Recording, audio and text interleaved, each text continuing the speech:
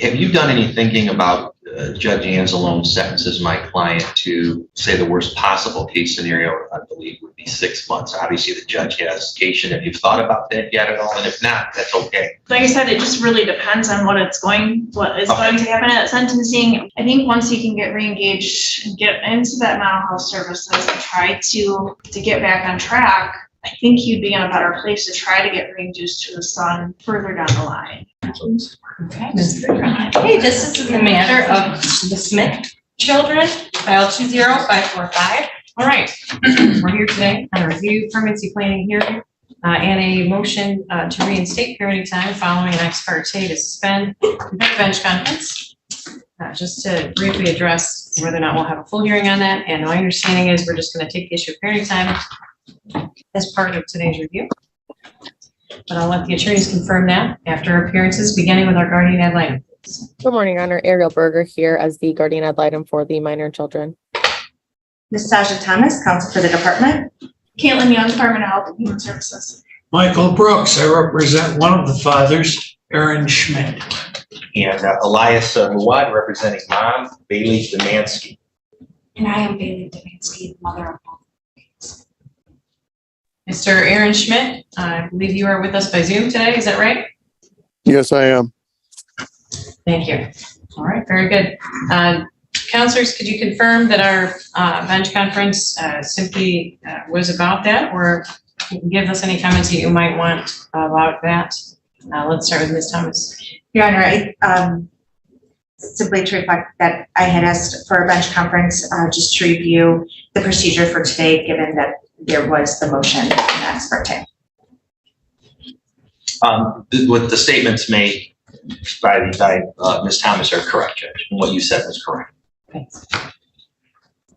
I'm just along for the ride on Mr. Muad's motion, so I have no comment. Ms. Berger. I have nothing to add from our bench conference. I believe that we'll just hear any other motions with the review today. Thank you. Perfect. All right. So then let's get to it. Your report, Ms. Berger, whenever you're ready. Yes, thank you, Judge. I was able to do virtual visits with the families and the children this reporting period. BS is reportedly doing really well. He's growing like a weed. He's obsessed with dinosaurs. Placement was able to show me his dinosaur toy box and toys and bed and all of the fun things they got on Prime Day. They do have a toddler bed that the agency has ordered there that they are waiting on so they can transition him into that. He is sick again. That poor kid can't catch a break. He has strep throat right now. I think he's probably had every sort of sickness that kids can get from daycare and beyond in the last couple of months. But other than that, he seems to be doing all right. He has a full mouth of teeth. He's just waiting on a couple of molars. He's been to the dentist 2 or 3 times already. He is exceeding expectations as far as development. He's talking. He's running around like a crazy little madman. Placement reports that he's very coordinated for how young he is. He's not tripping and falling over himself when he's running around. That he loves going to the park. He loves eating. He seems to be doing really well with his placement. Likewise with the minor child MW, he is exhibiting less and less behaviors now. He seems to have stabilized a little bit more. He does still have some temperament, temper tantrums, but his father reports that he is doing really well as well. He has filed for a friend of the court order, I believe, and I don't know that he's filed again asking for that to change since Ms. Demansky has pled in her criminal case, but I believe if not, he does plan to do so. So at this time, they are continuing to thrive in their current placements. Father Schmidt has not re-engaged. I did attend a family team meeting with him this reporting period, and he did seem like he was going to re-engage, but he did not. I don't think he's had any visits. Visits for mother have been suspended. So at this time, I'm just asking for those things to continue, that there be another review period set. and that we consider filing a petition for termination related to Father Schmidt. Thank you. Thank you, Your Honor. If Ms. Young can please be sworn in to give her report.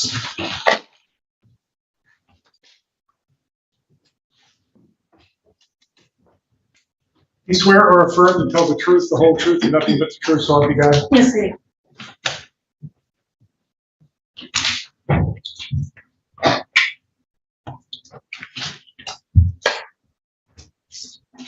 Good morning, Ms. Young. Morning. Briefly, can you state how you are familiar with this case? I am the assigned caseworker. So you're providing foster care case management services to the family? I am, yes.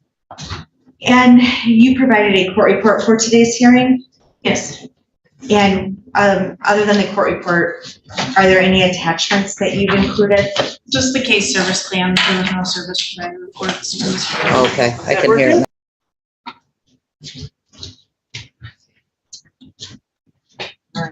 Shouldn't have any more interruptions. And as it relates to your court report or the case service plans, are there any updates or modifications that need to be made to the reports? There is one that I do want to note. So on page 2 of the court report, section 2, under the placement information, B, best interest. I did have in there, it was a typo on my part. We're in the best interest section for BS to return to the care of his father. And we do need to modify that to remain in the care of his current relative placement.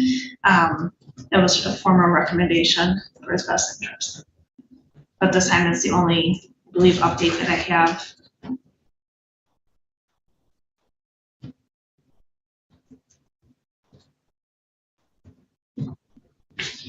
Thank you. And in your report, you indicate that, do I already on YouTube? Okay. You indicate that the oldest child is with his father at this time? Yes. Okay. And the youngest child is in a paternal relative placement? Yes, they're a licensed foster home as well. And your report indicates that sibling visits may not have been happening because the youngest was sick, as Ms. Berger has indicated. Yes, he's been really sick, especially like end of May through all of June. It's been like back to back things that they've been dealing with. Since the last review hearing, there has been an ex parte order entered to suspend parenting time. Your report doesn't maybe I missed it, but it doesn't seem that you're offering an opinion as to whether to maintain that or change it. Do you have an opinion regarding parenting time? This is kind of where I'm trying to weigh different options. So I kind of see where Ms. Berger was coming from with her recommendations as far as the suspension of the visits. I don't necessarily agree professionally on all of everything that was in that motion, especially in regards to an investigation that was underway. Ms. Demansky had nothing to do with that incident that happened in March that was referenced in that motion. So I don't necessarily agree with everything that was in it. Did we need to suspend visits? I don't know. I'm kind of mixed in the air. The visits were going very well. We didn't have any concerns with Ms. Demansky's supervised parenting time. I would have been fine continuing with those visits. I do understand, yes, she entered a plea agreement for the second degree child abuse. I fully understand, I respect her decision in doing that. I don't fully agree with suspending of visits. Now, as far as Mr. Schmidt, his visits were prior suspended by the courts at the last hearing due to his lack of participation and his refusal to participate. He's since re-engaged with me to try to try to get back in services, but he's moved out of county. So we're just trying to figure out a plan of what he's going to participate in, try to get in touch with his attorney to discuss the parenting time for him specifically, because like I said, it was suspended the previous court hearing. If Mr. Schmidt were to be permitted to have parenting time with his child, do you have an opinion as to whether there would be a risk of harm to the child's physical health or mental well-being? I do feel that it's a concern that he hasn't been engaged for several months, and it was at least a month prior to the last court hearing he stopped engaging in services and refusing to continue with parenting time. So it's been approximately 4 months, so he would have to be reacclimated into that supervised setting. We wouldn't go right to unsupervised, what we were doing prior to that. And so at this time, if we were to reengage, it could very well have an impact on his mental health and well-being. And as it relates to the older child, Ms. Berger had made a comment about the father potentially filing a change of custody. Do you have any updates on that?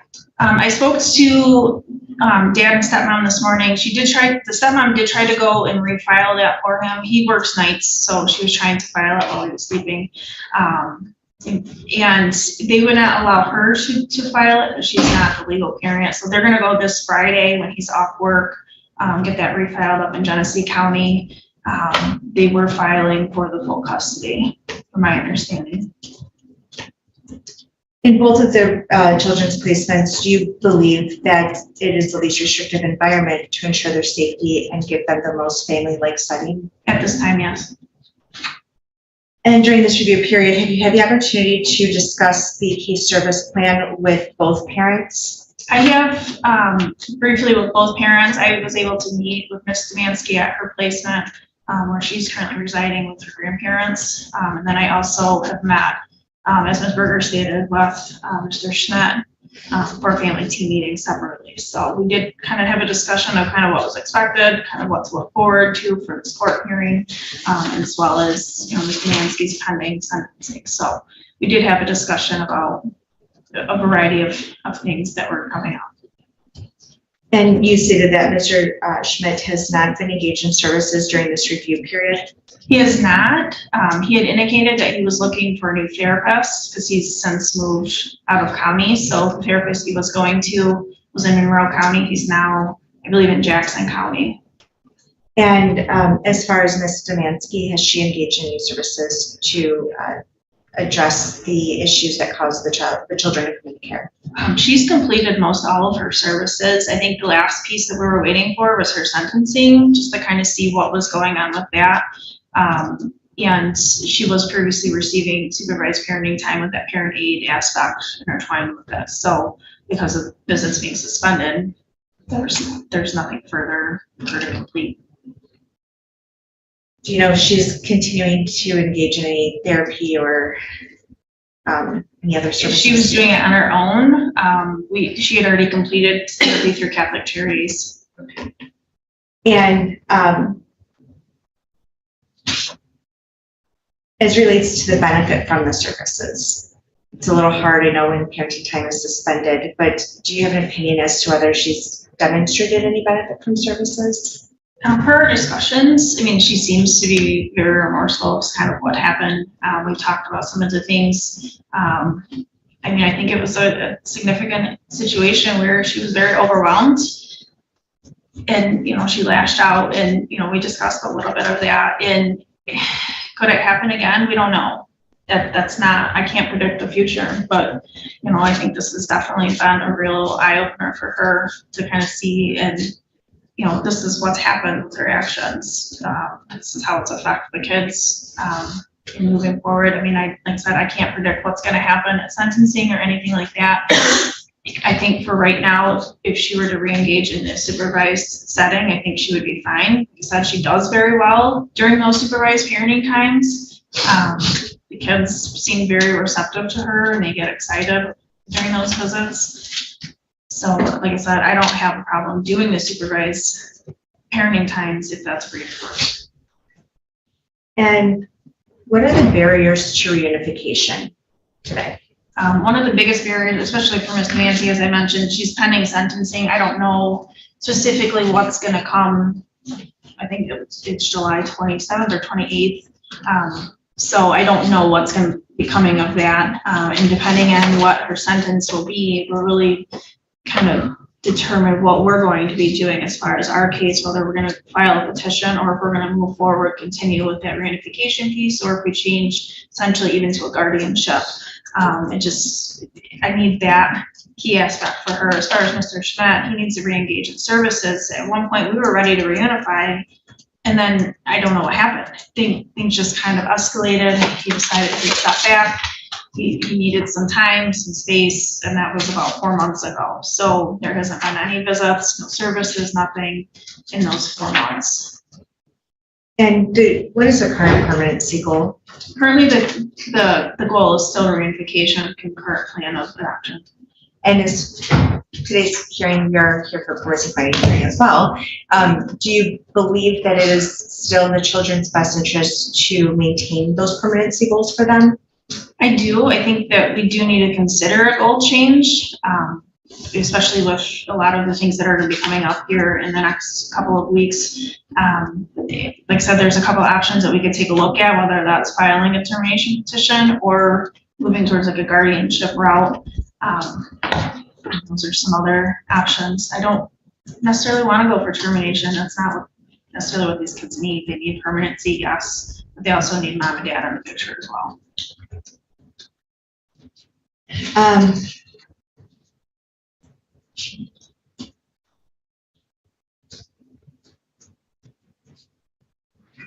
Is there anything else that you'd like to highlight from your court report or just from your knowledge of the case for the court today? I mean, just to kind of touch base what Ariel was stating about the kids. I mean, these kids they're great kids. They really are. MW, he's full of life. He's got a big personality. He's very active. I did note too that he still is continuing in therapy services. It's just, he's 5. It's very hard for him to engage in services. So they're doing the best that they can with that, trying to navigate everything. I do want to know just a quick update too, as far as the complaint that had come in back in March. I had to reach out to law enforcement to kind of see where they were at as far as their investigation of the incident. So it's my understanding they started doing some interviews. They're going to set up a CAC interview with MW potentially on the 26th of this month. And then we were going to, I got the go ahead from law enforcement to go ahead and set up the CTAC evaluation as well for him. And we're going to do that here in Lenawee. So Dad's going to bring him down for that assessment as well. So there's a lot of things that are going to be coming still in the future. As far as MW, as far as BS, he's still doing very well. Yes, he's had some setbacks as far as his medical needs. He's been dealing with COVID, he's been dealing with bronchitis, strep. So it's been an ongoing thing the past couple of months for him, just recovering, and he gets to feeling better and then he gets sick again. So this last week he was diagnosed with strep, and just poor little guy. I mean, he's hanging in there. He's doing good despite that. He did get assessed for early on services. He qualified for speech therapy, so he's going to be starting with that. And it was my understanding come February, he should qualify for a possible IEP through Lincoln Schools near where he resides. So he'll get services within that school district as well. That could potentially follow through with him through later years in school. So, but overall, both boys are doing very well. They've adjusted very well to their placements. They have a good, solid schedule and routine, and they're doing very well in their placements. Thank you. Your Honor, I have no further questions of this witness, so would move to the court report in addition to the case service plans as proposed. No objection. No objection. Clarification, not necessarily an objection.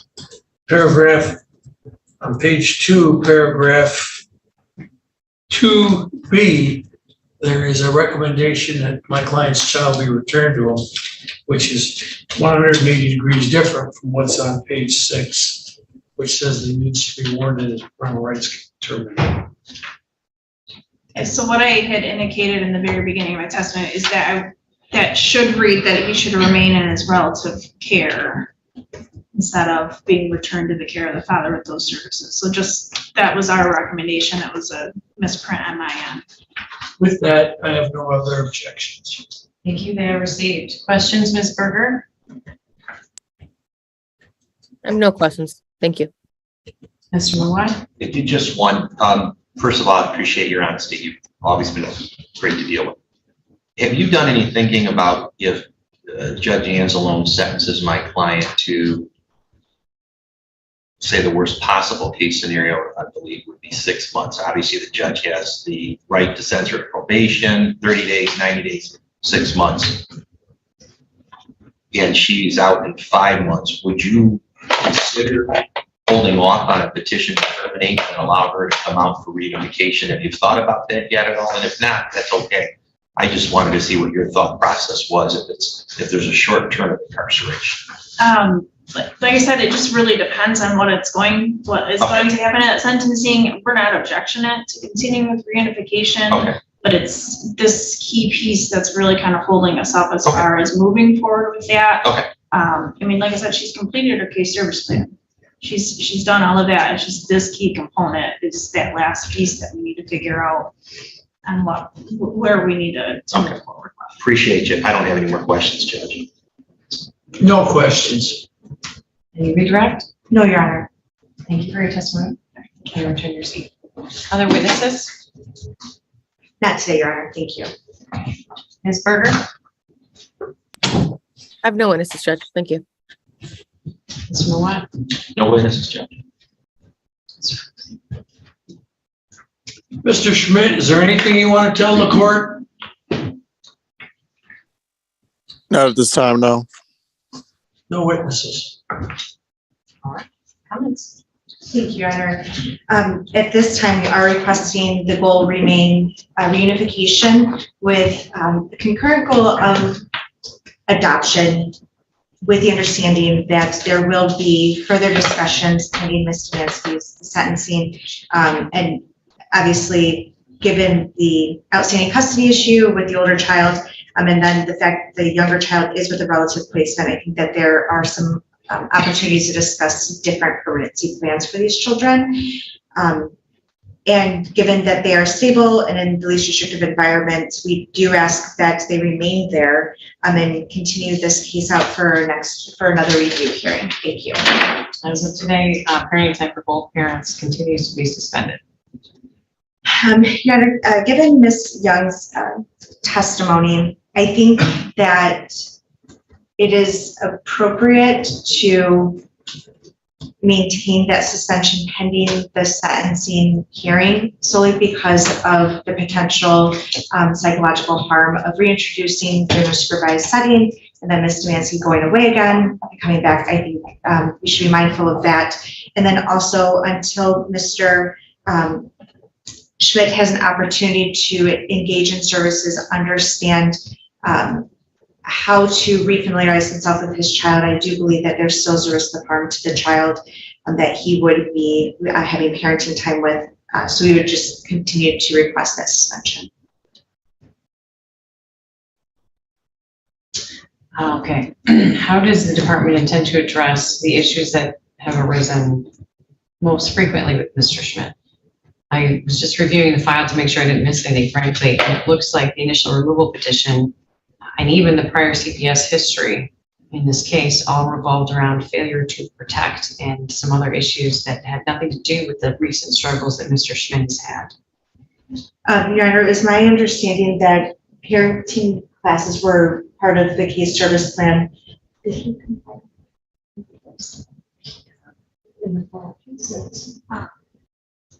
Can I? Yeah. I'm sorry, I was like, Sorry, I should have asked you why you were on this. Oh, that's okay. I can further explain it if you're okay with me doing that. He did complete the Orchards program. I believe it was about a 6-month program.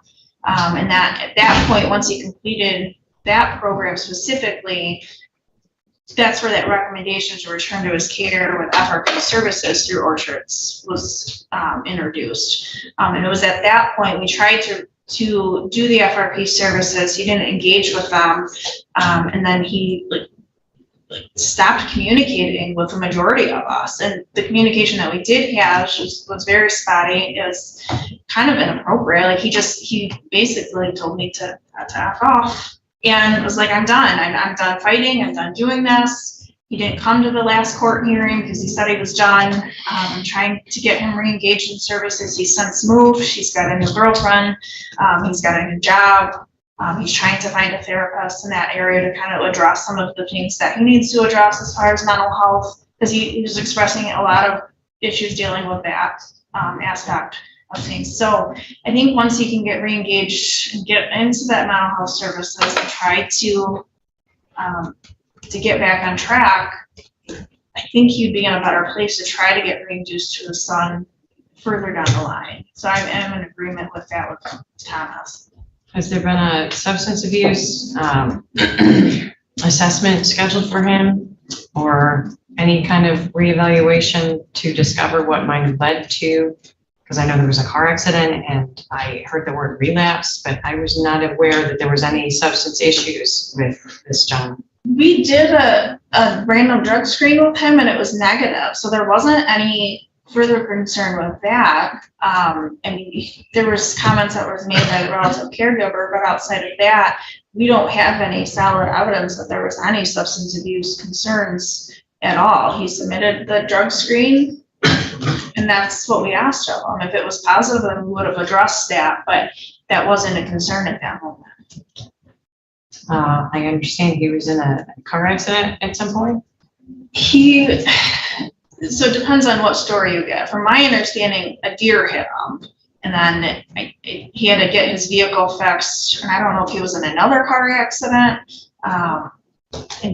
actually involving another vehicle, or I don't know specifically. I'd have to have that conversation with him again. But he ended up getting a whole new vehicle, and that's when he had moved, trying to kind of start over essentially. So I don't know specifics of what happened with that. Will you look a little bit further into that in our next review period, including perhaps even find a copy of any police reports, traffic reports, or anything else around what's been happening? Those are pretty significant changes. I can have that discussion with them and get more information. All right, counselors, questions based on my questions? No, not on behalf of myself or Mr. Mansky. No, Your Honor. None, Judge. Thank you. No, yeah, thank you, Ms. Okay, onward to comments by Ms. Berger. Yes, thank you, Judge. At this time, I am asking for parenting time to continue to be suspended. I am in agreement with the specification by the caseworker that we should keep that in place definitely until their sentencing. And I agree with Miss Thomas. And if we would reintroduce and then mom would go away again, it would create additional trauma to these children. So definitely, I want to see what happens at sentencing to see if I would change my recommendation regarding the continued suspension of parenting time. I also think that it may be time to consider change, at least for father, again, maybe holding off on mothers until after that sentencing. But I've said it before and I'll say it again. I really, really find it difficult and don't know if I would be able to ever recommend a full reunification at this point, specifically with the types of injuries that were sustained by this child. So I continue to have reservations there, even if case plan services are completed. So I think at this time, I just want to really see what happens at that sentencing and see if father is able to re-engage. But I am recommending that we continue with the suspended time. Thank you. Judge, I appreciate it. I think more of my comments to the motion that was filed by Ms. Berger to get the suspension are just more of my comments and my observations, and you can make your decision. So paragraph 2, she says that Ms. Demansky, paragraph 1 and paragraph 2 have to do with her guilty plea and her admittance that she was guilty. I don't think it's ever been an issue during this reunification. She's never denied in this proceeding that nothing happened. I don't think that plays a part into the motion. There's other allegations that the minor child, BS, more importantly, exhibited severe behavior after visiting mother. Quite frankly, I haven't seen anything. I haven't heard anything as far as testimony is concerned, and I haven't seen anything to that effect. And it also says that the 3 older children that have been released from the jurisdiction have recently disclosed that they heard mother beating the brother and that he was screaming. It's the first I've heard of it. I don't know where Ms. Berger got that from. Obviously, some adult should not be talking to kids about this incident. I'm not saying it's Ms. Berger, so I want you to know that. That's not what I'm saying. She probably heard it from another source, and I just don't think that's correct. Then we get into some, I think, behavior that MW was sexually abused. And I appreciate Caitlin and her honesty that my client's not the target on that investigation. She's not being investigated for anything. Regarding any allegations that come out of MW as far as any CSC issues or violent behavior. Other than that, I just didn't see anything in her motion that corroborated any objective evidence of anything that Bailey has done wrong to merit the suspension. Yes, she's being sentenced by Judge Anzalone on the 27th. That is correct. And so I just wanted to make that a record. Obviously, your discretion on how you want to handle the suspension, whether or not you want to wait or if you want to do that, make a ruling today, however you want to do it. It's fine. But I just wanted to let you know my thoughts on Ms. Berger's motion. She's doing her job. I get it. I just disagree with the lack of objective evidence in her motion. That's all. Mr. Brooks? The comments are directed to my clients, Your Honor, since I haven't spoken to him very much. Mr. Schmidt, when I first got this case, I thought this was going to be easy. They didn't have much of anything against you. The only thing that's kept you in this case, the only reason your child has not been returned to you is because in plain English, you haven't done anything. Now, if you want your child back, you've got to participate in this case, cooperate with the plans, and do the work. If you don't intend to do that, you're not going to get this child back. So I'm asking you to decide which way you want to go with this. Do you want to cooperate and do the work? Or do you want to just continue as you have and eventually, as is said in the report, wait for the department to file a motion to terminate your parental rights?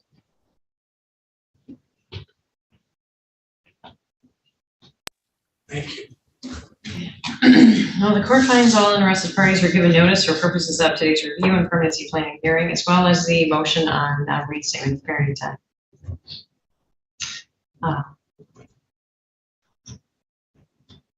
I suppose the only concern I have in restating parenting time is the behaviors that are reported to have been associated after parenting time, which is not necessarily uncommon for a child that has to see a parent and then not see a parent for extended periods of time.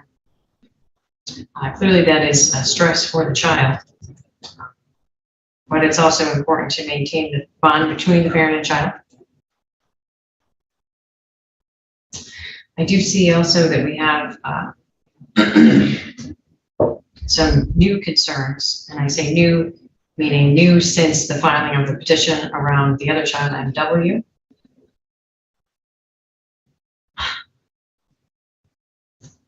Again, these have not been directed towards Ms. Bailey Demansky. But that is her child. And we await further investigation on the point. We also continue to await an early on evaluation for the child at issue here, BS. I'd like to ask who we typically ask in these situations about parenting time. Should we, I think Ms. Brene Moore has made some recommendations for us before on parenting time. So if we could ask a professional on this to give us a recommendation, have a look at the case, and look at parenting time for both of these parents with this child, I think that could be very useful. What the timeline is on that, I don't know, because I know our service providers are carrying very high case loads.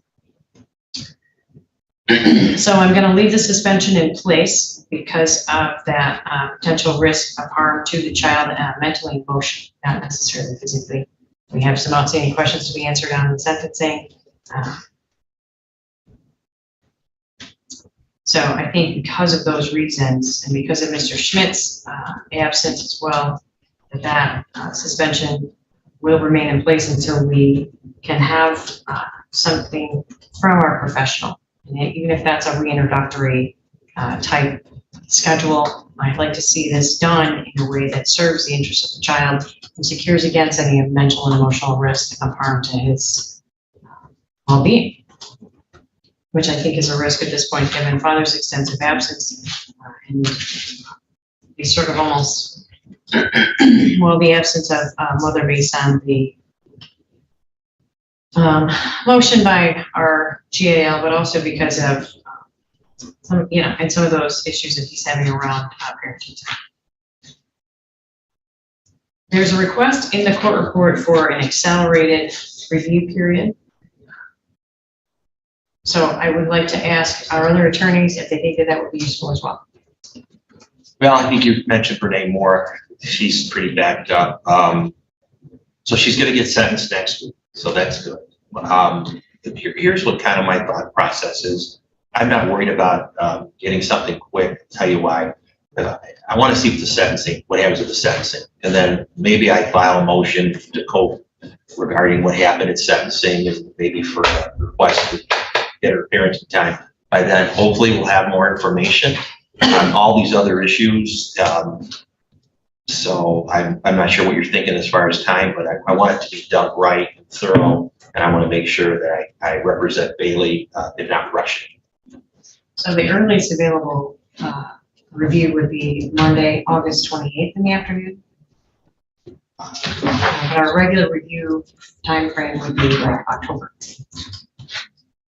Your Honor, if I may. I can land in September. So let's do that. I may be in a continued CSD trial in Berry County, but listen, if something happens, we gotta move it for a week. You guys are always great on that, but I'd like to keep that date if it's good with Ms. Thomas. You want the earlier one? Yeah, we could, August 28th? Yeah. Or what was the other date, Jen? August 28th, I can go out from there. I've What got, would be the next date after that? well, I have an hour on the 30th at 10. And then going into September, it looks like I have Tuesday the 5th. I would appreciate the 5th, so I'm out of my jury trial. I can attend to that, if that works with the court. Ms. Berger, do you have commitments on the 5th? Sorry, September 5th, I'm available. All right, I have 10 a.m. That's fine. All right, so let's set our next review and permanency planning hearing on September 5th. And so for the purposes of tackling the issue of parenting time, I'm gonna essentially just put in the order that I'd like a professional to be consulted and that the department follow the recommendations of that professional, even if we receive them before we come back. And of course, Ms. Berger, I'm sure will be vigilant as always in letting me know if she disagrees with the professional's recommendations. Yes, set a time. Vigilant. Sorry. 10. 10 o'clock. 10 a.m. 10 o'clock? Yes, and you'll have your coffee ready for you at 10 when you walk in, okay? Well, equally important as the time, as this court well knows. September 5th at 10 a.m. for permanency planning and review hearing. Your Honor, As far as I'm concerned, that resolves your parenting time motion. Yes, it does. It does, Judge. I appreciate you. Thank you. may I just have a question for clarification, because this comes up quite a bit when we have suspension of parenting time and trying to gather information. If our option boils down to a bonding assessment, depending on the professional's recommendation, can the parent participate in a bonding assessment? Yes, Thank you. because if that's a recommendation from the professional about parenting time, then to me, that's supported by the professional in making that determination, so. Your Honor, just to kind of further clarify, so we're already gonna get a CTAC evaluation set up for MW. Would it be appropriate that we do a bonding assessment as part of that? And that be that recommendation to fulfill that portion, and then work on getting the recommendation for BS through a different source? So I think you've got Do it all together. to unpack that a little bit. I would prefer that if it's gonna be Renee Moore, for example, that you ask her that question. If she would find that useful if she thinks that that's a safe thing for the child as she makes her decision on parenting time. So in other words, if Renee thinks it's okay to do the bonding assessment, then do it. Now, if you're asking the CTAC evaluator to make the recommendation, then obviously it would be up to that professional. But contact between either parent and his child, I would like to be sanctioned by a professional. So, okay, does that make sense? Yes. Thank you. Any other questions on that point? No, not on behalf of myself and Ms. Demansky. She understands. Well, I do find reasonable efforts are being made towards the goal of reunification. This is a complicated case. We wish Mr. Schmidt the best of luck moving forward. Hopefully he's able to tackle some of these things that have come up recently, and we'll wait for Ms. Young to tackle all of her homework assignments and let us know what the outstanding issues are moving forward and what services are being put into place for both parents in order to help try to remedy that in pursuit of our continued goal of reunification. At this point, that will continue to be the goal. We are getting to the point where I'll have to make a decision on what is best for this child moving forward, and it will probably be within either this time frame or the next 60 days or so. But I agree with Ms. Young that permanency is important, but so are the parents of this child. And the ideal resolution here is to see one of these parents be able to provide a home for their child. So I'm not going to make a goal change today. I'll reserve that for our next review hearing. And I certainly find Ms. Young in satisfaction of her obligations, as well as Ms. Berger. Thank you, ladies. There remains a significant risk of harm associated with returning the children of Ms. Bailey to her care for the reasons that we've articulated today, especially that outstanding question on what's going to be happening with her criminally speaking, as well as the need to continue to demonstrate progress on her case services goals. Mr. Schmidt's been absent, so I need Ms. Young to do some more investigation on that point, as I previously articulated. So I'm not going to be able to return his child to him as of today. We have those outstanding risks that have been actually more recently identified that need to be addressed. So children will remain with the respective places that they're in, relative as well as parent, pending our next review hearing, which will be September 5th at 10 a.m. Thank you. That's all for today. Thank you, Judge. Thank you, Your Honor. Oh, Lord. I've got a Prussian guard. You're on record today for our 5th regular review, as well as permanency planning hearing. May I have the names of our participants, please? Let's start with our guardian ad litem. Good morning, Your Honor. Ariel Berger here as the guardian ad litem for the minor children. Ms. Roger Thomas, counsel for the department. Ms. Young. Keelan Young, Department of Health and Human Services. Michael Brooks, I represent Aaron Schmidt, father of one of the boys. Elias Muad, representing the mother in this case. All right, it doesn't look like I have your client logged in. Were you expecting her to join you today? She's at the jail. Oh, So she got a year at the sentence from the jail, from the sentencing 2 weeks ago. The judge gave her 1 year in the jail. we have the ability to make arrangements to have her be present.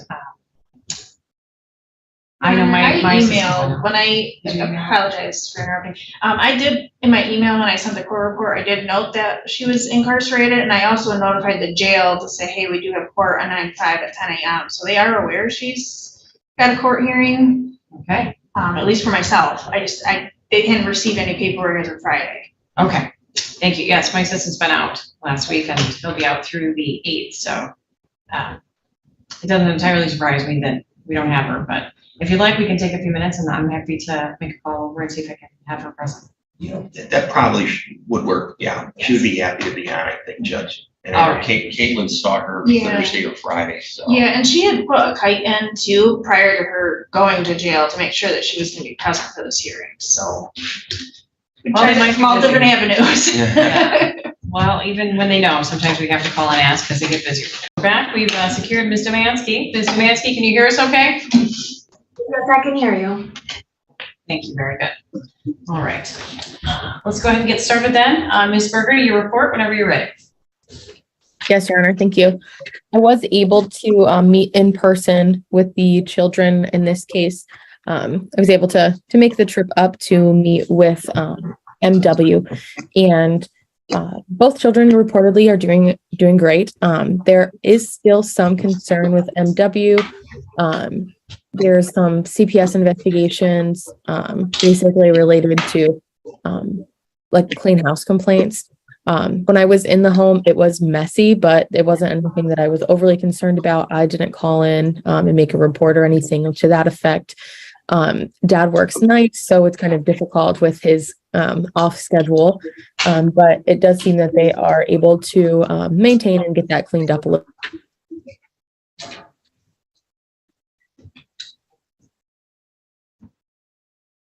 Oh, she's frozen.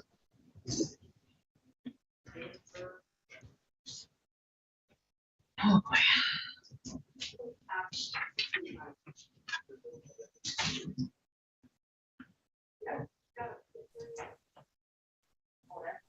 Okay, maybe we're frozen. Can you hear me now?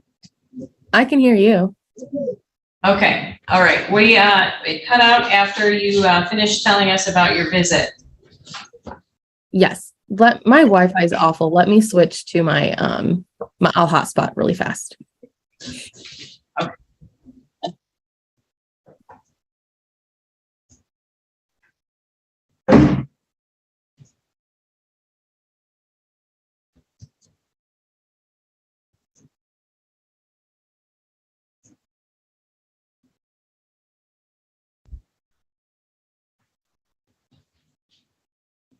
Is that any better?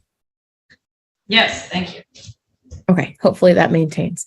But I was able to visit the home, and MW is a joy to be around. He's very excited, lots of energy. He was showing me his toys in his room and putting, crowns and masks all over me. So that was enjoyable. And I was also able to talk with the caseworker on this case regarding MW as well, and his dad and stepmom. At this point, I believe that we can release him from the court's jurisdiction, or at least that's what my recommendation would be. He does have an order from the front of the court. He is filing to get that modified while mom is incarcerated. But I don't believe that there is a risk of harm as she is incarcerated for, I think, a year, at least 10 months, if not a year, and afterwards would be on probation. So I think that hopefully it would be appropriate to release MW from our jurisdiction. I was also able to visit with BS in person, and he is growing like a weed. He's very tall. He's talking a little more, he's signing a little more, he eats everything in sight. But he reportedly is doing great. His caregivers report that he's meeting some of his milestones. They do have some evaluations, and they are following up with all of those just to make sure, he's developing appropriately and on track as he should be. They tried to do a toddler bed with him. He did not like that. So they took that apart and kind of put that away for now. And they're trying to transition him to that. But he has not had visits with either parent, and the caregivers report that he has had lessened behavior since that has happened. So I think that is appropriate to continue on at this time. So I'm just asking for one more review with that child, and then for a goal change, and then for MW to be released. Thank you.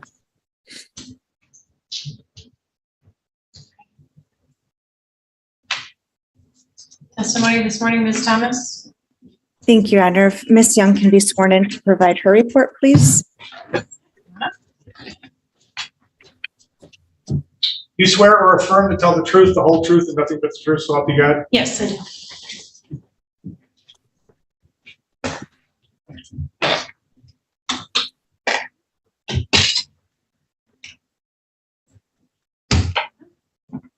Thank you. Good morning, Ms. Young. Good morning. You have provided a court report for today's hearing, correct?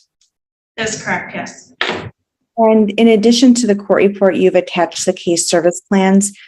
Was there anything else that you attached to the court report? I also attached a police report that I found from Blissfield Police Department in regards to Mr. Schmidt. Okay. And that incident did not happen during this review period, but did you just become aware of it? Yes, this is one I was following up from the prior court hearing. We were trying to find a report that validated the car accident that he had reported he was in. This is the only one I found so far. I'm still trying to do some more digging for additional information.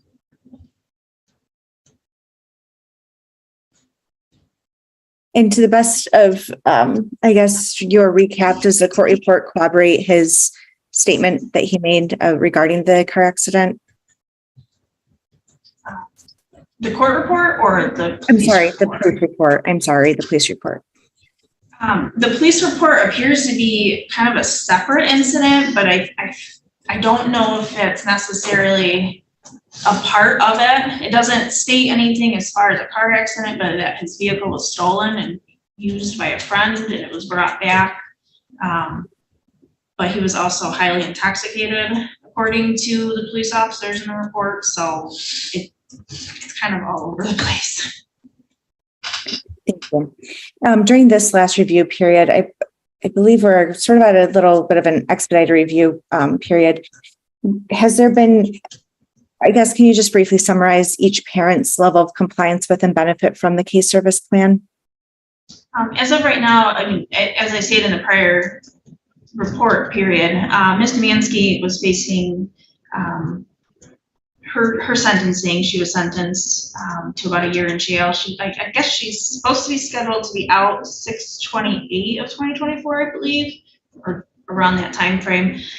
So she's, doing whatever she can as far as services within the jail. I did speak to somebody at the jail last week about what she has available to her, and really all they have available is mental health services, psychiatric services, and then AANA. And then if there's any other additional things that she could potentially participate in, she is aware that she can request those things or at least notify me and I can try to put a referral in. But she's as compliant as she can under her circumstances. And as far as Mr. Schmidt, his visits were suspended, so there's no concerns as far as parenting time. As far as his services, I'm working and trying to send out a release. I just got back Friday afternoon from him signed for his therapist. He said he started a new therapist that he speaks to over the phone. I don't know if it's every week or every other week. He wasn't really able to clarify that. I did go out to see his residence where he's staying now in Albion with his new girlfriend. The home was appropriate. I didn't have any concerns with the home. But as far as services, really the only thing he's doing right now is the therapy services, and I'm waiting to verify what that looks like. And what would be the barrier to reunification with Mr. Schmidt at this time? At this time, because there's been a substantial amount of time since he's seen the child, his last visit, and I believe I did note that in the court report, was on 3/20/23, where he had made some rude comments to me and said that he was done. He didn't want to complete anything else. He basically stepped away and wanted me to not contact him. I did give him a couple of weeks just to kind of take a step back, see how things were going. I tried to reach out to him, didn't really get a whole lot of response other than I told you I was done. And he kind of left it at that. I did get back in contact with him when he reached out to me, I want to say in end of May, early June, stating he was ready to try to re-engage in services. He found a new therapist. That's at that time, like I'm still waiting to verify that information. So that's kind of where we're at with all of that. Thank you. As it relates to the LJL's request to release MW from the court's jurisdiction under this case, do you have any recommendation on that? I think we are ready to release, but just to kind of elaborate though, because there was that CPS investigation, Mick was involved. They concluded that we can provide some services in the home to try to help make sure like the home stays clean, As the courts are aware from prior court hearings, they lost a child, but I'll say about a year or two ago, that really has taken a toll on their mental health. We discussed that, talking about getting in some bereavement services or therapy services of some sort, just to kind of help with that, because it's a trickle-down effect where your mental health can affect your everyday well-being. And if that is in fact what is going on, it will kind of assist with keeping the home clean, making sure that they're staying on task as far as meeting Mason's needs in the home and any concerns with that.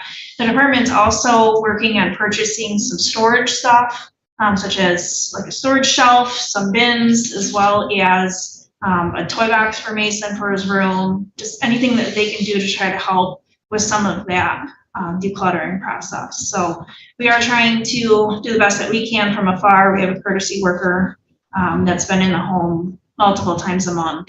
They had that MEC investigation, so those workers were in there. But at this time, they do have that 50-50 custody order in place. They're aware that if they were going to go for full custody, that they would need to do that.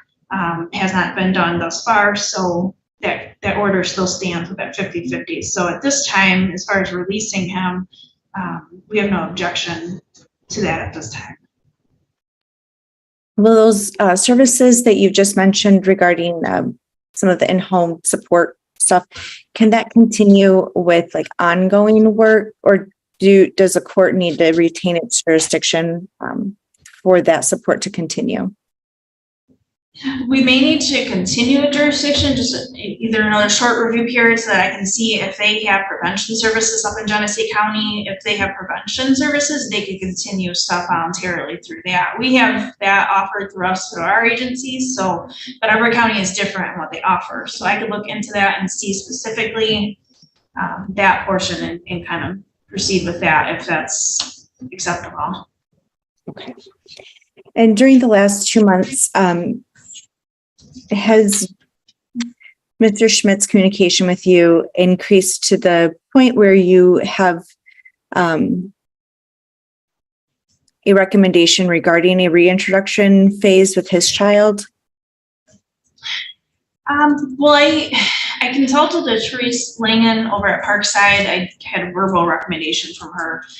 She hadn't met anybody in this case, so I just wanted to at least kind of touch base with her, see what her recommendation would be as far as, should we reintroduce the child to the respondent parents? What's the likelihood that we could do that in a timely manner based on, this is what's outlined in that psychological evaluation, some of those concerns, the lapse of the parenting time since March. Her thoughts and questions to me were, what is the status of his TBI? So the traumatic brain injury that Mr. Schmidt had sustained has really kind of impacted, and how has it impacted his everyday life? Is it realistic to reintroduce a child? Is he going to stay in the child's life long-term, or is it going to be short-term when he gets overwhelmed again? So there's a lot of those questions that we have to get answered, and I think a lot of that's going to be more through his therapist. So that's why I'm trying to collaborate with this therapist to try to get that information. And to the best of your knowledge, is Mr. Schmidt receiving any services or medical attention for his TBI?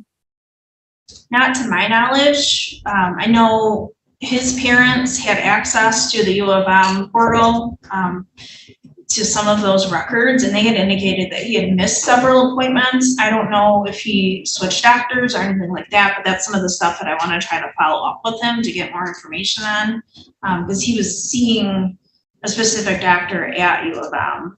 So the child and the dad's portal is all in the same, I don't know, the same access to it. So they were able to see that he had missed those appointments and were concerned.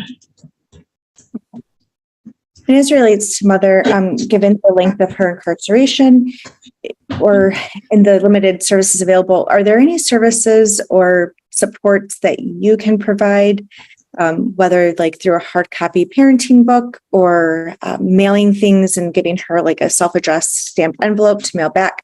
Is there anything like that that the department can do to support the current goal of reunification for Ms. Demansky? Absolutely. I can talk to the jail and see what they'll allow me to send over there. As far as the stamps, envelopes, all that kind of stuff. Because sometimes since COVID, I mean, they've been really picky on what they're accepting in there. So I will discuss that with the jail again and see what she's allowed to have access to. And I can continually send some things over there. I have no problem with that.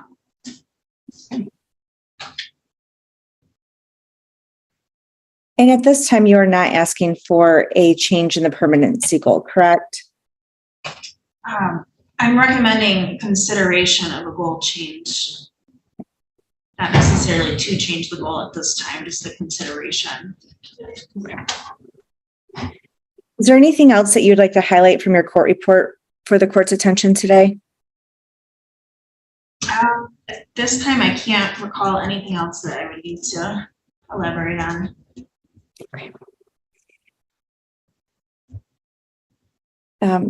Okay, I have no further questions, Your Honor, and we would move to admit the court report with the proposed, with the continued case service plans and the attachment. Thank you. No No objection. objection. No objection. Thank you, they are received. Cross-examination, Mr. Mawad? Just a couple of questions. I know that we talked a little bit over the phone regarding Bailey and her future. I'm not hearing that it is your desire to recommend termination at this point. Is that correct? Correct. There's a couple options that we could explore, termination being one, guardianship would be the other. Yeah, we did discuss guardianship. Okay. And is that something, so you want to obviously keep jurisdiction for these kids regarding Bailey? That'd be correct. Correct. Okay. Thanks. Questions? Where is BS? Who is BS living with now? He's currently residing with his paternal grandparents. And how old is he? He just turned 2. And to your knowledge, when was the last time my client saw this boy? March 20th, 2023 was the last report that I had. And when is the last time you actually communicated with the father? Yesterday. He sent messages back over the weekend. Do you know why he's not here today? He is at work and was not able to get time off, and they wouldn't allow him to go into the break room to participate by Zoom. That's all. Thank you. All right, any questions, Ms. Berger? No, Your Honor. Thank you. Okay, any redirect, Ms. Thomas? No, Your Honor. Thank you for your testimony. May I return to your seat. Any other witnesses? No, Your Honor. Mr. Mawad? No, Your Honor. Mr. Brooks? I do not. Good. Ms. Berger, anybody you'd like us to hear from today? No, Your Honor. I look forward to comments and closing then, beginning with Ms. Thomas. Thank you, Judge. At this time, it seems that Mr. Schmidt is back in communication with the department, and it seems that there needs to be further communication regarding treatment for his TBI and whether it is appropriate to continue towards reunification for the child. And that also, I guess, is in part due to mom's incarceration. Although it's not very lengthy relative to some of the other cases that we see, I think it's appropriate to look into some of the potential permanency goals. And as Ms. Young stated, maybe guardianship is appropriate at this time, but we are talking about a toddler who has spent a significant amount of time away from his parents. And so I think that during this review period, those things need to be explored. As always, the continued efforts towards reunification will continue. And as it relates to MW, I would request that we maintain jurisdiction during this review period to ensure that whatever supports are needed to maintain his safety can be provided, at least through our case and through the funding available in that regard. And then hopefully at our next review hearing, we will either have a court order or know whether those voluntary services are available in their county. And with that, we would just ask for another 90-day review to explore potential permanency options for, I guess, both children. Thank you.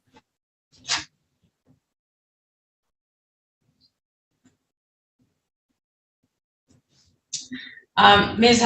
Thomas, could you articulate for me any outstanding reasons why that you see here that we could justify further extension of reviews, considering the fact that the child that we're really talking about, BS, was removed 3/26 of 22, clearly over the 15-month time frame, and really only under extraordinary circumstances is the court allowed to extend jurisdiction without consideration of the permanency and stability needs of this child.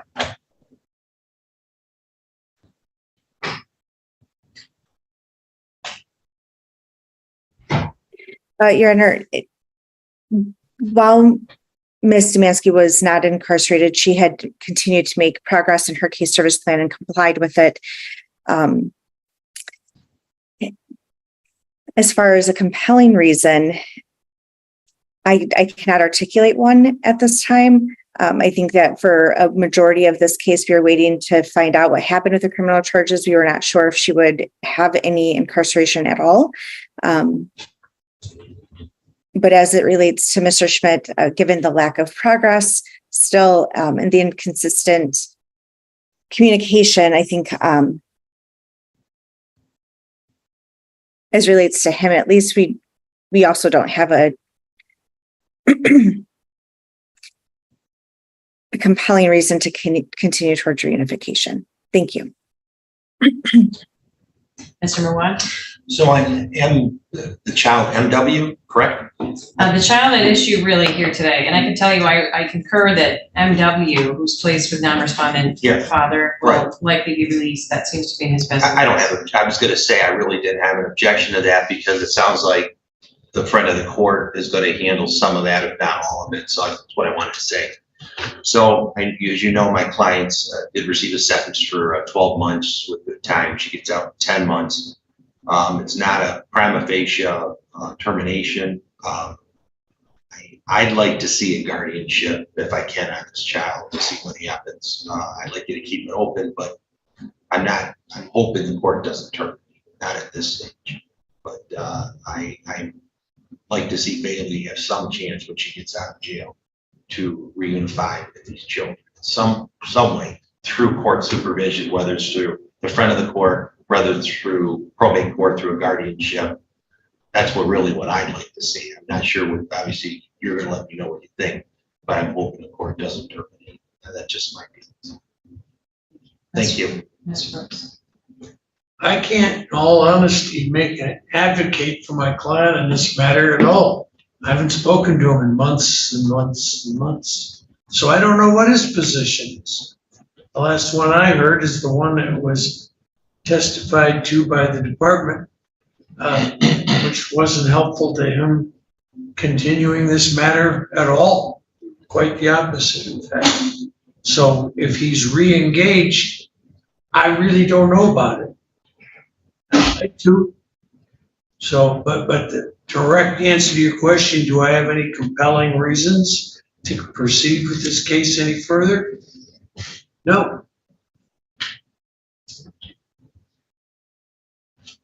Ms. Berger?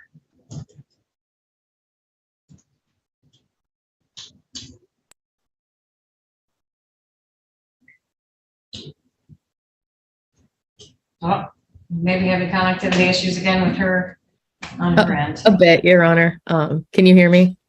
Yes. Okay, thank you. My office Wi-Fi is crazy this morning, I guess. At this time, Judge, I don't think it's a secret that I have been requesting a petition for termination for quite some time. I don't believe we have to move forward with MW, like I stated previously. I think that Dad is securing a new order. He's with a non-respondent parent. The respondent parent is incarcerated. They're not getting any parenting time. But as far as BS, I do believe that at this point we can change the goal. I think that enough time has passed, quote unquote, waiting on the criminal case. And at this point, I have a hard time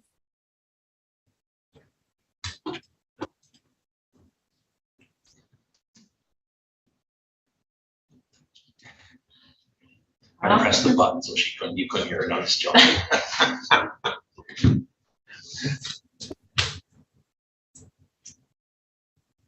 Can you hear me? Yes, now we can. Where did It I? cut out after you said, at this point, I can't. Yes.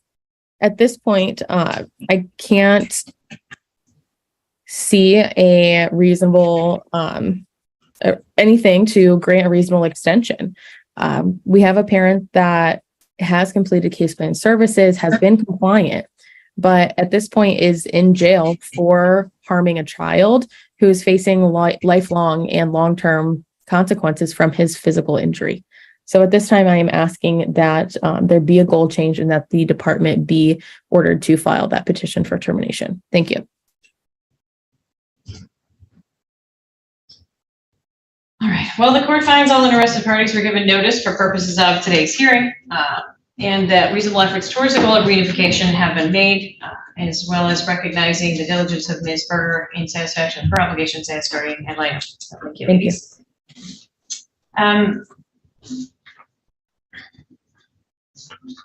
The court does agree that it's in the best interest of MW, who has been placed with his non-respondent father, who is a parent with legal rights in this case for a significant period of time.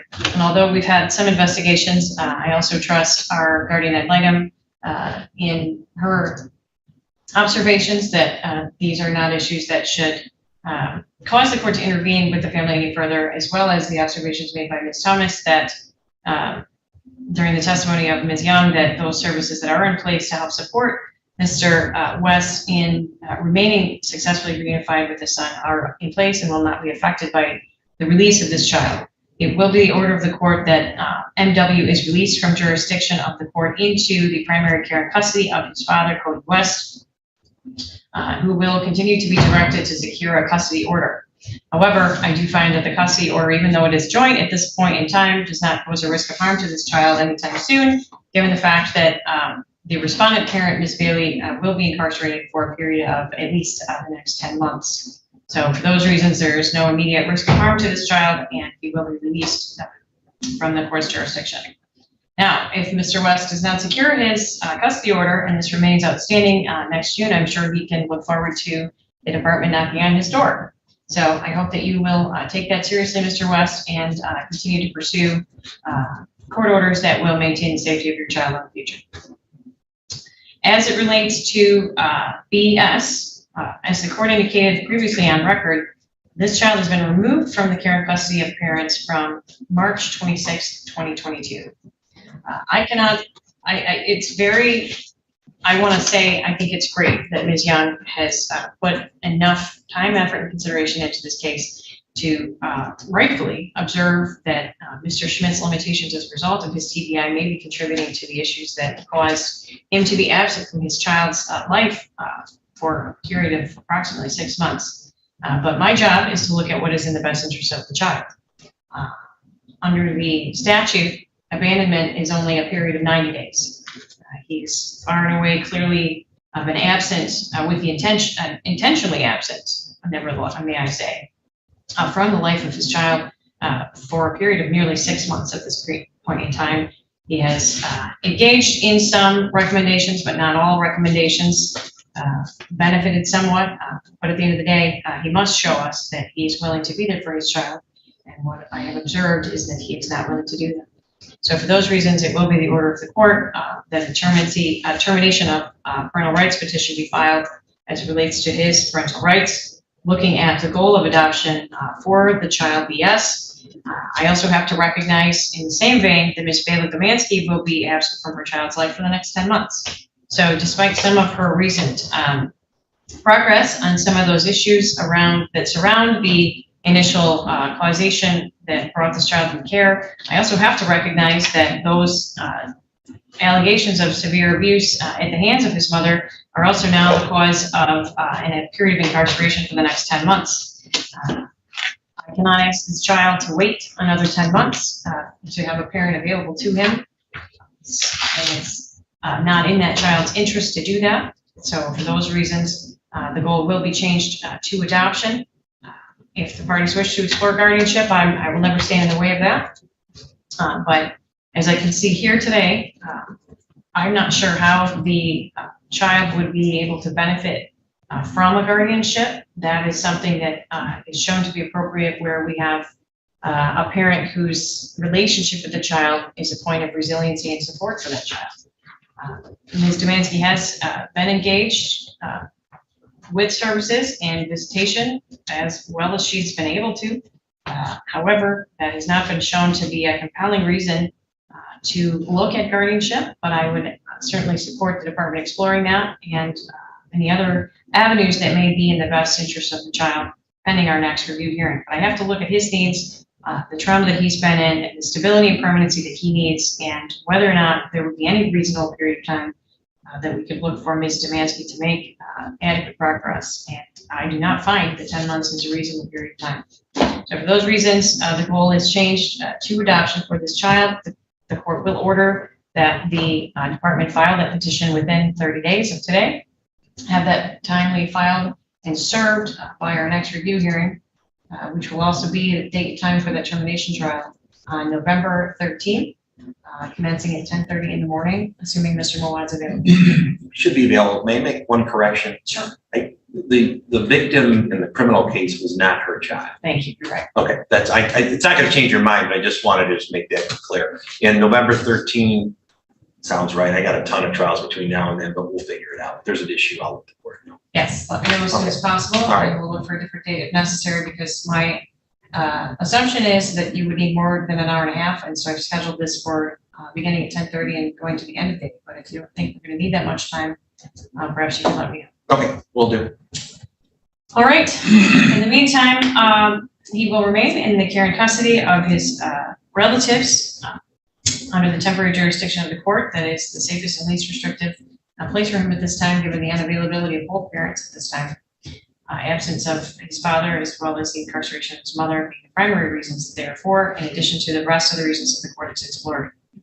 Unless there's any questions, that's all for today, and we'll see you all on the 13th. The trial, can we just jump to best interest? Is that what we're dealing with? It'll be a review, and typically the review is consolidated with the termination trial proofs, because the Okay. allegations will be Perfect. I got you. I statute. got you. Okay. And Very then permanency planning in case something happens between now and then. Okay. Thank you. You're welcome. Okay, here we go. All right, we're on record for purposes of a review in this file, 20-545NA. May I have the names of our participants, please? Good afternoon, Your Honor. Ariel Berger here is the guardian ad litem. Nastasia Thomas, counsel for the department. Ms. Young? Caitlin Young, Department of Health and Human Services. Michael Brooks, I represent the father, Aaron Schmidt, who Your Honor, apparently Sorry, counsel, Elias Muad representing mother, Bailey Domansky. All right, Mr. Brooks, have you heard from your client since the last court appearance? No, I have not. Okay, and we'll get to Ms. Young's testimony in a moment. She can tell us any information she has about either parent. Mr. Muad, would you like to address your Oh, I client's? take it back. He called me Friday. I'm sorry. He did call me Friday and ask about the hearing on Monday, and I said it had been adjourned to another day. Okay, thank you. Mr. Muad, would you like to address your client's absence? Your Honor, she, as you know, is locked up at the Lenawee County Jail for a 1-year sentence on a child abuse charge. I would waive her appearance. I'm not objecting to any of the testimony that's going to come in today. I've seen the reports, and they're all good. All right, thank you.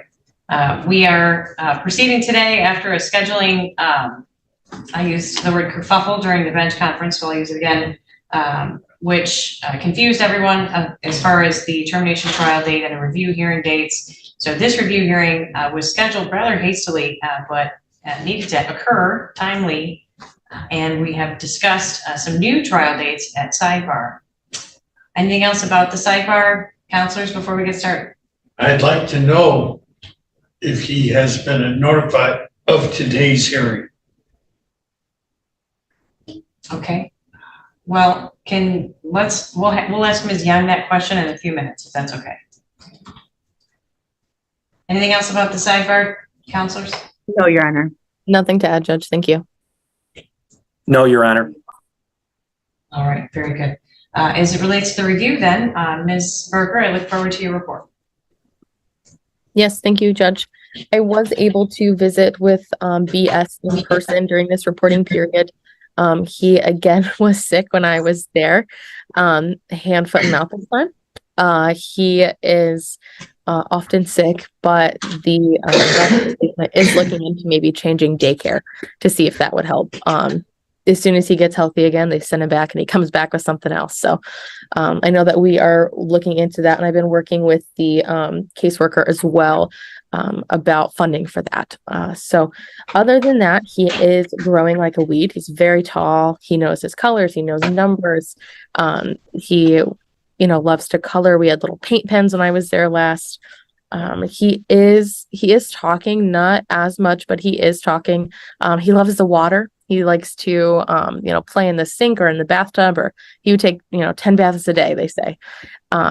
He still is working on transitioning fully to a toddler bed. And they are keeping an eye out for any other developmental, I guess, not delays, but maybe milestones that he isn't quite reaching. He just looks so much older than he is because he's so tall. He's so big. But other than that, he's perfectly bonded to where he is. He sees them as his parents. He's happy. He's healthy. They're meeting all of his needs. He is getting sibling visits with his siblings that are not in care any longer. They're getting to spend holidays together and birthdays together. He's also able to see his maternal grandmother, who also goes to Placement's home, which is paternal grandparents. So even the extended family is trying to work things out, so they are all able to be involved in his life and to provide support for him. So at this time, Judge, I'm just asking that we continue towards the goal of adoption and finalize any dates we need to do that. Thank you. Thank you. Ms. Thomas? Thank you, Your Honor. If Ms. Young can be sworn in, please.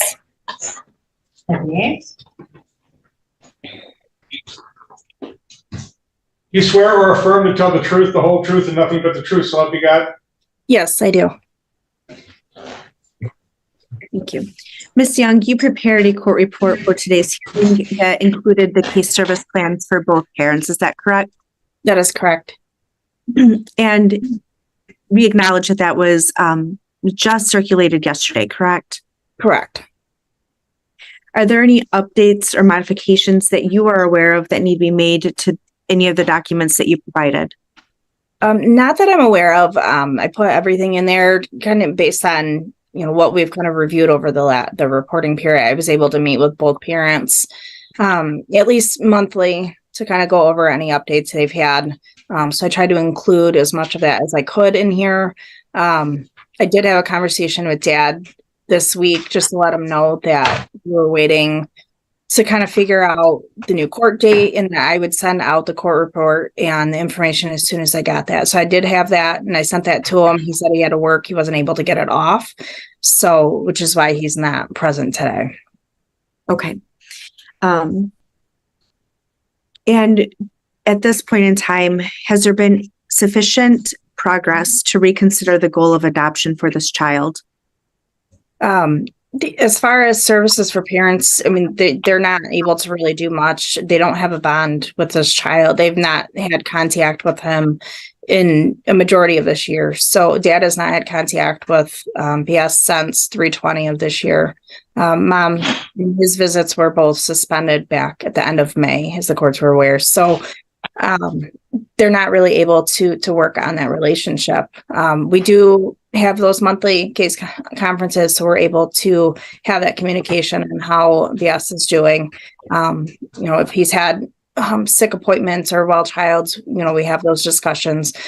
we're discussing, the milestones that he's meeting or he's not yet meeting. So we are having those conversations. They are aware that we are seeking termination of parental rights based on, the lack of progress in the mom's current incarceration due to the child abuse charges. So they are aware. Placement is in support of the adoption. They are willing and able to provide permanency for him through that adoption. And Mom and Dad are both understanding that that's what we are going towards. And so, to summarize, is it fair to say that there has been limited or no compliance with the case service plan during this review period, or is it just status quo? I know that for mom, it's a little hard there, but can you just highlight, I guess, from the report, the general compliance with the case service plan? I mean, as far as overall compliance, I mean, they're both doing, what they can at this point. Mom's very limited on what resources that she has in the jail. Since COVID, they haven't reinstated a whole lot of services, but she does have access to mental health services as needed. So she seeks that out. She's trying to participate in whatever group that she can. And she's also participating in like a work program where she's like the head person that kind of cleans the unit, takes care of things.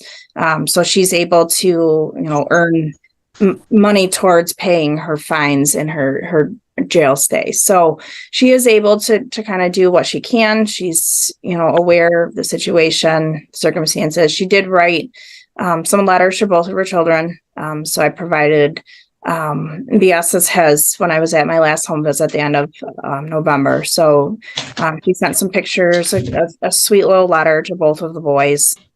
So I provided those. Dad, he's participating in therapy services. We still are dealing with, I will do stuff if I have to, but I'm going to do whatever I have to do to try to get my child back. It's not focused on what can I do to try to make changes so that I can have him live with me and make it a safe environment. So we've had several of those conversations. The attorney and I, the three of us have met since the last court hearing to kind of go over, what steps we needed to take. So, and as the courts are aware, he has completed a parenting class previously.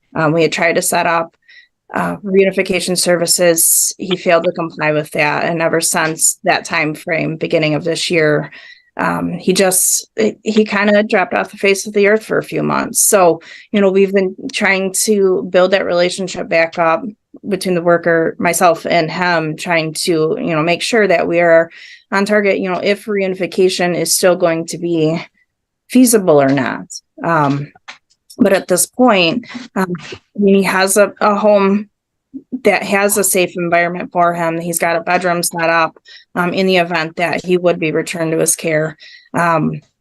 He's somewhat has a plan as far as childcare in the event that, we would have to explore that for reunification. So he has a good support system where he's at with his fiance and her family. He's got a steady job. He's provided that income periodically as needed. So, we've been maintaining that communication. He's been compliant with what he can. Obviously, the issue is there's no parenting time. So he can't really work on that bond with his child if he's not able to see the child. So, do you believe that there would be a risk of harm if Mr. Schmidt would have parenting time at this point? I think right now, because of the amount of time that he's not had contact with his son, it would be difficult because he doesn't know him necessarily right now as that father figure. He hasn't seen him since March. He's 2 years old. And, it would be a struggle to try to reintegrate those parenting times back in. I think it's doable, but it would take some time for him to get used to his father again. The other issue is, the child is placed with his parents. He does not have a relationship with his parents right now. So all of that communication is going through the agency, through myself. So, it would be a lot of playing that middleman, going back and forth, similar to, a general foster home. So, it would be just kind of trying to pick the pieces back up and trying to build that relationship up again. And to clarify, your recommendation is still adoption, correct? That is correct. Is there anything else that you have not been able to touch base on that you would like the court to know? I don't believe so. I believe I've touched base on everything. Ariel made a good point about how well Braden is doing. He's very bonded to the home, and to his caregivers. He's able to see his siblings, and, have that relationship still, see the maternal grandmother. So they've been able to maintain a lot of that contact, with the extended family and so forth. But he's still trying to make improvements in speech. He, still struggles with some of it. He's got speech twice a month. So one in the home, one at daycare. So, he's making progress, slowly making progress in the speech area. But overall, I mean, he's doing very well. He keeps, catching, as Ariel stated, he keeps catching just about everything under the sun that you can think of at the daycare. So, between hand, foot, and mouth and croup, he's had COVID, he's had pneumonia, all sorts of illnesses all throughout this year. This poor little guy, I feel like he's been out of daycare more than he has been in daycare because he's been so sick throughout the year. He's got multiple wellness visits, checkups, hematology, eye doctor, all of that, just, to make sure that all is well, and he's progressing in that manner. So, but overall, I mean, everybody's doing what they can. Braden's doing very well. He's making those improvements. He's very bonded to placement. So. Thank you. Your Honor, I have no further questions of this witness and move to admit the court report with the attached case service plans. Thank you. No objection. I have Just- no objection. Couple questions, if I can, Judge, to Ms. Young. I have no objection to the report. I think what you're recommending adoption is because of the length of time both dad and mom have not been able to be a parent to that child. Is that, Caitlin, is that what I'm understanding? Is Yes. that your thought process? Okay. That's one of the big reasons. Yes. Okay. A lot of times, would you agree, though, that when that happens, but there's a impetus to have the mom and dad stay in the person's life, you would slowly and gradually allow the child to visit with the mom or dad, but through supervised and then independent without supervised. There's a way to reinvigorate that relationship if it had to be. I don't know what's going to happen, obviously, in the future, but you've done that before, correct? As an agency, yes, we have. I mean, it's like I said, it is doable. I think what the concerns that placement specifically has is the extent of the charges. They've been through her whole trial on the criminal side. They've heard the evidence. They've heard her statements. They're very worried and concerned that, something else is going to happen to either to this grandchild or another child. So their biggest concern is they're very hesitant to have her in his life long term if this is something that she's been formally charged with. Something she's admitted to doing, and it's concerning. Well, let me ask you another question. Are there people that you are aware of that have any child abuse convictions for either a misdemeanor or a felony in this case that were reunited with their children in the past? I don't know necessarily with my cases specifically. There has been some previously. I mean, I can't attest to the exact cases or situations, but that's fair. It's possible, yes. Okay, that's fair. I don't have any more questions, and I have no objection to the report. Thank you. It is received. Questions, Mr. Brooks? I just want to confirm, Ms. Young, that you personally told Aaron Schmidt about the date and time of the hearing we're conducting right now. Did you do that? Yes, I did. I called him and I sent the email to everybody with the date and time with the court report. So it has been served to everybody, including your client. When you called, did he personally answer the phone or did you leave a message? He answered. Thank you. That's all. Any other witnesses or redirect? Ms. Thomas, or I'm sorry, Ms. Berger, did you have any questions for her? I do not, Your Honor. Thank you. All right, But I back have to you, nothing Ms. further, Your Honor. Anyone else you'd like us to hear from, Mr. Rawad? No, Judge, I appreciate it. Thank you very much.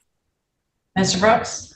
No, Your Honor, I'd simply ask you to confirm for me when, in fact, Mr. Schmidt's termination hearing is going to be, since Mr. Mawad is taking mine. Very good. I'll buy you a couple. I was going to say, I'll buy him a couple cigars and I'll bring his coffee next time I see him in the courthouse in the morning. Ring size 50 or larger, please. All right, well, now that that's settled, February 16th, Mr. Brooks.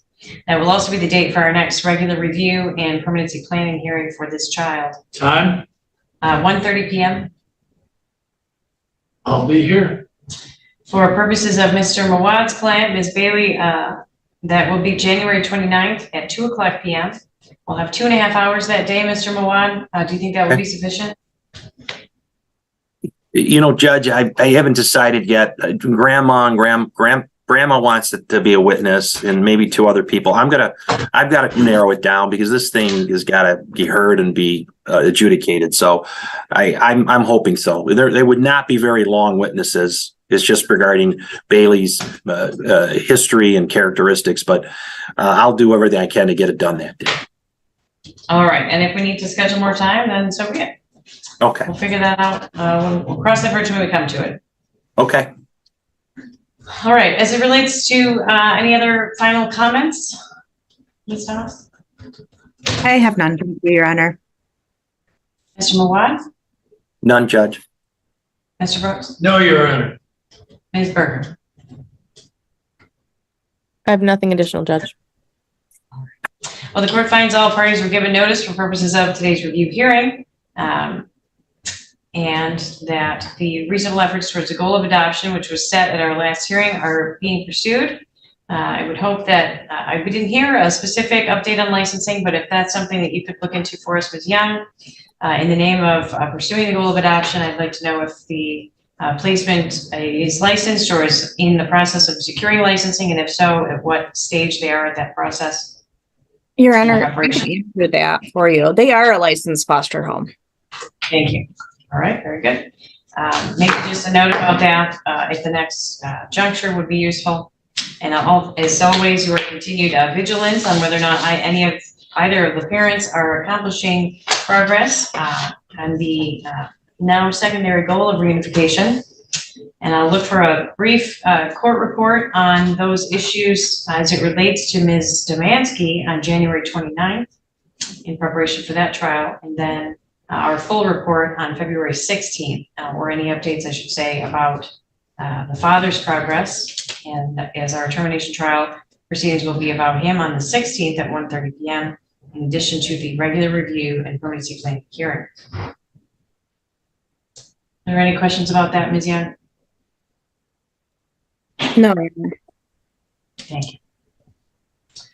All right, the child is in the safest and least restrictive environment that's available to him at this time. He is placed with, I believe, his maternal grandparents, who are relatives, and are taking care of him. He is well there. His father has not been in any communication with really the department in any significant way. This court still, frankly, has a lot of concerns about his abrupt absences and lapses in judgment and his understanding of those. I know we had at our last review hearing information substantiating that he was involved in a drunk driving car accident, which he had denied at the court hearing before that. But I'm also aware that your client has had head injuries. So we have a psychological evaluation, but we don't really have any neuropsych information on him. Ms. Young, if there is anything out there about that, I'd love to read up on it to find out if that contributes at all in any way to some of the behavior that we've seen over the course of the period of time that this child has been under the jurisdiction of the court and the supervision of the department. But I have those concerns as it relates to returning the child to his care.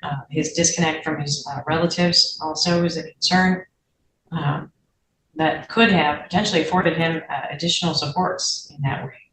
So for those reasons, I do find it's a risk of harm to return the child to his father, who's absent, and his mother, of course, who's incarcerated. So he will remain in his placement pending our further proceedings, which again will be January 29th for the mother's trial on the termination petition, and then the 16th of February for review, permanency planning, and termination trial proceedings as it relates to Mr. Schmidt. It would appear that our jail has entered the waiting room finally. So Mr. Mawad, if you'd like, I'm happy to set you up with a breakout room to talk with your client to give her the updates. Yeah, I'll do that real quick. That's not a problem. Thank you. Great. All right, counselors, unless there's any other questions, that's all for today. 0545.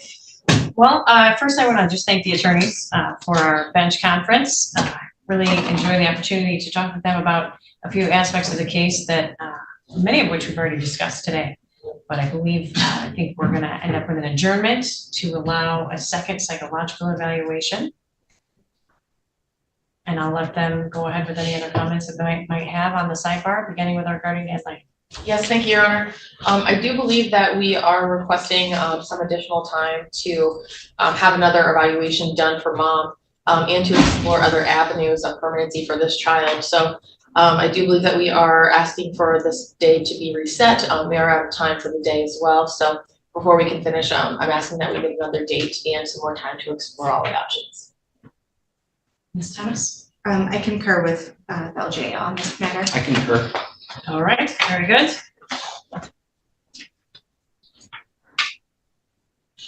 Well, our next regular review is set for February 16th, so I think that's probably a bit soon. So we'll, I think, let that one go on as scheduled and then look for some time in March. Does that give you enough time to secure the psychological, or do you want a full 90 days? I think I hate the idea of having to extend this out another 3 months, but given, I want to say the last time we tried to schedule one, we were scheduling a month out. And by the time it's completed and then written, I don't know that we'll have it by early March. So, Yep, that's what I was asking. yeah. Do you have any idea where we're at in this? Still,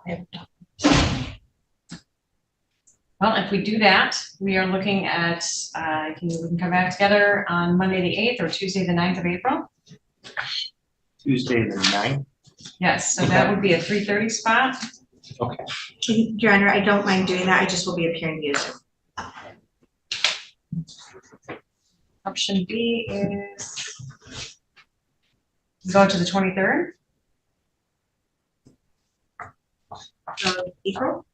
Yes, if you'd like to do the first one. I don't mind being on Zoom if no one else, yeah, if everyone's okay with that. I don't care. I mean, whichever, 9th, 23rd, it gives us some time now to see what the report reveals and maybe talk more. Well, let's go ahead and schedule it for the 23rd. Is there, right now you have open on the 22nd and the 23rd. Is there any preference? I would prefer afternoon if that's okay. I'm not available the 22nd, but I am anytime the 23rd. All right. 1:30, April 23rd? Sure.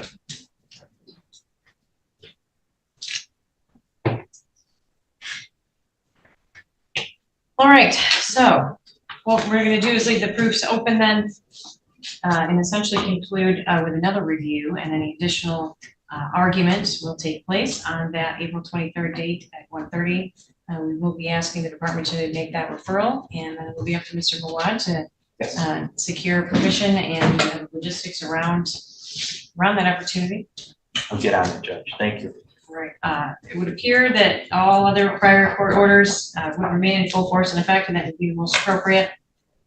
Anything else then for the record? Nothing further. Nothing further. All right, thanks again. We'll see you back April 23rd at 1:30. I'll be in touch with you, Bailey, okay? Schmidt, 0545. Right, we are on record this afternoon pursuant to a request to terminate parental rights. And the names of our participants, please. Good afternoon, Your Honor. Ariel Berger here as the guardian ad litem. Nastasia Thomas, counsel for the department. Caitlin Young, Department of Health and Human Services. Your Honor, Elias Mawad appearing on behalf of the mother, Bailey Devansky. This is Bailey Domansky, the mother of BS. Thank you so much. All right. So we have had some pretty regular reviews in this case on this particular parent. Our typical protocol, Mr. Mawad, is to consolidate the request for a determination on a petition for termination of parental rights with review, because of course, when it's concerning the part of the statute that requires me to look at whether or not there's been sufficient progress made in the time frame, it seems appropriate.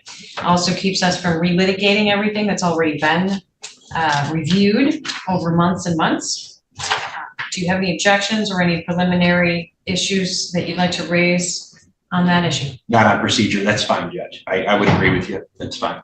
All right, so you may then hear some objections if we start going too far afield from what is the most recent information. Fair enough. And I do allow, for purposes of building, laying foundation, and if you're making a point, some exploration into that, but I just wanted to preface our hearings with a little warning on that point.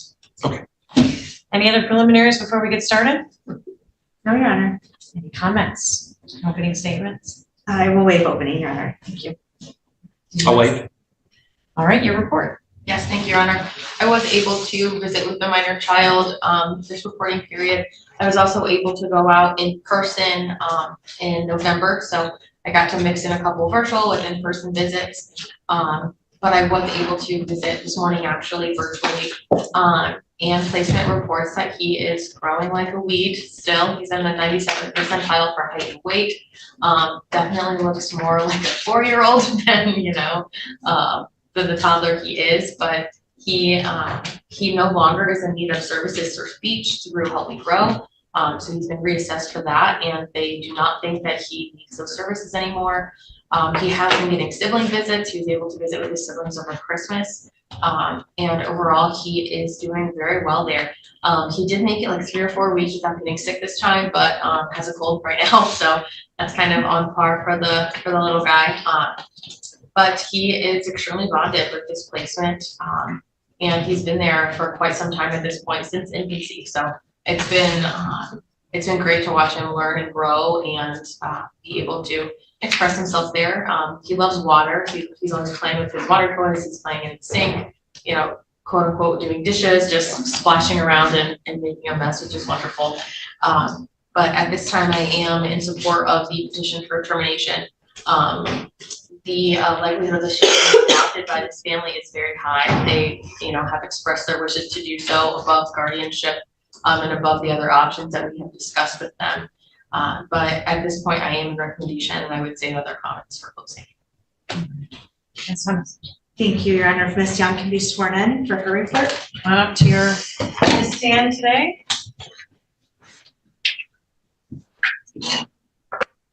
You swear or affirm to tell the truth, the whole truth, and nothing but the truth, so help you God? I do, yes.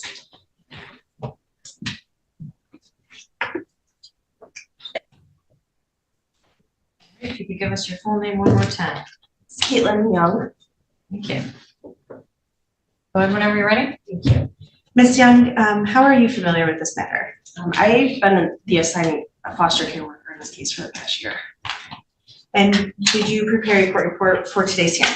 I did, yes. And this hearing is only as it relates to Ms. Demansky. Are there any other documents that you provided the court report other than the case service plan? I think it was just the court report and the case service plan. Perfect.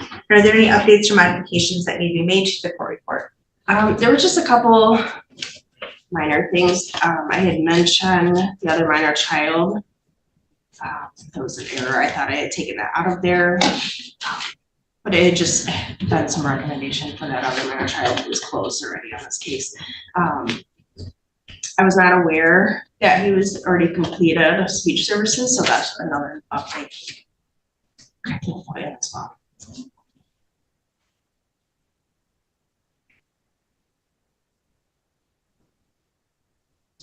Throughout this review period, how would you describe, and again, we were just here on December 6th, so it's not been very long, but how would you describe Ms. Demansky's, compliance with and benefit from her case service plan? She's as compliant as she can. We did meet on January 12th just to kind of go over the case service plan, discuss any updates that she had on her end, as well as kind of discussing how kids were doing. She did mention a plan that she had arranged with the other child's father for when she is released to do some parenting times, supervised in a controlled setting, just so that she can kind of maintain that relationship with her other child. So we did discuss a little bit of that. We discussed court and just kind of, what the recommendations and kind of what to expect for today's hearing. In general, what would What would you say is the risk of harm to the child if the court were to order the child back into the mother's care and custody today? At this time, because she is incarcerated until at least June, she's not able to provide a safe and stable environment for him in her direct care. He is in a relative placement since the very beginning of this case, who's been able to kind of maintain some of that contact. So at this time, that risk would be pretty significant if we were to try to return at this point.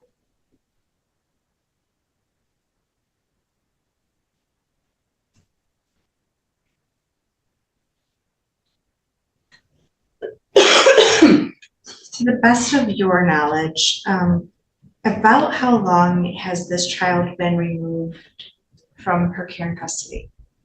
The child, I believe, was removed on 3/26 of 2022, but she's not had any contact with the child since May of 2023. Visits were suspended.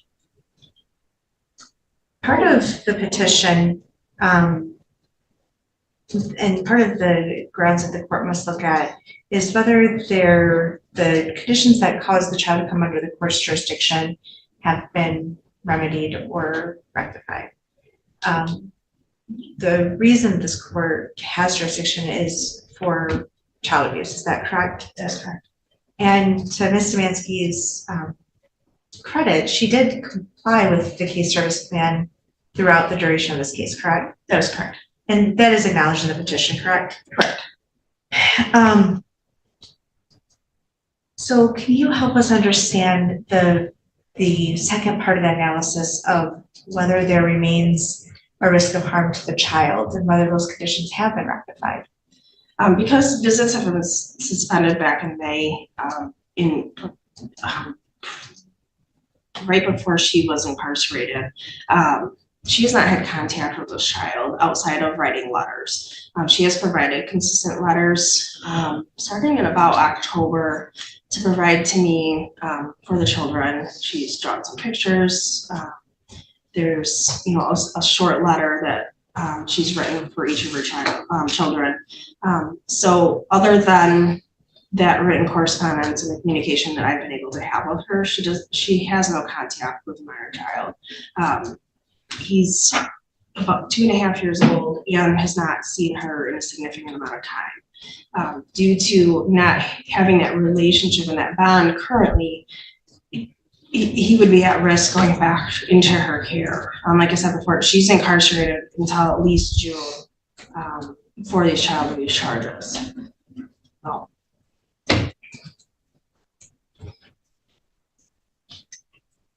In the psychological evaluation, which was presented a significant amount of time ago, but during this review period, have any of the recommendations been completed?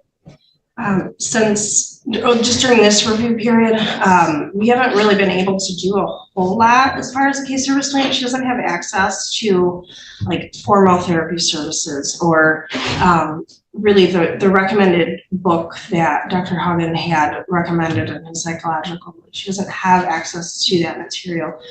So she's not able to really work on the specifics. She's able to kind of meet with a mental health provider through a kite service through the jail. So as needed. And that's, if she's having any issues that she needs to address, she'll put a kite in, or if there's any medical things, she'll be able to do that. But as far as, providing supervised and structured visits, we couldn't do that. Stabilization of her anxiety, consult with possible medications. I mean, she can do that through a kite.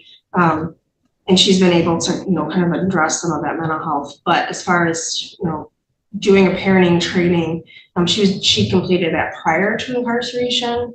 But to my knowledge, they don't have parenting education currently in the jail.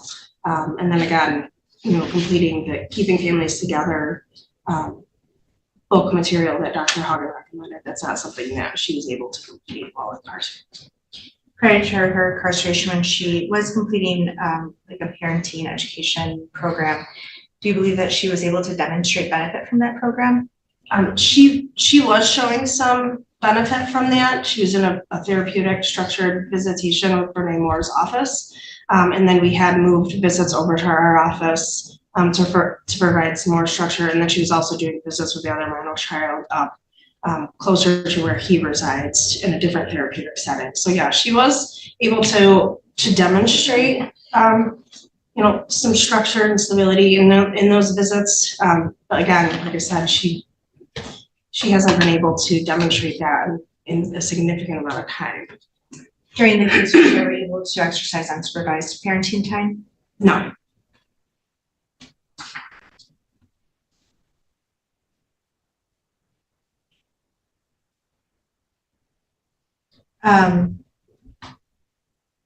Into Ms. Demansky's, again, credit, she did have employment that was pretty steady prior to her incarceration, correct? That is correct, yes. And do you know if she's able to like have any employment type jobs while incarcerated?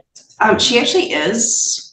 It's kind of a form of employment. So she's in charge of her unit, and in that helps she pay off her stay while she's incarcerated. So she's able to kind of help provide that structure within that unit, clean the unit, and do some other details there as well. And like I said, that pays for her fines, her stay while at the facility. So she won't have any fees when she is released. And during this case, has she provided financial support to the child? I think, I wouldn't say direct financial support to him, no. She's just provided letters and some pictures that she's drawn for him. I'm not aware of anything financially that she's been able to assist the family with. And prior to parenting time being suspended, when she was exercising parenting time, did she come prepared with all of the child's needs? She did, yes.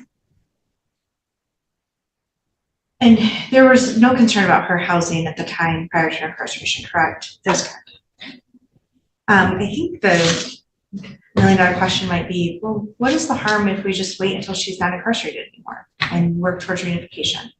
I think one of the biggest concerns is because she's not had any contact with this minor child in a significant amount of time, we would have to reintegrate her into this life, and it would be another significant amount of time before we would be able to move forward with the supervised and then to unsupervised visits and exploring overnights. He's already been in care for almost 2 years, and that's most of his life.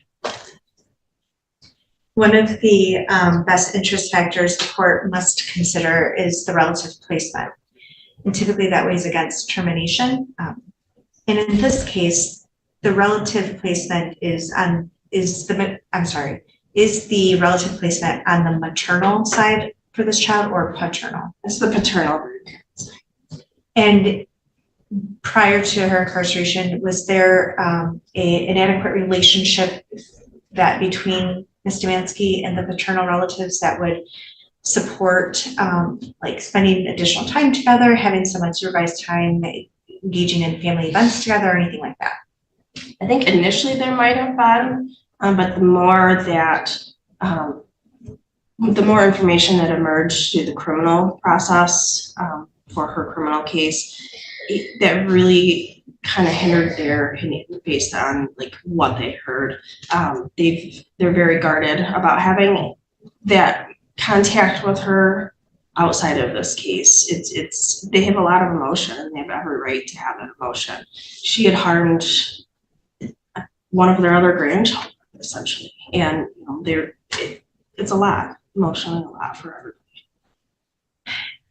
One of the things that was in the psychological evaluation, and also I think speaks to one of the grounds we've asked the court to consider for termination, is the parent's conduct or capacity, and whether the child would be harmed if returned to the parent's care.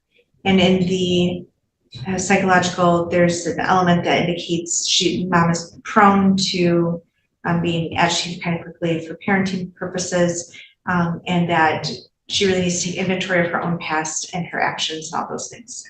In your time that you've worked with this family, do you believe that she's been able to do that? I do believe that she's been able to work on some of that. She completed kind of an anger management therapy course through Catholic Charities, and that was previously submitted to the courts, but she did complete that course. And she was able to kind of demonstrate during these supervised parenting times her ability, to remain calm, provide a calm and safe and stable environment for the children in that setting. So she was able to demonstrate that for the 1 to 2 hour time frame that she was in these visits. We hadn't had a chance to explore anything beyond that time frame, so it's hard to gauge, in a more, I don't know, like in a longer time frame of being able to parent these children, if she has adequately been able to use those skills in those settings. If the minor child became agitated, or there were some other concerns that that might irritate her. It's hard to say how she would respond in that setting without being put into that scenario. As it relates to the suspension of parenting time, was that at the department's request? No. And at that time, did the department or through you, did you have any direct concerns about her ability to safely exercise parenting time? As an agency, no, we did not have that. Yes, we were under the understanding that yes, she was going to be sentenced shortly after, but we were still looking to have some sort of supervised parenting contact up to that point of her incarceration, because at that time we weren't sure if she was going to be serving jail time or not, but there had also been some other concerns that were brought up, some allegations that had come in, possible sexual abuse in one of the older children that was not in her care. So there was just a lot of factors that kind of went into it, and also part of it was dad's dad was not visiting either. So the motion that was filed by the guardian ad litem, it had indicated suspending both of the parent types.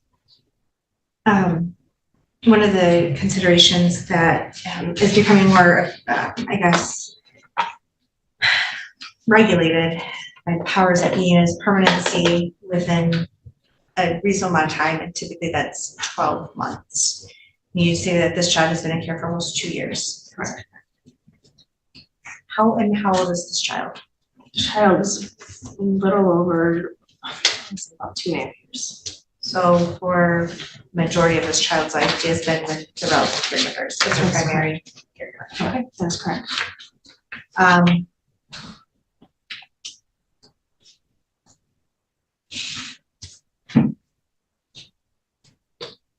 In the foster home, what are some of, does the foster home have the relative caregiver, go back a little bit, the relative caregiver, are they a licensed foster care placement as well? They are licensed, yes. And are they licensed for adoption as well? Yes. And are they willing to provide permanency to this child? Yes, they are. And in this relative placement, does this child have his own bedroom? He does. And are there age appropriate toys, learning materials that they have provided for him? Absolutely, yes. And have they made sure that he has gone to any medical appointments or followed up with any ancillary services such as speech or early on or anything like that?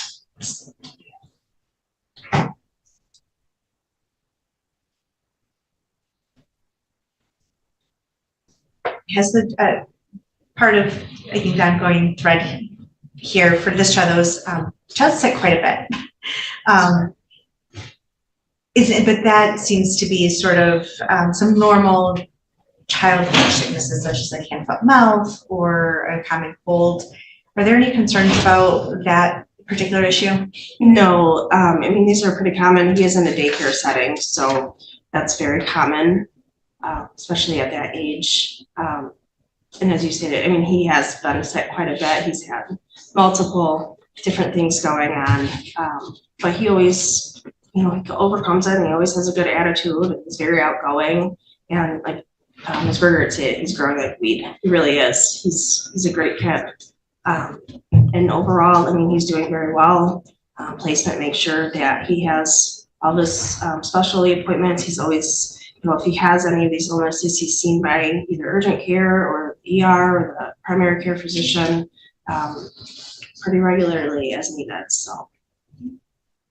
Thank you. Your Honor, I have no further questions of Ms. Young. I would move to admit the court report with the attached case service plan at this time. I don't have any objection to the report. I just have cross whenever you're ready. No objection. Thank you. Court report and singular exhibit are received. Cross-examination. Thank you, Judge. I have some questions for you. They're not a lot, and some of the questions we've gone through in the past.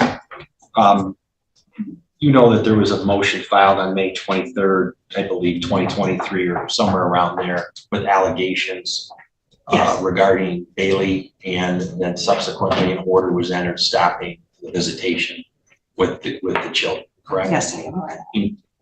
To this date, there's none of those allegations have been ever found to be true. Would you agree with that? That is.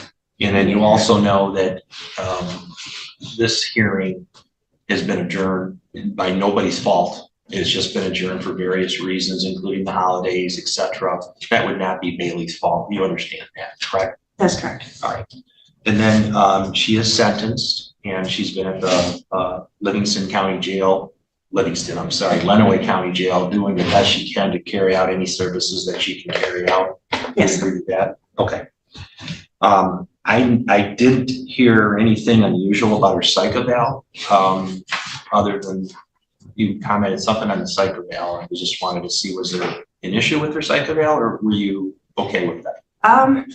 And honestly, I hadn't had a chance to read it because it wasn't in our case file, and I wasn't finding it in our system until I had it forwarded to me before this hearing. So I was able to kind of read through, make sure that I had an understanding of kind of what the concerns that the doctor had that conducted the exam. But there were some childhood trauma things that she had expressed to that doctor that may have contributed to a little bit of this. It's hard to say.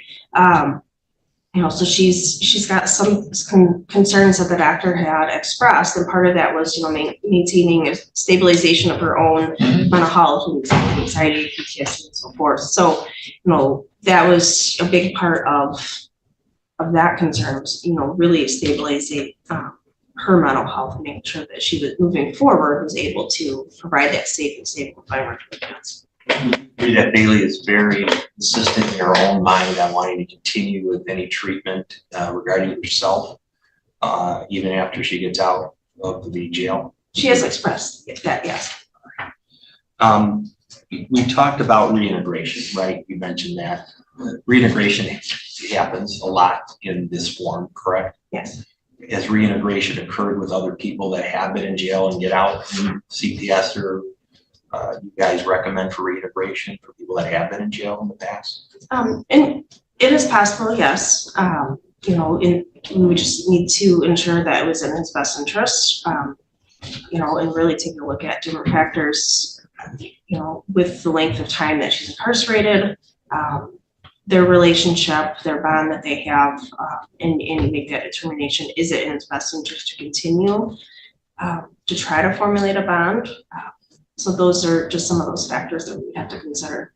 Well, I know the child's two and a half. Yeah, about 2.5. Are very young, Very young. right? Probably doesn't remember a 1-year-old area. I don't remember what I did when I was 2 years old, correct? Correct. So isn't it easier to reintegrate that type of age with the mother more than maybe an 8-year-old, 9-year-old? I mean, it really depends, because everybody responds differently at those ages. So it really depends on a lot of different things. I mean, it would depend on how much he could recall. Let me ask you this: the standard here is clear and convincing evidence. You're aware of that, right? Yes. And it's a burden between preponderance of an evidence and beyond a reasonable doubt. I'll call it the preponderance of evidence being the 51-yard line, the clear and convincing evidence being if it exists, the 75-yard line, and the touchdown being the beyond reasonable doubt.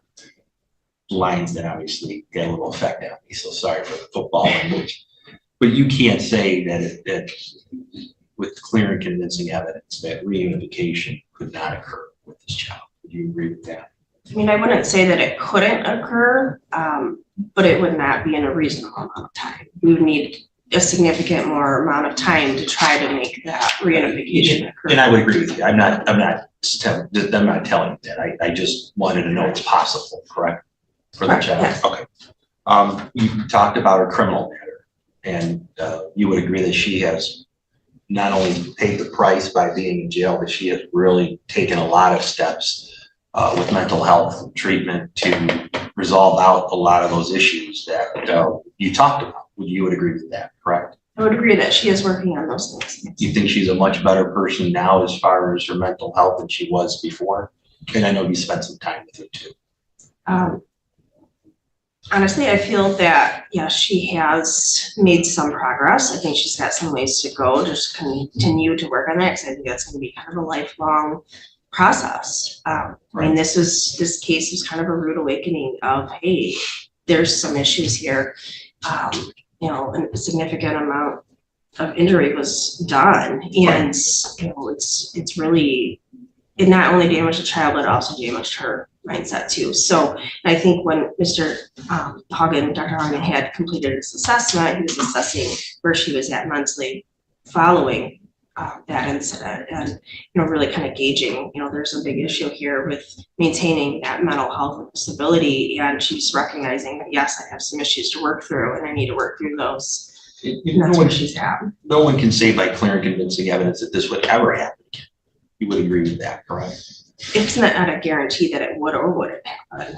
Correct. I would agree with you. Okay. I don't have any more questions. Thank you very much. Thank you. I appreciate you taking my calls also when we talk about the case. It's very nice. Okay.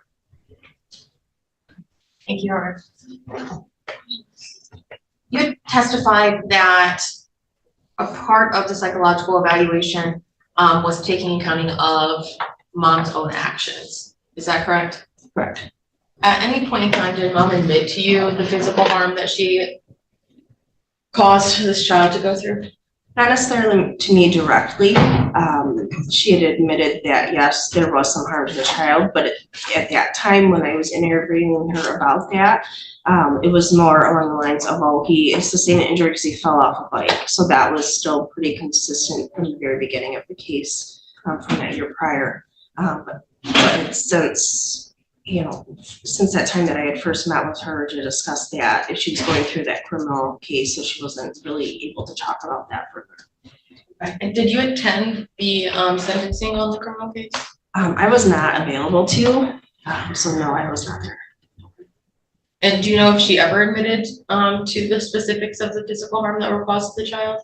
It was to my understanding, because I was able to play it back, that she did indicate, I think at sentencing, that she had done some physical harm, but didn't, I don't recall the exact details of what happened, but she had indicated some physical stuff that she had done. Do you believe that what she admitted to and what actually happened were the same thing? It's hard to say. I don't know if we'll ever know fully what happened. Do you think that she downplayed anything? Absolutely. And are you aware of any permanent or long-term effects that the child that was the victim of this abuse is suffering? I don't know the specifics. I've had very limited information as far as that child. I know he's had to have some additional medical stuff that he's had to endure, but I don't know the specifics of what long-term effects he would have had or is sustaining. And I don't know.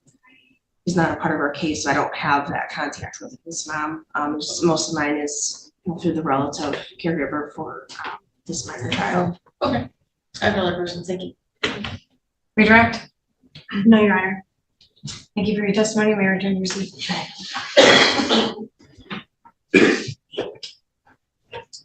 Any other witnesses? No, Your Honor. Thank you. Mr. Marwan. Judge, I'm going to grab my first one and I'm going to go be as expeditiously as I can to get it done, because we have to try to get this matter resolved. I think it's in the best interest of everybody. Thanks, Judge.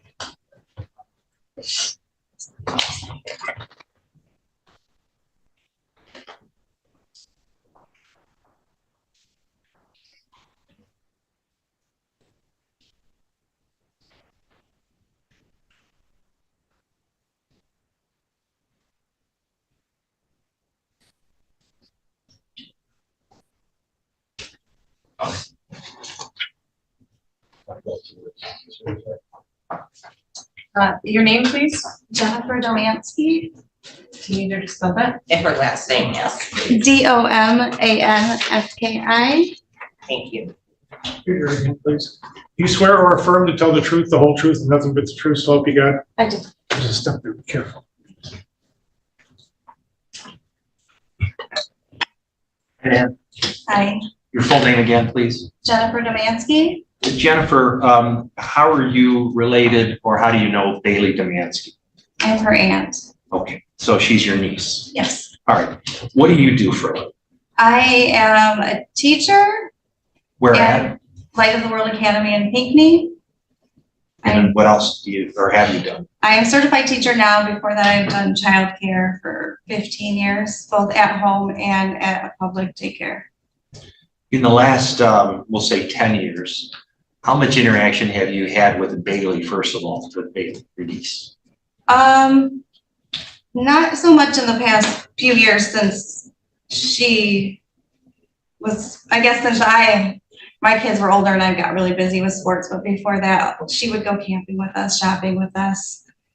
A lot of time, I would say. Would you see Bailey with your kids also? Yes, And there were 2 boys? yes. And do you have an opinion of, well, have you ever witnessed any assaultive or worrisome conduct between Bailey and her kids? No, And you work for the state of Michigan and for childcare and childcare center? yes. Okay. How would you explain Bailey, when you've seen Bailey and her kids, how would you explain Bailey's relationship with the children? I think she's always been very mild-mannered, very calm, both with her children and mine. Never ever seen her raise her voice or do anything that wasn't nothing questionable, I guess. Do you have any doubts about her love for the children at all? Or her boy for her kids? No. And you said she's had interactions with your kids? Yes. Do you know how old your kids were when she had these interactions?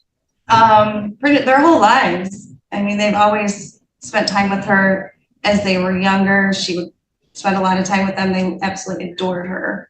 And she would babysit them later. And I do not have any more questions. Cross-examination? I have no questions, Your Honor. Go ahead. Any questions, Ms. Berger? Thank you. Mr. Mansky, have you had contact with mother in this case since this case opened? This, I guess, no. And have you seen the photos of the injuries of the child involved in this case? Yes, And you would agree that those are pretty horrific? yes, And you are aware that that mother admitted to causing those injuries? yes, And would you trust her with your children after that? yes, I would. Why is that? Because I've never seen her do anything violent where I'm still questionable about that case. Do you believe that she lied in admitting that she caused those injuries? I don't know. No further questions. You agree? None, Judge. Okay, thank you for your testimony. Will you need this witness to remain further sequestered?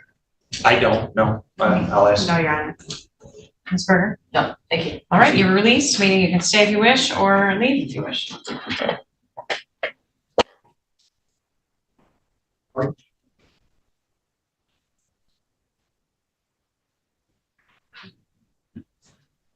You're gonna go to work. Just ask your name as a bit like to. Your name for the record, please. Cody West. Cody West? Yeah. Thank you. Raise your right hand. Do you swear or affirm to tell the truth, the whole truth, and nothing but the truth, so help you God? I do. I just got there, be careful. Yeah. Cody, good afternoon. Are you married or single? I'm married. And your wife's name is? Morgan. You have children? We did. She's deceased now. Okay. Are you in the custody of any children right now? Mason. Just the initials? You just Oh, say the initials. MW. Okay. And how old is MW? He is 5. Who's the mother for MW? Bailey. Okay. Has MW had contact in any way, or have you allowed contact between MW and Bailey, whilst Bailey's been incarcerated? Yes. How long has that been occurring? I say about 2 months now. Okay, and how's the contact been? Been really well. Well, I mean, has it been in person, by video? Oh, by video. Okay, and how long has that, how long have been the video appointments or meetings? Some days are 30 minutes, other days are an hour. It depends on if Mason wants to talk or not. Does MW want to talk and see his mother? Yeah. Are you worried in any way that after Bailey gets out of the jail that she would harm MW in any way? Nope. Prior to her being charged with this case, you've seen Bailey with MW and other kids? Yep. Have you ever seen Bailey prior to her being charged on this case and this incident happening that she was charged with? You ever seen her lose her temper or? No, never. Have you always, what is your perception of her as a mother? She's a great mother. She took care of Mason when we were together and after. She's great. I have no worries.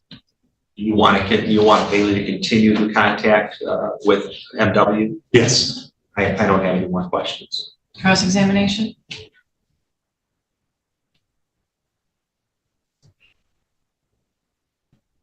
Mr. West, did you file for a change of custody as it relates to MW since the opening of this case? Not yet. And so what is the current custody order? It's 50-50 right now. And you have been at these hearings before, correct? I have. And you've heard testimony about why Ms. Stefanski is under the court's jurisdiction? Yes. And your child was in fact under the court's jurisdiction for a time, correct? Yes. And I believe released because it was reported that there was a custody order pending. Is that correct? I don't believe so. Did you speak with Ms. Young and tell her that a custody order was pending? I don't remember because I haven't went and filed yet. Okay. And do you recall ever speaking to myself in the hallway with your wife present, stating that you were filing that day? I was going to, but I just haven't had the time. And why would you file? Why would I? Yeah. Because I need to. That was part of the agreement, is that I had to file for full custody. And but your testimony says that you have no concern about Ms. Stefanski's ability to parent your child. No. Okay. No.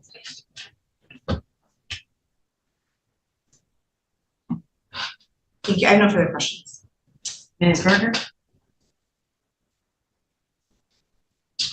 Mr. West, have you seen the photos of the injuries that were inflicted on the child in this case? I have. And what are your thoughts related to that?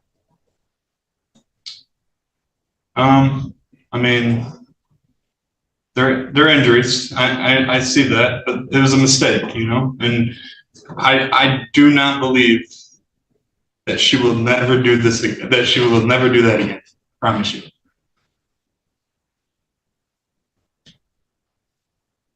No further questions. Redirect? None, Would you like him excused? please. Any objections? All right, thank you.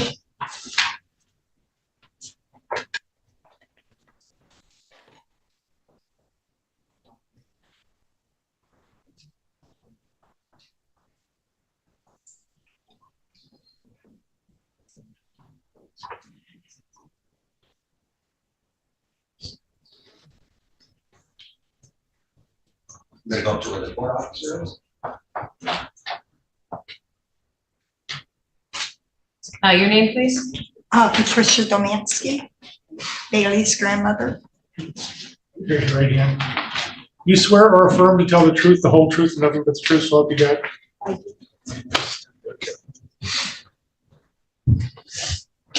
Can I stand? No. That's fine. I don't think anybody's ever asked me that before. I don't really mind, as long as we can hear you through the microphone. What's your full name, please? Patricia Cornell Domansky. And you are the grandmother to Bailey. Yes, I Demansky. am. All right, Judge, what I'm recommending, if there's no objection to make this, she wants to read a letter. Instead of me cross-examining her, then I'm not gonna ask her any more questions, then we can see if there's redirect. With permission of the court and the other party, she's gonna read a 2-page letter, probably gonna be about a minute. That's all. The court doesn't have any issues with it. No. No objection. Right? Okay, we all deserve a second chance, and our granddaughter deserves that second chance to be back with her sons, Mason and Braden, the loving mother that she is. Bailey has always provided stability and care for herself and for her boys. She has went above and beyond whatever CPS wanted her to do to get Braden and Mason back in her life. I have been with our granddaughter through the years while she interacted with her nephews and younger cousins, and she is absolutely great with them. When she was living with Aaron at the time, she was watching all 5 kids: Isabel, Liam, Jonah, Mason, and Braden. And all 5 kids at the time was 5 years and younger. And I have seen her potty training Mason, Liam, and Jonah, and they were all 3 years and younger. And at the time, she was breastfeeding Braden every 2 hours. And I saw how much patience she had with all her children that she cared for. Bailey and I have been with all 5 kids in the car, taking Mason to Brighton to be with his dad. We all had good times, singing songs, playing games, and she had all 5 kids with her, and they actually loved calling her Mama Bailey. When Bailey gave birth to Mason and Braden, she had both boys natural for the fear of them being hurt with the drug. Bailey has always been a hard-working mother, and she has supplied clothing, diapers, etc. to Brady and Mason, and CPS took her boys away from her. And still to this day, while she is incarcerated, she is still providing for her 2 sons, Mason and Braden. Bailey has always had a bond with Mason and Braden. Bailey continues and still continues to support her boys, even after the courts, without notice to Bailey, stopped her visitations with the boys. It's an honor and special blessing to be grandparents. I'm one of them. But there is no greater love than to be a mother. It's a love that will never go away from a mother and her children. Grandparents might have a special bond with their grandkids, but that bond that a mother and her children has will never, ever be broken. It's a special bond that God gives to us, and no one can ever take that away. Bailey deserves a second chance. She has went beyond everything that the courts and CPS has asked you to do. So please give her that second chance so that Mason and Brady can enjoy growing up together with their mother in a loving home. Thank you. No questions, Judge. I have no questions, Your Honor. No questions. Thank you for your statement. Lisa? Yes, please, one more and then thank you, Judge. No.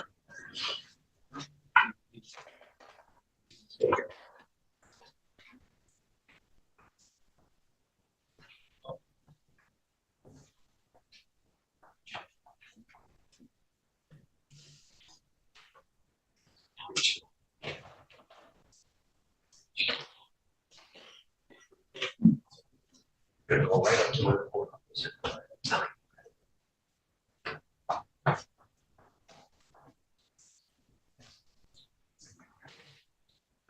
Yes, your name, please. Jenna Passion, Can you spell it for us? Jenna, and then Paschen. What's it again? Paschen. Chen. Raise your right hand. Do you swear or affirm to tell the truth, the whole truth, and nothing but the truth, so help you God? Watch step there.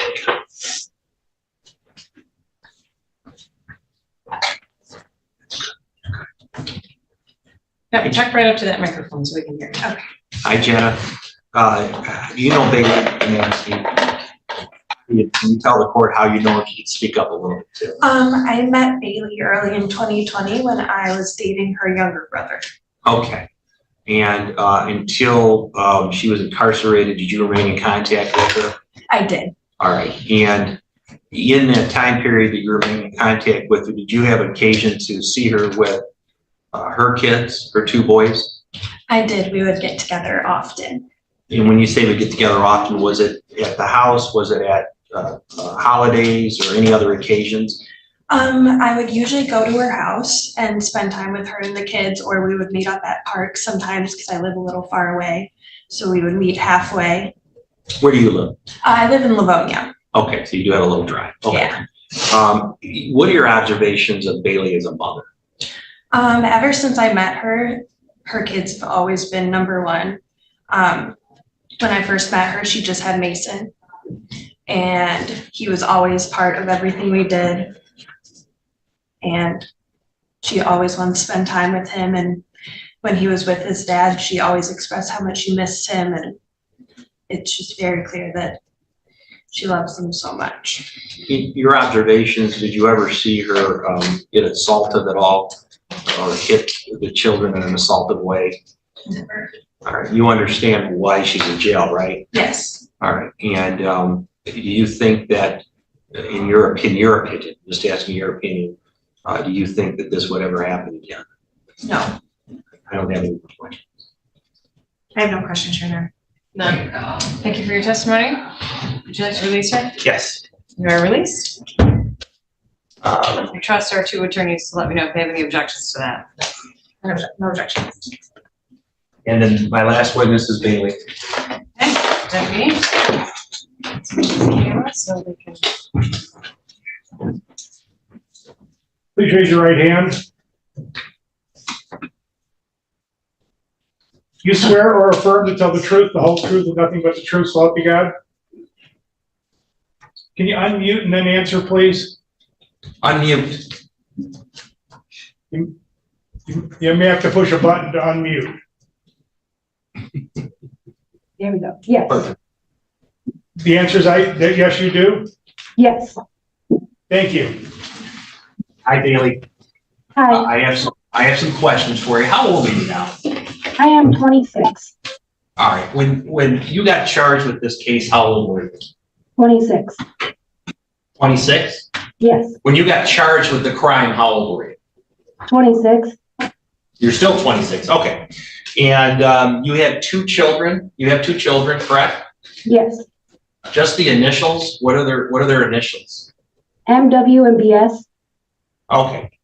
Prior to being arrested, where were you living? I was living at Aaron's residence, and then I packed all my stuff and I moved to my grandparents. In what city or township with your grandmother? Petersburg. Okay. And that's your grandmother's the one that just testified? Yes. Okay. And also your grandfather lives there too, right? Yes. At that time, were you working? Yes. Okay. Where were you working? I was working at Plastic Omnium. Where's that located? Where's that company located? It's in Adrian on Beecher. Okay. Was that a full-time job? Yes. Were you providing for your kids with food, clothing, shelter? I was providing clothes-wise and What about? their basic needs. Okay, fair enough. How, prior to being arrested, how old was M? He was 4. And then what about BS? 1. Okay. After you got arrested and during the term of the CPS hearing, can you tell the court what you have done as far as services? What kind of services have you had? And then I'll get to what you're doing in the jail. I have completed my hold on. I have completed my anger management and counseling through Catholic Charities. I have completed my physical and narrow evaluation on June 27th of 2022. I have completed my direct family assistance program, program from Orchard Family Services. I have, what else?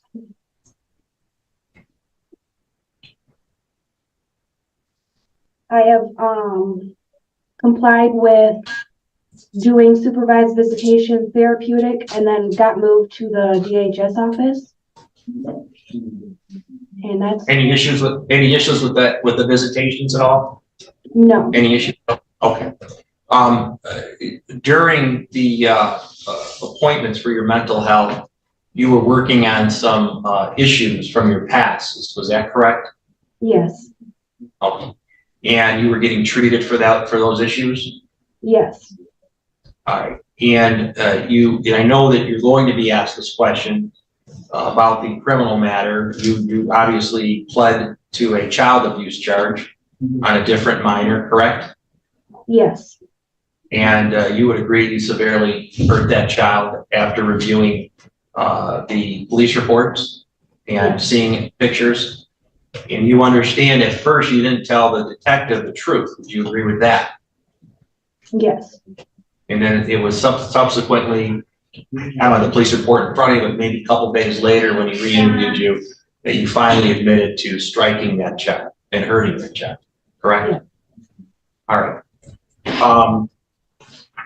What accomplishments and goals have you made to make sure that this should and would not happen again regarding your mental health or anything else? I have some resources. When I get out, I could go to counseling and anger management still. I have mental and physical support of my family and my friends. And then if I need like any further needs, then I could just research them. If the court made a decision not to terminate but to reunify, it would be, you understand, a long reunification if the court does that. It's up to the court. You understand that, correct? And you would follow all the orders of the court and of the your workers, correct? Yes, And obtain all the services that you would have to obtain, correct? yes. All right. What are your plans after? Well, let me start off by this. You are, you get out of jail in June of this year, correct? Yes, June 8th. Where would you go to live? Huh? Where would you go to live? Where would you go? I am going to live with my grandparents. Okay. And the grandmother being the one that testified today in Petersburg? Yes. Okay. And then what about your job? Do you think you would get your job back that you had prior to going into the jail? I might be able to. I'm going to contact them when I get out. Explain to the court what you did at that facility. What was your job duties there? I was an operator. Okay. And how many hours did you work? I work 40+ hours a week. Okay. All right. And you're willing to maintain that home free of any domestic violence, substance abuse, or any other type of criminal activity? Would you be willing to do that? All right. Yes, sir. Would you appropriately also care for BS Yes, sir. and Mason at some point in time if they were to live with you? Yes, sir. All right. And would you, now this is the question I have to ask, with the assault that occurred on the minor child that you're charged with, do you believe that you can demonstrate the ability to have that never occur to any minor, whether it's your own children or any other children? I would not do that. All right. Anything else you want to tell the judge regarding, because the judge is very familiar with your case, she's very familiar with everything that you've done, and the CPS workers has been very truthful about what's going on. Anything you want to tell the judge before I stop questioning? Yes, I do actually. I was wondering if I could possibly get an extension so I could rebuild my bond with my son BS, and to provide a safe, loving, and caring environment.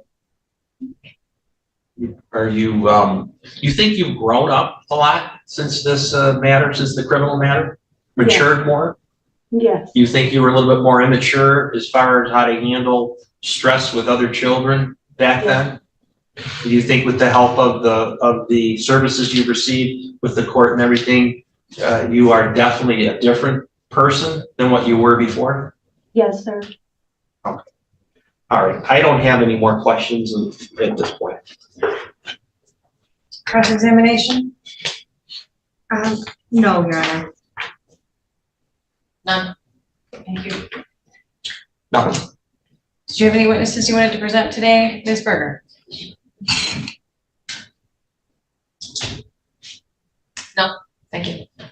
Before we go into closings, I'd like to take a brief recess and chat with you. All right, we are scheduled today for a review, permanency planning hearing, and a hearing on a petition for request of termination of parental rights of Aaron Schmidt as to the minor child concerned in this case. May I have the names of our participants, please? Good morning, I'm sorry, good afternoon, Ariel Berger here on behalf of the minor children as guardian ad litem. This is Tasha Thomas, counsel for the department. Caitlin Young, Department of Health and Human Services. Michael Brooks, I represent Aaron Schmidt. Is Mr. Schmidt in the courtroom or online? Have Aaron logged in. I don't see anybody else in the courtroom, but we do have an Aaron logged in. Yes, Aaron Schmidt, representing Braden Schmidt. This is the father. Thank you. All right, I should say for the record, we did have a sidebar before we came on record today. Any comments on that, Ms. Berger?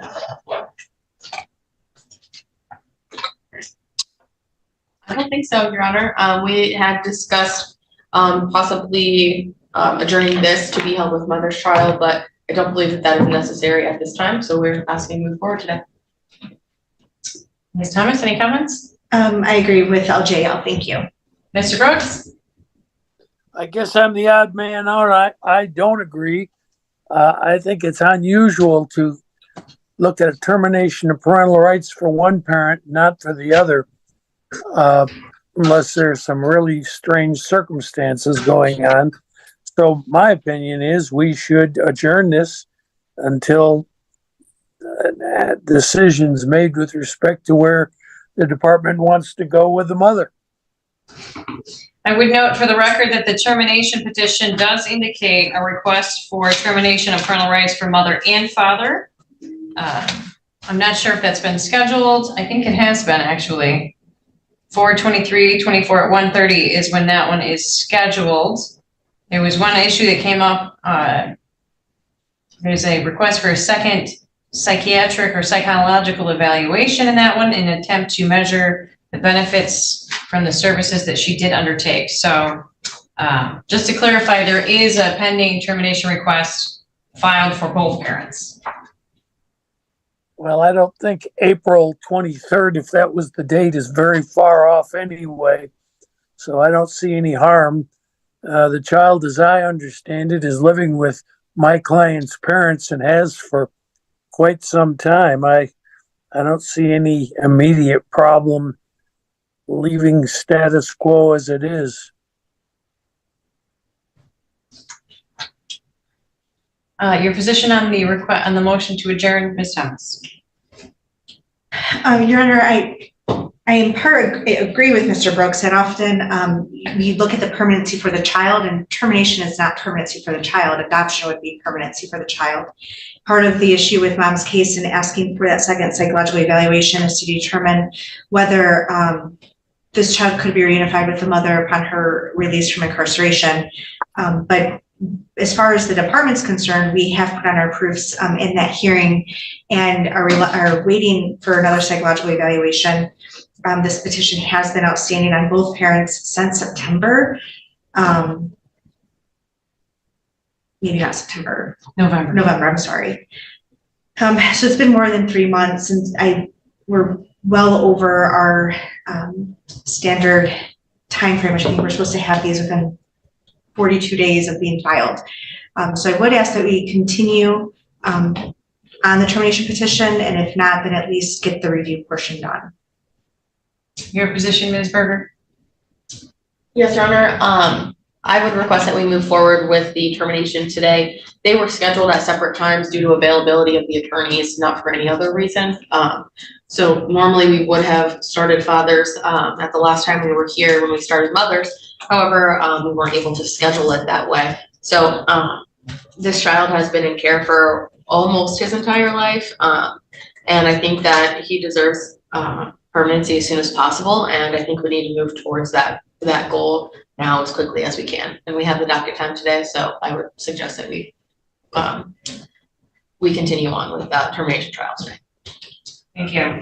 I can appreciate your point, Mr. Brooks, but the docket for the next couple of months is extremely tight, number one. And number two, I think we're going to need the time that's been scheduled for Ms. Demansky's trial in April. I'm not convinced that we'd be able to get through both of them in a singular afternoon, which was also one of the reasons they were scheduled separately. And the petition has been pending since November 3rd, 2023. And I think it is in the interest of this child to begin to answer the question on permanency and stability. So for those reasons, I am going to deny the motion to adjourn. And we will have the termination proofs in conjunction with the review hearing that's been previously scheduled for this afternoon. Any other preliminary issues? No, Your Honor. No, Your Honor. Nothing further, thank you. All right. Ms. Berger, I look forward to your report. Yes, thank you, Your Honor. I've been able to visit with the minor child virtually during this reporting period. In person, I believe in November or December as well. And I've been in pretty constant contact with his caregivers. He is super tall for his age. I think he's in maybe the 97th percentile for height and weight. He is growing like a weed. His speech is coming along. He's finally fully transitioned into a toddler bed. He really enjoys water activities. So playing in the sink, playing in the tub, taking a bath, all of those fun things. He really enjoys those. But he's very bonded to these caregivers, and I think he sees them as his parents. He's been placed with them since an infant, and they've been the ones providing medical care, transportation back and forth with daycare. And he unfortunately is prone to being sick. He has struggles with that, I think, a lot with being in daycare, but I think he was just sick again a couple of days ago. So that's kind of an ongoing battle that he faces. But they have the ability to stay home with him if they need to, or to go pick him up from daycare, and flexibility in the schedule with it, which I think is important.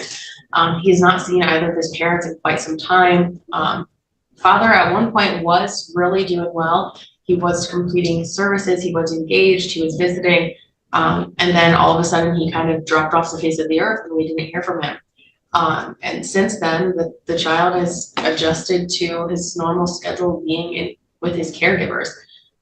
He hasn't seen dad. Dad has not provided any support that I'm aware of. So at this time, I'm asking that we move towards permanency for him and that the court enter the orders for termination. Thank you. Testimony, Ms. Thomas. Yes, Your Honor. Ms. Young can be sworn in. Ms. Young, come on up for a witness stand.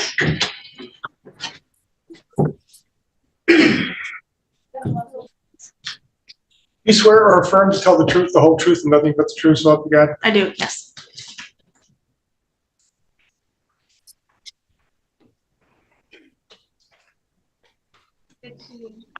full name, please? Caitlin Young. Thank you.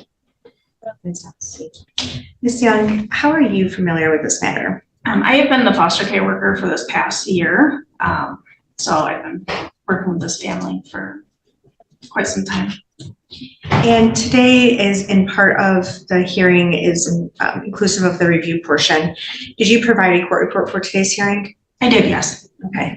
And in addition to the court report, are there any other documents that were circulated since your submission of the court report? Yes, I did send out an email yesterday once I received the therapy information for Mr. Schmidt. So I sent the proof of service and that to everybody. And then today, right before I was coming over to court, Mr. Schmidt sent me a text with his signature on the case service plan. So I do have copies of that for everybody as well, including the courts. Okay. Judge, may I ask the court and counsel if they have received the court report, the case service plan, and the counseling records? Well, Your Honor, I have the case service plan, but it isn't signed by my client, so I will have to simply ask him if he signed it and sent it back. That's the same one I believe I have, as well as the counseling records and the court report. Did you receive the counseling records, Mr. Brooks? I did. Okay. Your Honor, if the court would be willing to receive a copy of the signature portion of the case service plan? Well, Deputy Ames, would you swear in Mr. Schmidt for us just briefly so that Mr. Brooks could verify that, please? He's online. Thank you. Mr. Schmidt, can you raise your right hand, sir, and let me know it's raised? Thank you. Do you swear or affirm to tell the truth, the whole truth, and nothing but the truth, so help you God? Yes, sir. Thank you, sir. All right, Mr. Brooks, go ahead. Sir, have you heard the witness say that she today received a signed copy of your case service plan signed by you? Did you hear her say that? Yes. Is it an accurate statement? Yes, that is true. All right. I have no further questions and I have no objection to its entry. Any questions for Mr. Schmidt, counselors? No. No. All right, thank you. And I will receive that. Thank you.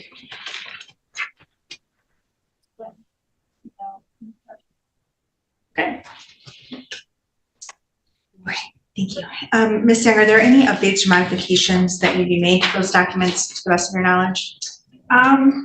Just at this time, I did confirm with the therapy agency prior to coming over here, because I noted on the therapy reports that they sent me was just simply the dates of when he was seen by Mr. Webb.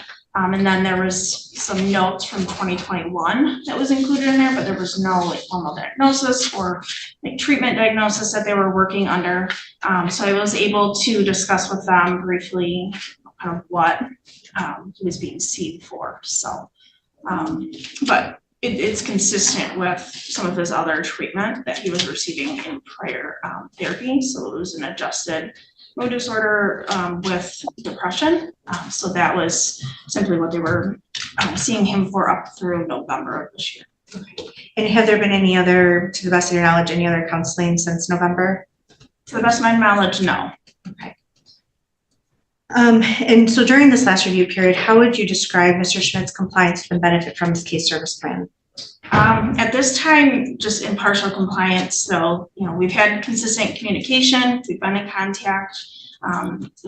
Because of scheduling, we weren't able to do a whole lot of face-to-face contact, but we were trying to at least meet by phone or text. I've been able to send emails to him with the documents. But as far as the therapy, I am kind of concerned that he scheduled something in December and then didn't go.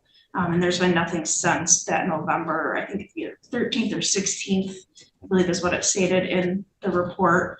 He hasn't been seen since then. So I don't know about discussing that with Mr. Schmidt as to why he wasn't completing that, but there's been nothing further beyond that. There's been no other services that he's participated to my knowledge. It looks like reviewing the report that you provided, the last date he was seen, and based on this, it looks like December 7th, 2023. Does that seem about right? That was a scheduled one, but he was not in attendance at that hearing. It notes on in the front of the document that a booked appointment means the appointment was made but could not have been a no-show, and checked out means he had an appointment and that he was seen, so. Okay. So that was the last scheduled one, and that's what you're referring to, he did not show. Okay, correct. And to the best of your knowledge, has he provided any documentation to you that he is engaged in therapy elsewhere? No. As it relates to like the psychological, neuropsychological evaluation, he completed that in August of 2022. Do you know if he's completed any of the recommendations?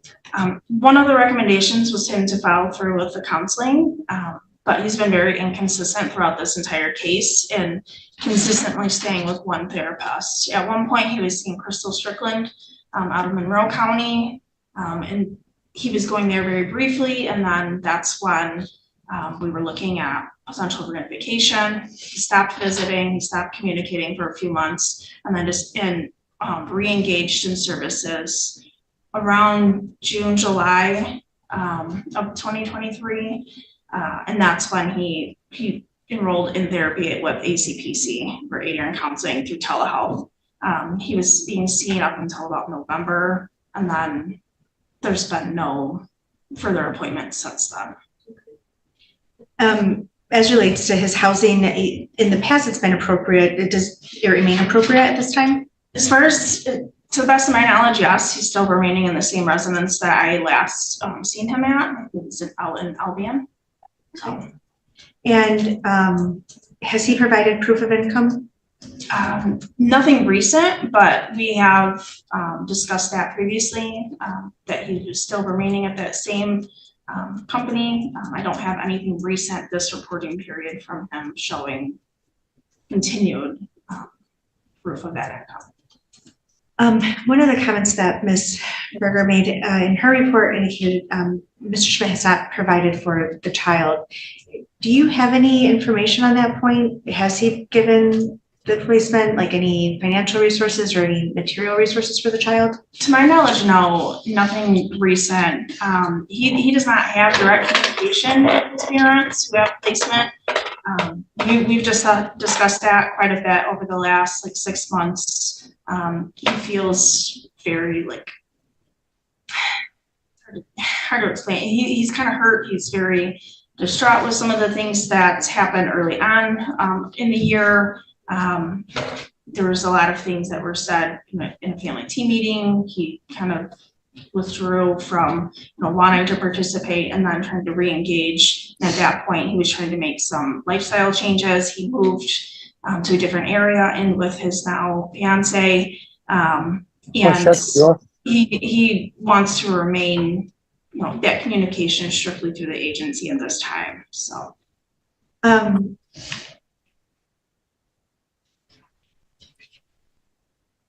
When is the last time that Mr. Schmidt saw his child? I believe the last scheduled visit was March 20th of 2023. And I think that was the last one that he participated in. And that's 11 months ago. Has he asked what he needs to do to reinstate visits at all? We've discussed that. We actually had a meeting with his attorney to try to discuss seeing if he could request to do supervised contact and what that would look like. We also talked about engaging in therapy services and then exploring any other possible resources in his community that he felt that would be beneficial to him. At that time, he was already engaged in therapy services. He was still kind of in denial as to the situation that brought the child into care, that he had any involvement in it. He didn't feel that it was fair to him, that he was not being able to see his child or to be able to have him back in his care. So there was a lot of emotion expressed by him. And myself and Mr. Brooks at that time during that meeting were trying to explain to him these were some of the things that occurred. For that time period, there was no communication from him. You stopped visiting. We were ready to reunify with you. We had services put in place. You refused to cooperate with those services. And then you disengaged from everybody and everything related to this case. So, we had that long discussion, and, since then, we've talked about, continuing with therapy services, trying to maintain that. We understand visitation is suspended. We can't do anything about that. Alternative means to be able to communicate either through the agency, written contact, what can we do to try to at least have some sort of involvement in your son's life. But there hasn't been any written communication at all from Mr. Schmidt for his child. And just for the record, when did you and Mr. Brooks have that conversation with Mr. Schmidt? I don't know the exact date. I believe it was around November of 2023. It was a phone call. We did a meeting over the phone, three-way call to discuss some of that. Thank you.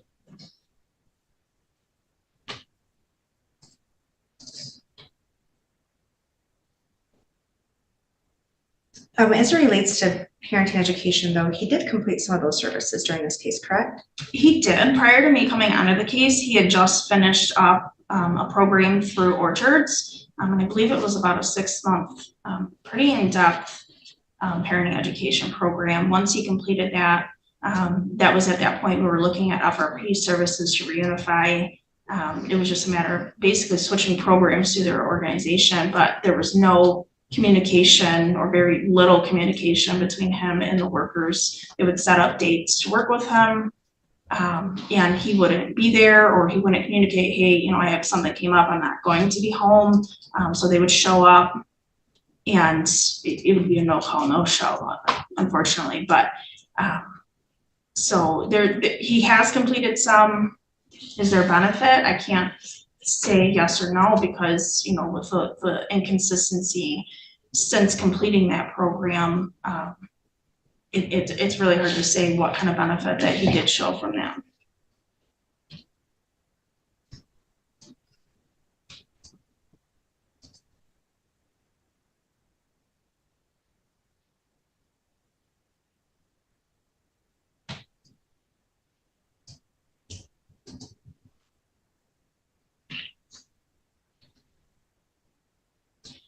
And at this time, do you think that there would be a substantial risk of harm to the child's life or mental well-being if the court were to reunify the child with Mr. Schmidt today? At this time, yes. And can you just briefly elaborate what that risk of harm would be? At this time, because he has not had a consistent contact with his child since, for about 11 months, this child is not familiar with that structure no longer. Like, he doesn't have that parenting time with him on a weekly basis. He's not able to familiarize himself with Mr. Schmidt. So at this time, it would be a matter of he would need to be reintegrated with him in a supervised setting moving forward, if that were to be the case. The child has been in care, as Ms. Berger had stated, almost his entire life. And we are here almost a little over 2 years into this case, and this child has not seen his dad for 11 months of that time. So at this time, it would be a risk of harm to return him. The conditions that brought the child into care came from a half sibling of this child being physically abused, but Mr. Schmidt was not the alleged abuser in that case, correct? He was a household member, but not the perpetrator, from my understanding. He was not the one who inflicted the injuries. And so part of the concern was, I guess, his parenting ability. Is that correct? Yes. And you stated that when you had this conversation regarding parenting time or what can happen to get that reinstated, he still wasn't understanding his role in that. Is that accurate? That is accurate, yes. Okay.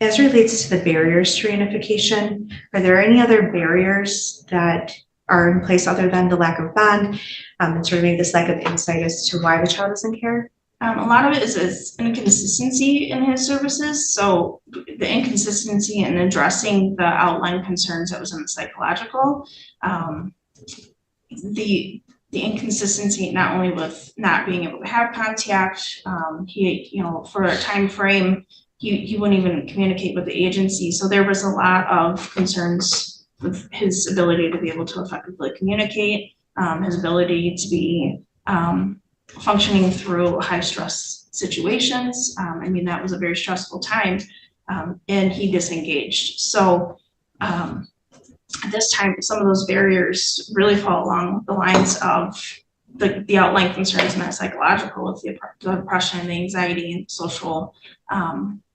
withdrawing, which is all very consistent in his lack of participation in the various services and continued attempts to be reunified. One of the indication, or one of the notes in the psychological evaluation by Dr. Hagen indicates that Mr. Schmidt is at risk for further child abuse and neglectful tendencies, but that could be potentially due to a TBI dating back to 2014. Do you know if he's engaged in any services to address the TBI and how to, I guess, manage life while suffering from a traumatic brain injury? Reading back into it and kind of taking a look at when that happened, because that happened about 10 years ago, he did seek treatment. It was inpatient treatment from my understanding. It was very intensive, and it helped to essentially retrain his brain so that way he would be able to function in more of these like high stressor situations, and be able to really be really independent and everything back in the community, because it was a traumatic brain injury. So with that, his impulse control was affected. His ability really to be an effective parent full time was highly affected, and showing in his inconsistency in all of these areas, with his service providers, with the communication with the department, with communication with the courts, his parents, and so forth. He also doesn't have, from my understanding, little to no contact with his other children, with his first wife, one of which was the child that was sustained the injuries. So, there's been a lot of the impulse decisions. He up and left his place here in this county and moved to another county with someone who he was just learning to get to know. He's now since engaged. We were just informed today before the hearing too that he also has another child on the way. So, there's a lot of concerns, a lot of barriers, a lot of inconsistencies with that falls along the lines that stems from, we believe, from this traumatic brain injury. In part of my question, we moved to best interest factors for the child. I think it's been stated a few times today that this child has been in care for nearly his entire life. Is that accurate? That is accurate, yes. Child's now 2.5. He will be 3 in March. Okay. Maybe we have his birthday wrong on here then.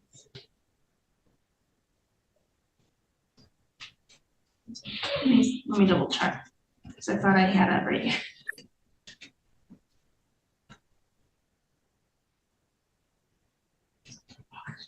Apologies, I do not have his date of birth right on here. But he would be turning 3 this year. Okay. So he was removed, if his birth date's in August, he was removed when he was about 6 months old? Correct. Okay. And since then, he's been in one home since that removal, correct? That is correct. And out of the last 2 years, he hasn't seen Mr. Schmidt in one? Approximately. How would you describe that bond between the child and Mr. Schmidt? Currently, I don't believe that there would be an effective bond. He hasn't seen him in 11 months. I think prior to not seeing him, I think their bond was, he had a good bond with him. He was doing unsupervised visits. He had, that decent time with Mr. Schmidt. They had a good relationship with placement. And then once that contact severed, he has not seen or heard or had any involvement with his son. So there, at this time, there wouldn't be that parent-child bond that we'd be assessing. Since the child has been in care, has all of his needs been met? They have, yes. And has this child thrived with stability since not having parenting time with his parents? He has been thriving where he's at. prior to that, and I don't know if you're the caseworker then, but when he was having parenting time with his parents, were there any concerns about his behaviors after or before parenting time? Not that I can recall. There was a couple of months after I took over the case where there were still consistent parenting times. I don't recall really any negative behaviors that the child was exhibiting. Okay.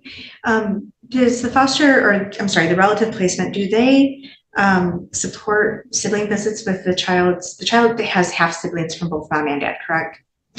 Yes. And do they offer support in trying to engage with those other siblings? They do, yes.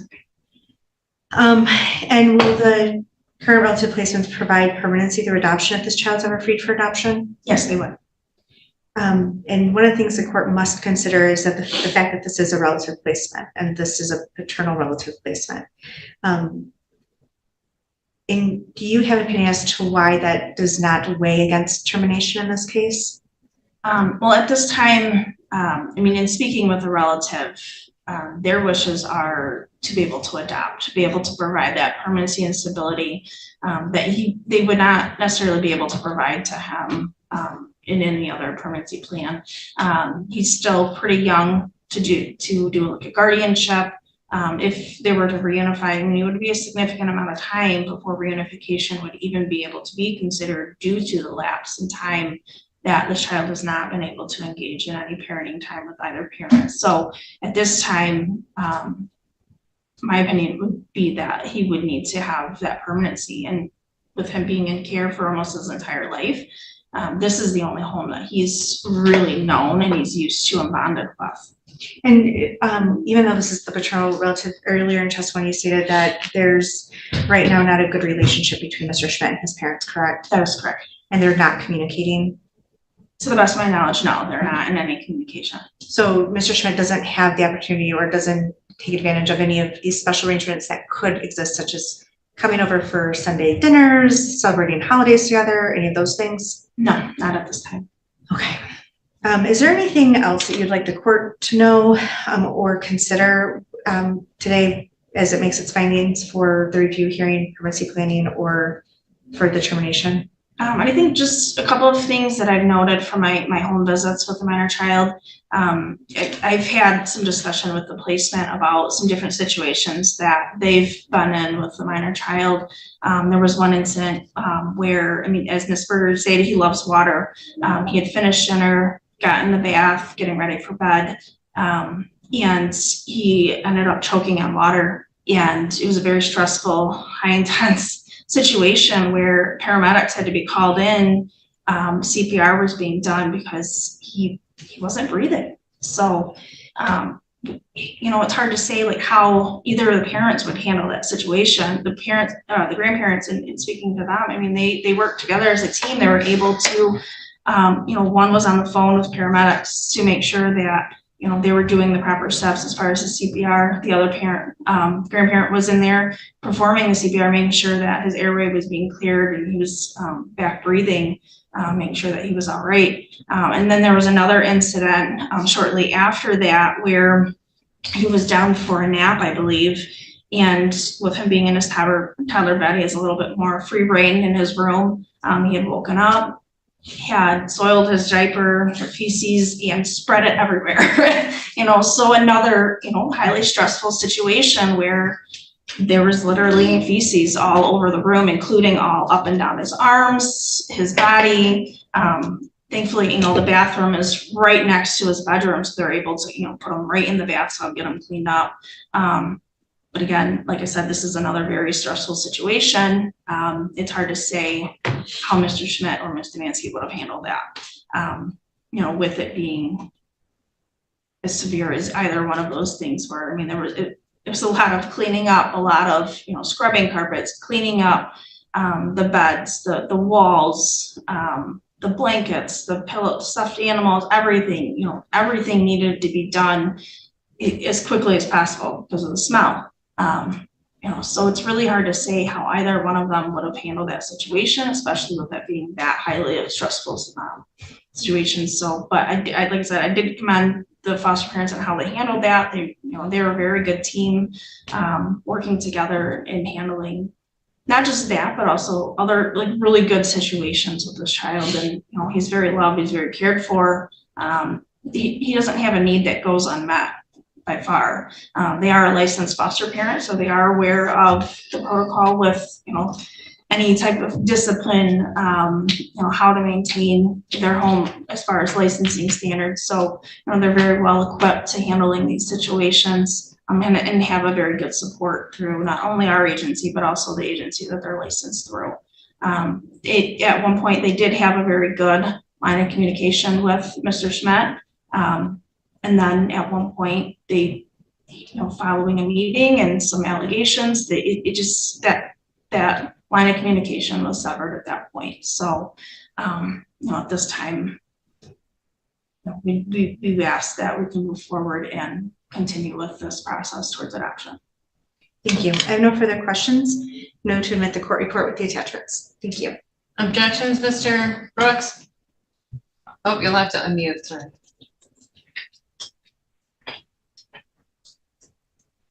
No, Your Honor.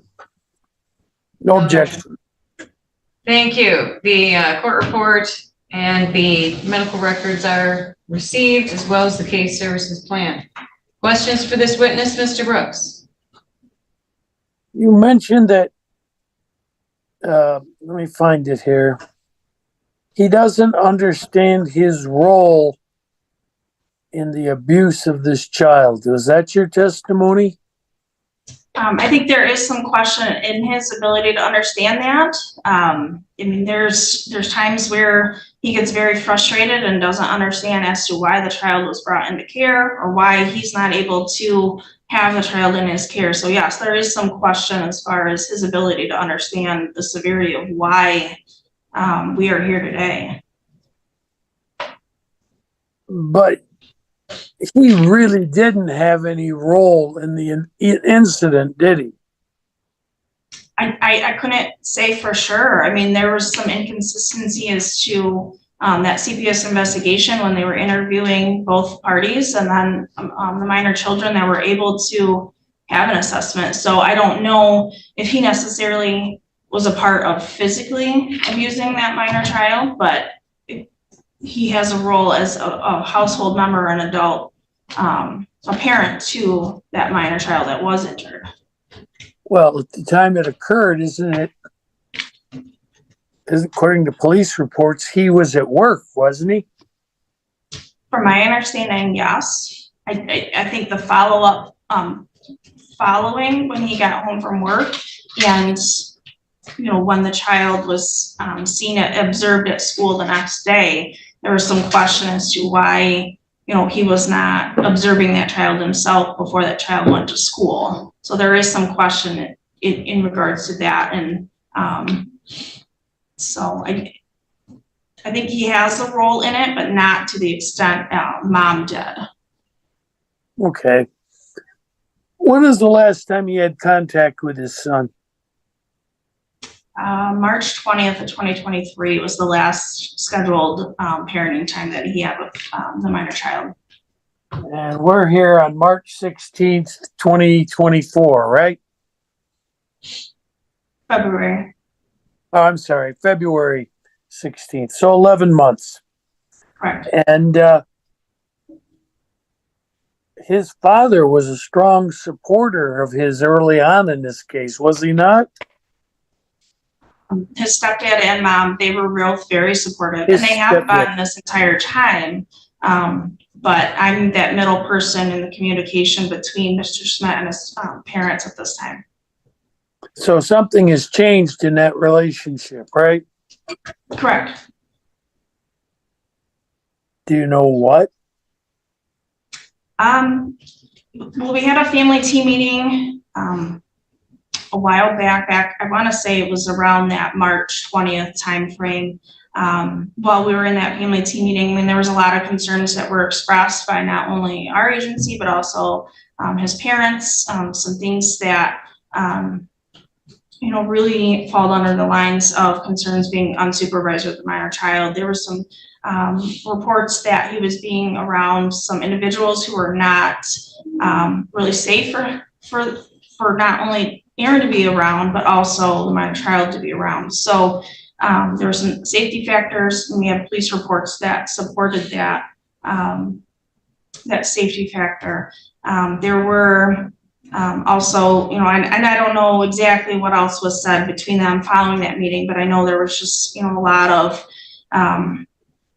emotions kind of that followed that. I mean, Mr. Schmidt didn't really agree with everything that was being said, and he just felt like he was being attacked and that he wasn't being supported in that moment.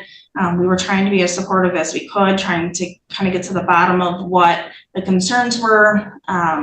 And at that point, we were recommending to try to do some supervised visits again. So that way we can look into things further. If there were continued safety factors, we wanted to address that and make sure, the minor child was not put into an unsafe situation in an unsupervised setting. So, we're taking a look at it, covering all grounds at that point.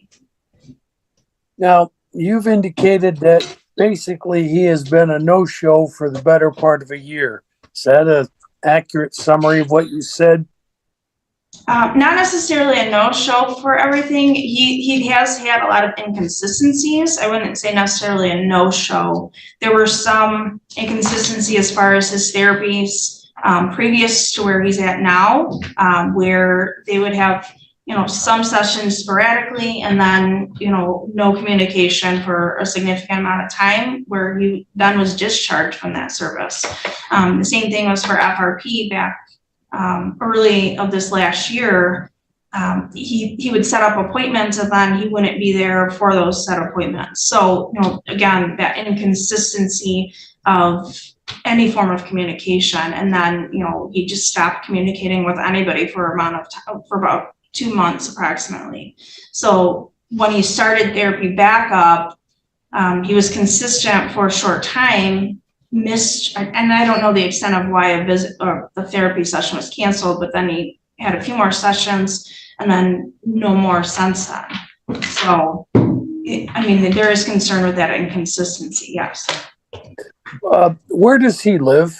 And I don't mean the address, but what town? He's currently in Albion, Michigan, from my understanding. Albion. Has he expressed to you any issues with transportation to get to his various and sundry programs? No, his therapy sessions are telehealth, so it's all virtual. It's not a face-to-face session. Do you know if he has a computer or phone that would allow him to take advantage of that? Yes, He does have that. he does, yes. When did the court suspend all visitation with the boy and his father? Do you recall? I think a motion was filed around, I think, May 26th or 27th of 2023. So from essentially June 1st on, he's been prohibited to visit with his son. Is that right? That is correct, yes.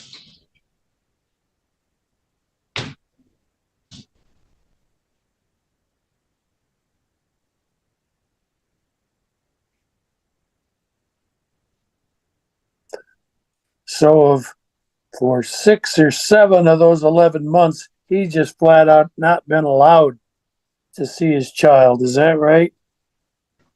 Per a motion, yes, but we discussed steps that he could take to show that he wanted to be involved in a child's life. And he tried to do some therapy sessions, but that was the extent of his participation in anything in regards to that reunification process.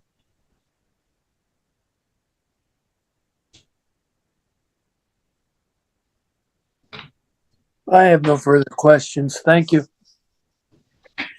Ms. Berger, any questions? No, Your Honor. Thank you for your testimony. Well, maybe I should check with Ms. Thomas on redirect. I have none, thank you. All right, thank you for your testimony. We return your seat. Other witness testimony today, Ms. Thomas?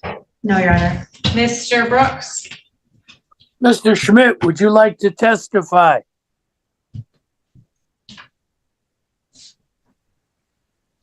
No. Pardon me? Yeah. Okay. You have to be sworn in. It's already been sworn in. Oh, Yes. that's right. That's it. Mr. Schmidt, you've already been sworn. I'll just remind you, you remain under oath. Okay. You've heard the testimony of the worker, Caitlin Young, have you not? Yes. All right. Is there anything she said you disagree with? I disagree for the fact that I have been trying to find ways to move forward into my absence. When I left flat I left flat from the earth or disappeared for months, and I've been asking questions to the case service, Caitlin. What do I do? What am I up? Okay, you're really cutting in and out. I'm not getting maybe even every other word on this end. So I'm sorry. I'm not sure. Maybe you could try to move in closer to the microphone and try again. Okay. Is this better? It is, yeah. All right. Sorry about that. So when I disappeared in those few months and then I tried to come back and move forward, I have tried to been engaged more by asking Caitlin, my case service worker, what do I need to do to move forward in this and to do better for Braden, to show that I am more motivated for Braden and to just do the best that I can for him. And at the time, the only thing I had to complete was my counseling. So I've been doing that ever since, trying to show more effort to showing what I need to engage in since then. What is the counseling you've been engaged in? So his name is Nate Webb, and we talk about my emotions and how to handle them. Talking about how things are going in life, how I'm handling my situation with Braden, where do I need to go and get him back, and talk about everything. How often do you see this counselor? About once a week, once a month. What big difference between once a week and once a month? Which is it? So it's normally once a week, and then he had getting married this month, so we waited out. But it's normally once a week. The normal is once a week. And how often or how long has that been going on? It's been going on since November. Of 23? Yes, sir.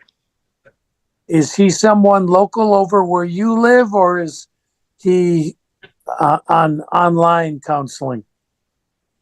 He's from Adrian, but we do online telegraph. Okay. Are there any other things that you're doing to benefit yourself in this matter? Just Well, let me help you out. Are you working? yes. Where do you work? So I work at Denzel Manufacturing. I've been there for almost a year. All right. What are your hours there? I work about 70 hours a week. 70? Yep. Wow. Okay. Have you contributed anything financially for your son's care? I have not. Can you tell us why? I have not been able to engage with him.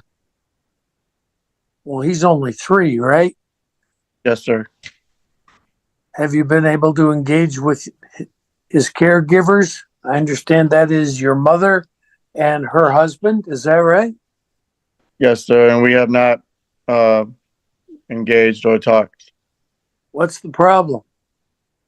I just have some personal issues with them. I just didn't agree with. So we just moved forward and haven't talked to him since Well, you do understand that in order to have a relationship presently with your son, you have to go through the DHHS and his caregivers, right? Yes, sir. And I would treat that with respect and just be mature about things and not if I was ever to have visitation with my son, me and my mom have nothing to do with Braden, like, with our personal issues. It's all about Braden, take care of him and getting along with my mom for Braden at that point, or along with my stepdad at that point. My personal issues will not affect with co-parenting or anything personal with Braden. Okay. Have you made attempts to reintroduce or begin having contact again? Have you tried to get something done about this court order? Yes, sir. What have you done? I've been talking to Caitlin, my case service plan, to see what do I need to do to move forward and to move forward into a reunification with my son. And I'm sorry, I didn't mean to interrupt. Go ahead. And so doing these plans was the option at that point. When's the last time you made an attempt like that? I want to say when we had that meeting, me and you, to move forward. And ever since, I've been doing my counseling and engaging into my plans as I need to and be more motivated as a father. Okay. Okay.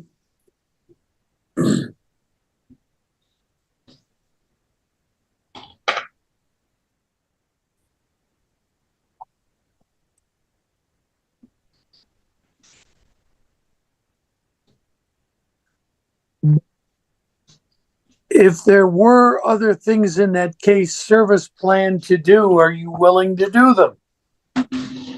Yes, sir. Probably on these telehealth programs, right? Yes, sir. Are you taking any medications at this point in time? No, sir. Are you supposed to be? No, sir. They mentioned you have a traumatic brain injury. Are you aware of that? Yes, sir. That happened when I was 19. How old are you now? I'm 29. 10 years ago. Are you aware of what limitations, if any, that injury is causing you? Yes, sir. What are they? My emotions. So I've learned from when I went to rehab for a year in the beginning of my accident, how to control my emotions and how to, all these skills of emotions and how to handle things more properly. And then also, while through these services, also in my parenting classes, they have taught me to find different ways into being more engaged with Braden and being more how to do things more appropriate and be more teach him the skills that he needs to learn through my parenting classes and counseling and looking for guidance. So recognizing when I need to do something for Braden or when he does something bad or seems bad at his age, to understand that, the appropriate of what he knows at his age and knowing how to discipline and knowing how to teach him right and wrong. Well, you have not personally been involved or even accused of, how would I put this, any inappropriate corporal punishment of your son, have you? No, sir. What would you like to see the court do here today? To move forward and have a possibility to have reunification with my son. I know it's a lot to ask, but I think I owe it to him to show that he still needs a father. And I think that it would be best for him long term. in the long term, to know more of me, to be more comfortable with me, and to just know me. Is there anything else you'd like to tell the court? No, sir. Thank you. I have no further questions. Cross-examination, Ms. Thomas? Just a couple of questions. Mr. Schmidt, can you hear me okay? Yes. Okay. You You might want to mentioned. move that mic in just in case.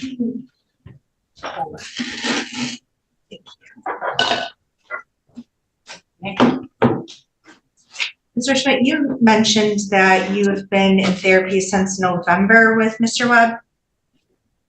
Yes. The medical reports that we have indicate that therapy started back in July. Which is. So it started in July, and then he had some things going on, and so we had to reschedule. And so I've been attending to my appointments. I went back to November with him after his vacation and stuff like that. These reports indicate that you had essentially monthly, bi-weekly appointments with him. And then your last one was scheduled for December 7th and you haven't been back. Is that accurate? That is accurate. So he's been on vacation for 2 months? Yes. In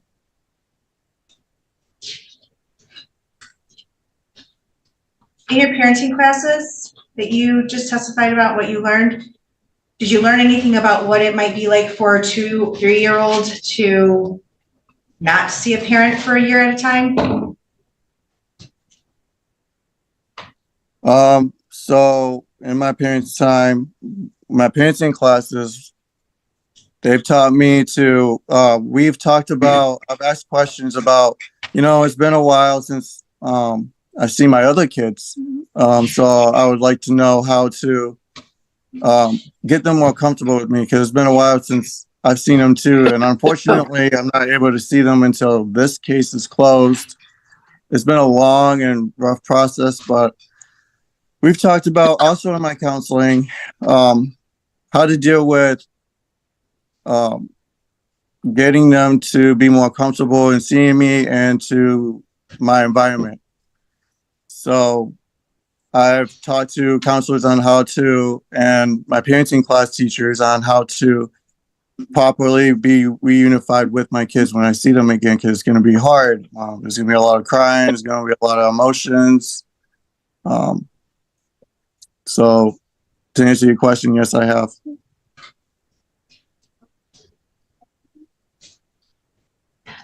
So what might it be like for a 3-year-old to be reintroduced to you who hasn't seen you in a year? So there's going to be a lot of not being used to me. He's not going to know me. He's not going to see me as his dad. He's going to be more towards my mom, my dad, because that's what he's more comfortable with. But from what I've been taught and for the techniques I've learned, just to let him know that he is safe and secure with me, and just to let him know, like, he can be in a loving, warmth environment here too. Just to let him know, like, things will be okay, and to work with him and be patient with him, and just to keep working towards our relationship or building one.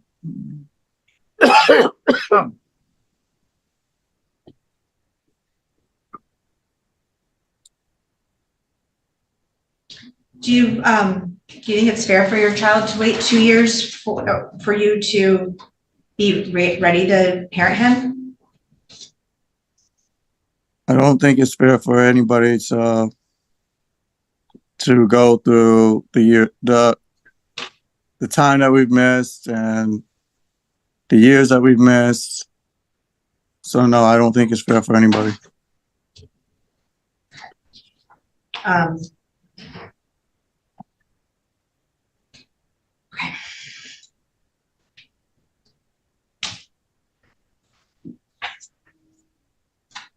No further questions, Your Honor. Ms. Berger? No questions. All right. Anyone else you'd like us to hear from, Mr. Brooks? No, Your Honor. Ms. Berger, any witnesses today? Not today. Very well. Argument, Ms. Thomas. Thank you, Your Honor. As relates to the review hearing, we ask that this court find reasonable efforts towards reunification continue to be made, despite the goal being adoption, but we also ask the court to find reasonable efforts towards adoption were being made during this review period as well. We are not asking for another review period because we are asking this court to determine adoption remains the best permanency goal for this child, and that termination of parental rights is appropriate at this time. Although I did not plead in the petition, I would ask this court to consider termination under statutory grounds of MCL 712A.19B3, subparagraph A2, which is that the parent has deserted the child for 91 or more days and has failed to seek custody of the child. I think that's pretty clear in this case that we've had a father who had disappeared for a while, parenting time was suspended. He did not try to engage in anything to object to that order to spend parenting time. He didn't avail himself of services.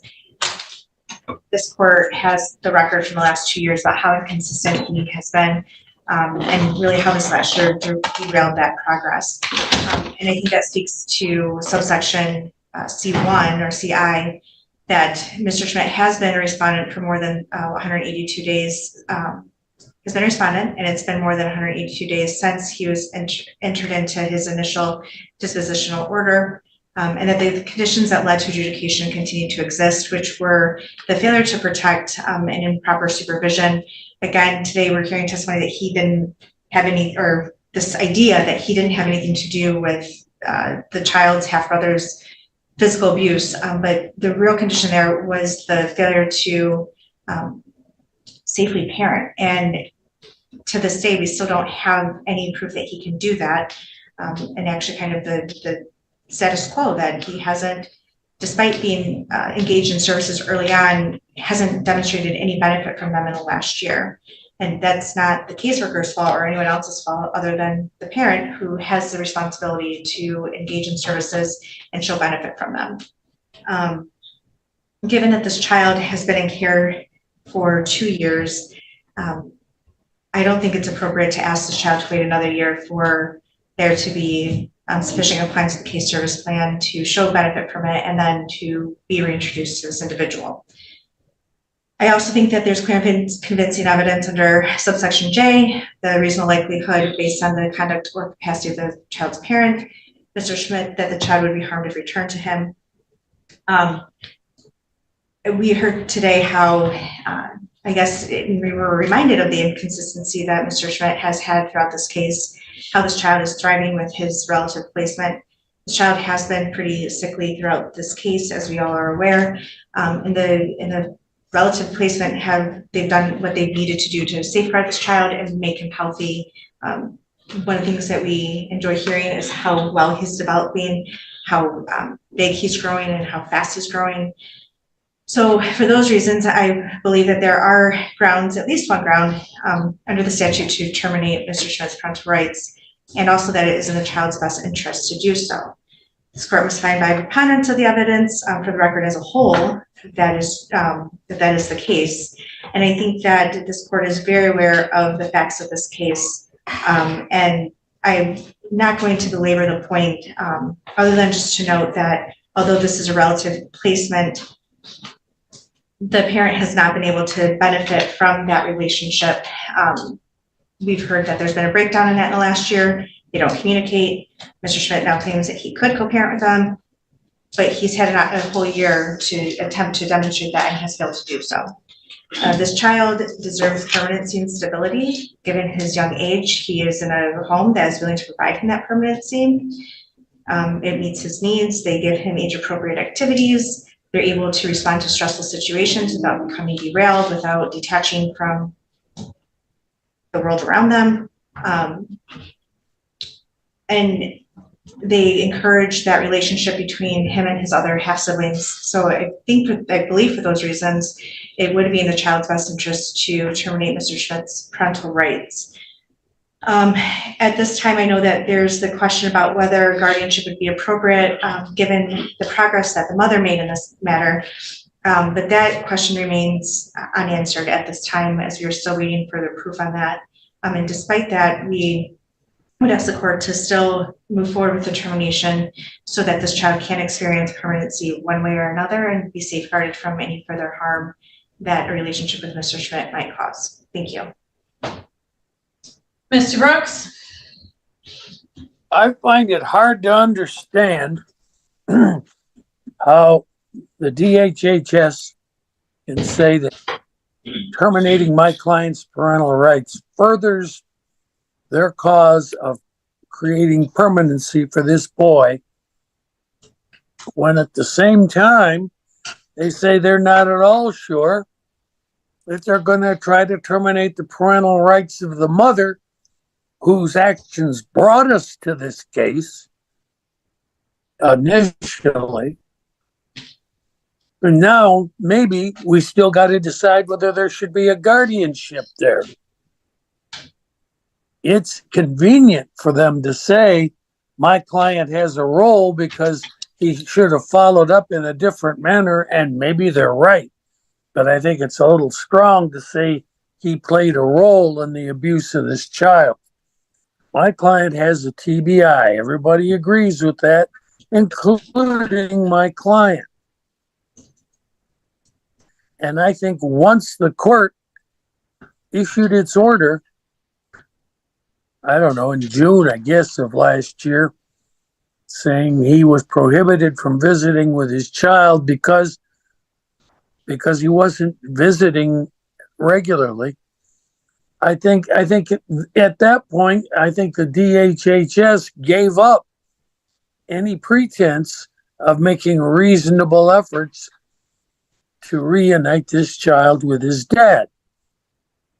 Now, ordinarily, absent the issue of this diagnosis of his brain injury, I would have very little sympathy with the parent. Given whatever the heck is going on in his head, I think some slack should still be given to him to get reacquainted with his son and see if perhaps something can be done to get them back on the same track. Why? Because I don't know what his limitations are. Maybe his limitations are such that he can't. But I think the trigger was pulled on this man pretty darn quick. And I really don't think they have made reasonable, they being the DHHS, has made the reasonable efforts to reunite this man with his son. And I'm still concerned about the fact they say my client played a role in injuring this boy when clearly he didn't. He had no role other than his mental limitations, which I think is a rather strongly phrased idea of what his role in this was. And I think you should allow him. And the other thing is, you may, or the court may or may not, depending on what's advocated by DHHS later down the road, not even terminate the mother. May just grant a guardianship, when in fact it was her behavior which generated this whole thing in the first place. She pled guilty to, I think, second-degree child abuse. Nobody even charged my client with that. Nobody ever accused him of anything like that. Yet they're still considering maybe letting a guardianship be put into place. So I fail to see, one, how there's any, by terminating my client's parental rights, how it can be said that they are advancing the goal of permanency for the boy. They are not. Two, when they say they've used reasonable efforts to re-engage my client, given his limitations, they have not. And for those two reasons, I'm asking the court to deny the motion for termination. Thank you for your comments. Ms. Berger? Yes, thank you, Your Honor. I think it's been testified to pretty clearly today that there doesn't exist a bond between this child and his father at this point. It's been almost a year since they've had any communication or any contact, and that's solely the father's choice, decision, and fault. He was thoroughly engaged. He was actively engaged. I think that at one point I might have recommended reunification. We were getting ready to start reunification FRP classes. And at that point, father, for some reason, just kind of dropped off the face of the earth. And I don't think the agency is pulling this case too soon. I think we're almost timed out, actually. This father has had so much time to complete services, and he did complete a lot of services, but he was unable to maintain stability throughout this case. He completed what he needed to complete, got up to the point of reunification, fell through, and then couldn't fully engage again to the level in which he was previously at all for the last year almost. This child is young. He does need stability. He's been enjoying that for the last several months in the sole care of his caregivers. Whether or not mom's rights are terminated, I don't think have any bearing on if the statutory criteria have been met in this case, and I think they have. I do think that it's in the child's best interest and that it does support termination of this parent's rights. Obviously, this child is quite young and can't express his wishes, but from how he acts and how his behaviors have changed since he hasn't had any visits with any of his parents, I would say that he also is in support of this. There's a very high likelihood that he's adopted. His current placement, our licensed foster, is a licensed foster home already, so we don't even have to wait for licensing to go through. And they facilitate things like extended family visits, sibling visitation. They've been able to arrange birthday parties and all sorts of things where they invite extended family, where they make sure that this child's siblings still get to be involved in his life and he in theirs. So I think that he's in the best place for him. He's being cared for by the best people to do so, and that the petition should be granted. Thank you. The court finds that all interested parties were given notice for purposes of today's termination hearing. I do find that reasonable efforts towards the goal of adoption have been made with the secondary goal of reunification by our caseworker, as well as Ms. Berger in satisfaction of her obligations. Thank you. Thank you. For further purposes of the review, I would note that the secondary goal of the reunification between this child and a parent, there are efforts that were demonstrated towards that secondary goal as well. There was a lot of conversation today about a meeting that was held with Caitlin and Mr. Brooks and Mr. Schmidt in November. And we never nailed down exactly when that happened, but given that the termination petition was November 3rd, 2023, my guess would be that it would be sometime after that if it happened in November. That seemed to be the onus for Mr. Schmidt to re-engage in some counseling services, but by December 3rd, he had abandoned those efforts, as well as any efforts to reconnect really with the department or his child. And those really are the only efforts that we've seen from him since he had a very significant incident happen in February of 2023. So I cannot find that any efforts were made by, or any real efforts that would result in progress were made by Mr. Schmidt in the areas that constitute high risk in this case in the last review period. And that is very consistent with what we've seen since March of 2023 from Mr. Schmidt. So for purposes of the review, the department has certainly satisfied their obligations, and the permanency planning goal of adoption continues to be accurate. Ms. Domansky remains incarcerated. She's not present for purposes of today's review hearing, but it's clear from the court report that nothing has really changed on that front. We just had a very recent review that encompassed looking at her progress as well. So entering the review order from today has no detrimental effect on her case as well. She's going to be in a holding pattern until we get back, with the exception of hopefully being able to access that psychological evaluation. So I will issue that review order documenting those pieces. And as I look at that evidence also, or the evidence that came out today and the case as a whole for purposes of termination, I of course have a couple of statutes to evaluate on this point. A termination of parental rights hearing is really, the court has to make findings in two phases. The first is to determine whether there's clear and convincing evidence to support statutory grounds for termination of parental rights. The second is to determine if it is in the child's best interest to terminate those parental rights. The department has asked the court to evaluate the case under 712A.19B3A II, in addition to evaluation under 3CI.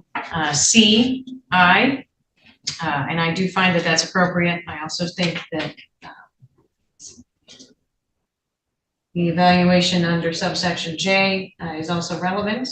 So I will have it, well, actually also G and J, frankly, all apply in this particular case. And I'll go through those one by one, but I do think that there's clear and convincing evidence in this case that there has been a violation of this statute to justify termination of the parental rights of Mr. Schmidt. Beginning in order that the statute asks me to look at them, 712A.19B3A II asks the court to determine whether or not this child has been abandoned for a period of 91 days or more. Let me grab the actual language, one moment. Most updated section here. Here we are. Child has been deserted under either of the following circumstances. II indicates the child's parent has deserted the child for 91 or more days and has not sought custody of the child during that period. Back in February of 2023, it appears, and we have documentation of this through the subsequent documentation in the court reports, that a very serious incident happened involving Mr. Schmidt. At the hearing in January was when high hopes were, well, when hopes were up. We had just named officially Mr. Schmidt the legal father of the child in January. He was fully engaged at the February hearing, making his way through services, as Ms. Berger referenced, but then it would appear in February, which triggered, by the way, some testimony about this from the grandparent of the child to come forward. But it looks like what happened was there was a very serious car accident where Mr. Schmidt was intoxicated. He had relapsed using maybe some substances. This is what we knew at the time based on the testimony that we had from the grandfather, and that he had lost touch with the department as well in February. So by April, we have a demonstration that Mr. Schmidt was less engaged than more engaged, even in the very first review period, even though he had made exemplary progress immediately in his services and looked on track for reunification. That particular incident happened. He did not join us for the April hearing, and the court did suspend his parental rights based on the allegations of how dangerous that had been at that time.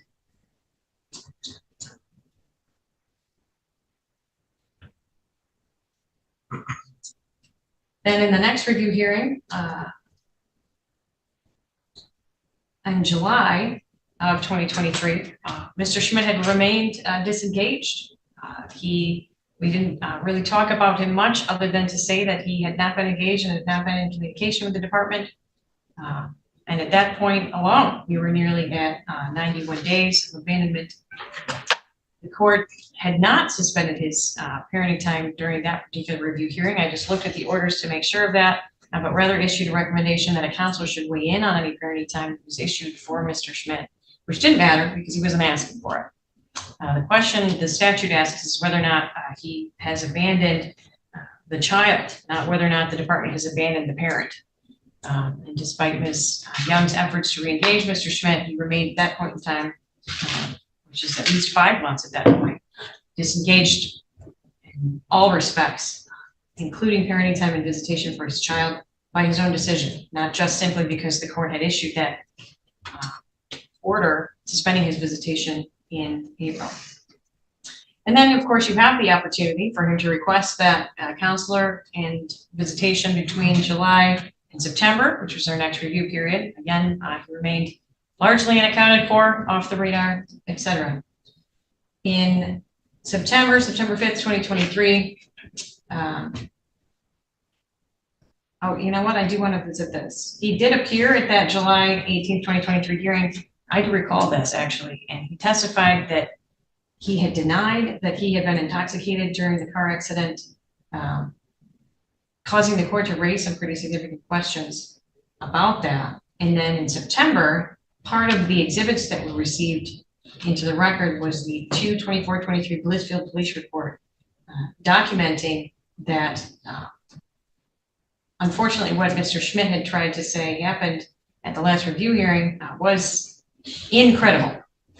The testimony of the grandfather from the initial hearing and combined with review of the police report does substantiate that in that February incident, Aaron Schmidt was found to be highly intoxicated in police contact around the car accident and a car theft. So he had maintained appropriate housing through there.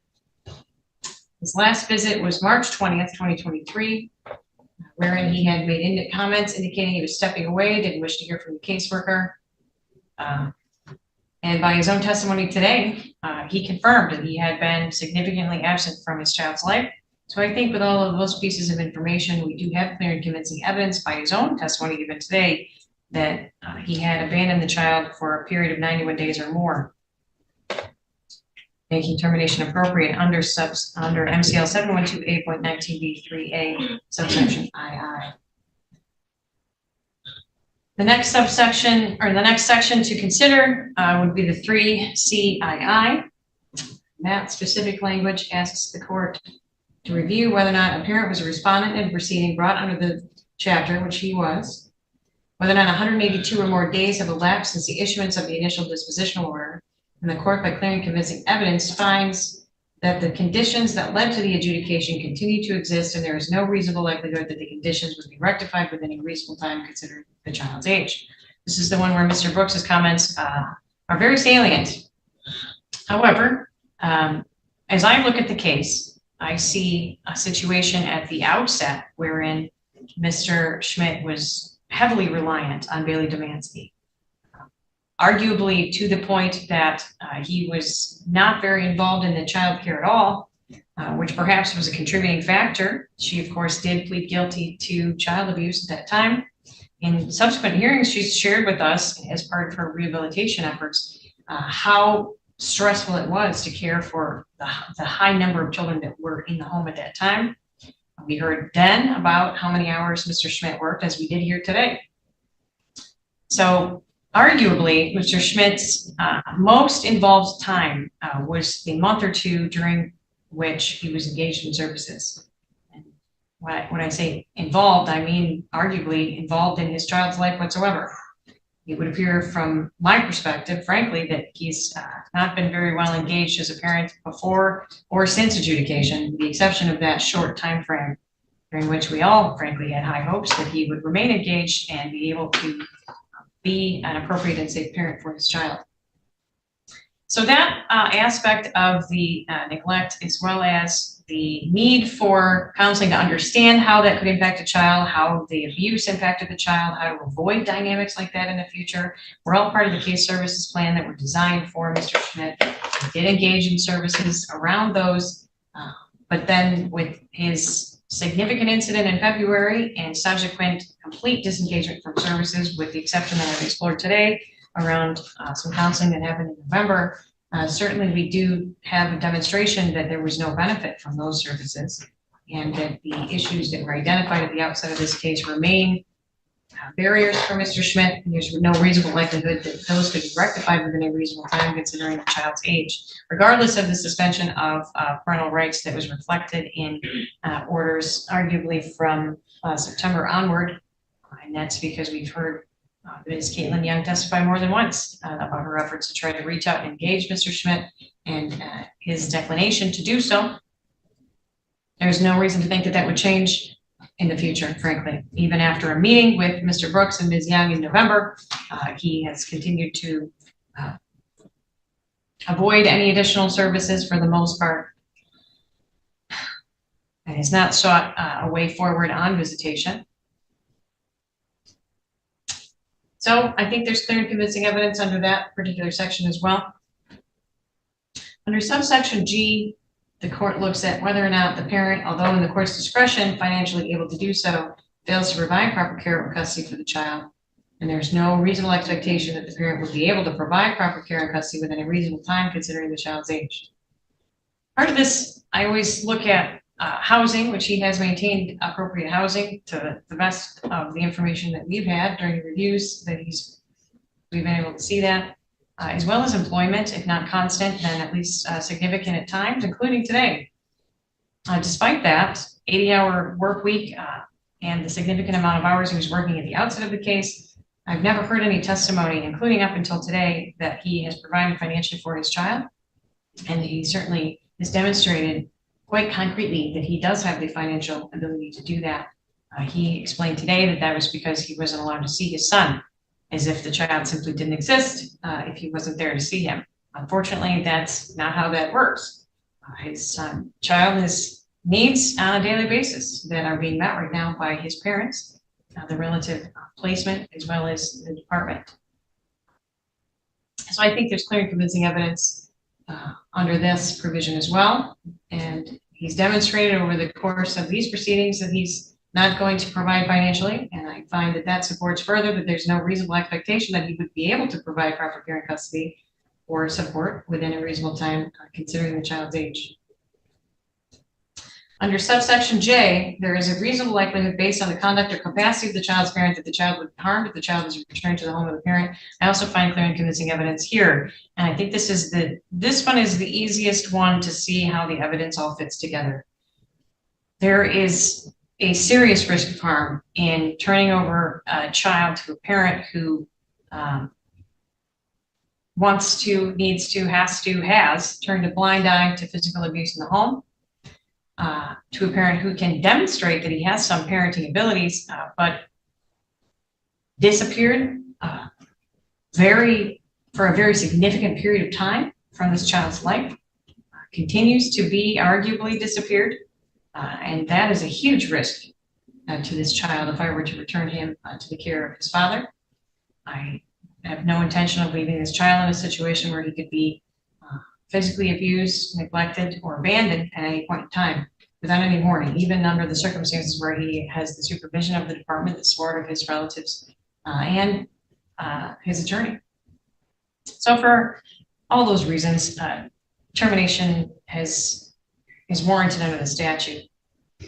As it relates to the best interest determination, that has to be viewed as far as whether or not there's a preponderance of the evidence that this is in the child's best interest.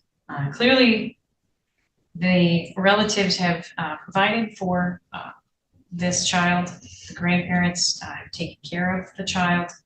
This is a relative placement, which under the law lends support to giving Mr. Schmidt additional time and opportunity, neither of which he's taken advantage of. This child's been in care for, I think, arguably nearly 2 years.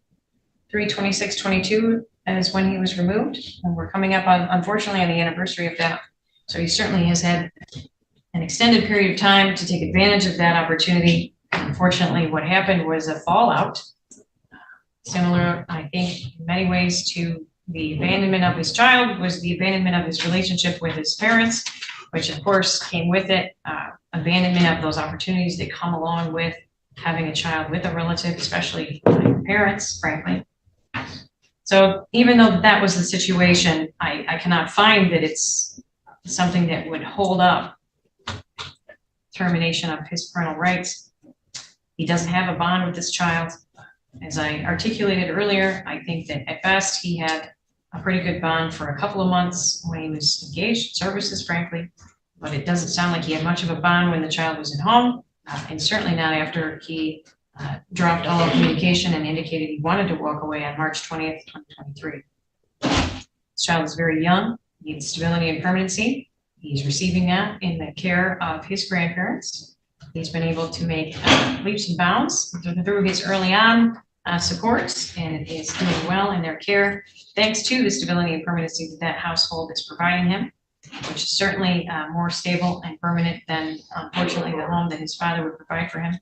We have the support of our LGAL in requesting the termination of parental rights, as well as our caseworker. The child is too young to really express a preference.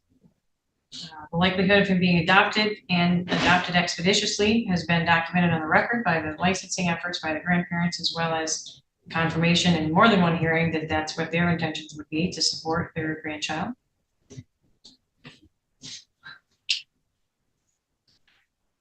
So for all those reasons, I do find also there's a preponderance of the evidence here that it serves the interests of the child. I would say is, as it relates to the argument that we may be looking at guardianship in the future, then I think Ms. Bailey-Domansky is going to be looking at some issues as well here with the significant amount of time that she's had to be absent from her child's life, which has a lot to do with her criminal charges. So that's going to be part of the analysis that the court does when I look at whether or not to terminate her parental rights. In all fairness to the child, which is the reason we're here. We need a permanent, stable environment.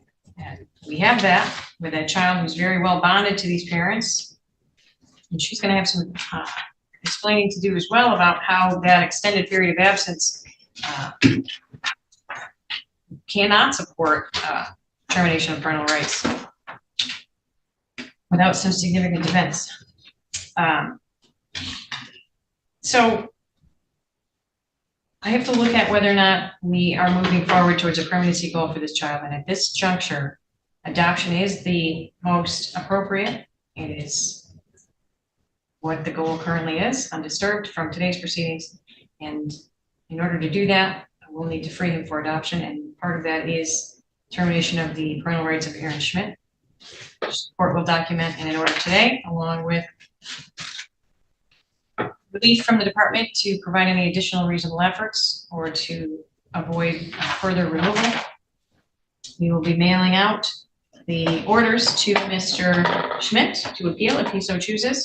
He'll have 21 days to do that with the court supplying an attorney if you're unable to do so financially. And we will require you to show financially that you are unable to afford your own attorney. Arguably, throughout the proceedings that have been here, with you working 80 hours a week, there's really an action there from the public defender's office, frankly, that potentially could be instituted, and I'll reserve that to them for reimbursement of attorney fees that have been provided as a result of the public defender's office stepping in where Mr. Schmidt declined to find his own attorney. We'll also be sending him some information about keeping his identifying information current with the Central Adoption Registry, including his right to file the denial of release of that identifying information or to update it as he so chooses.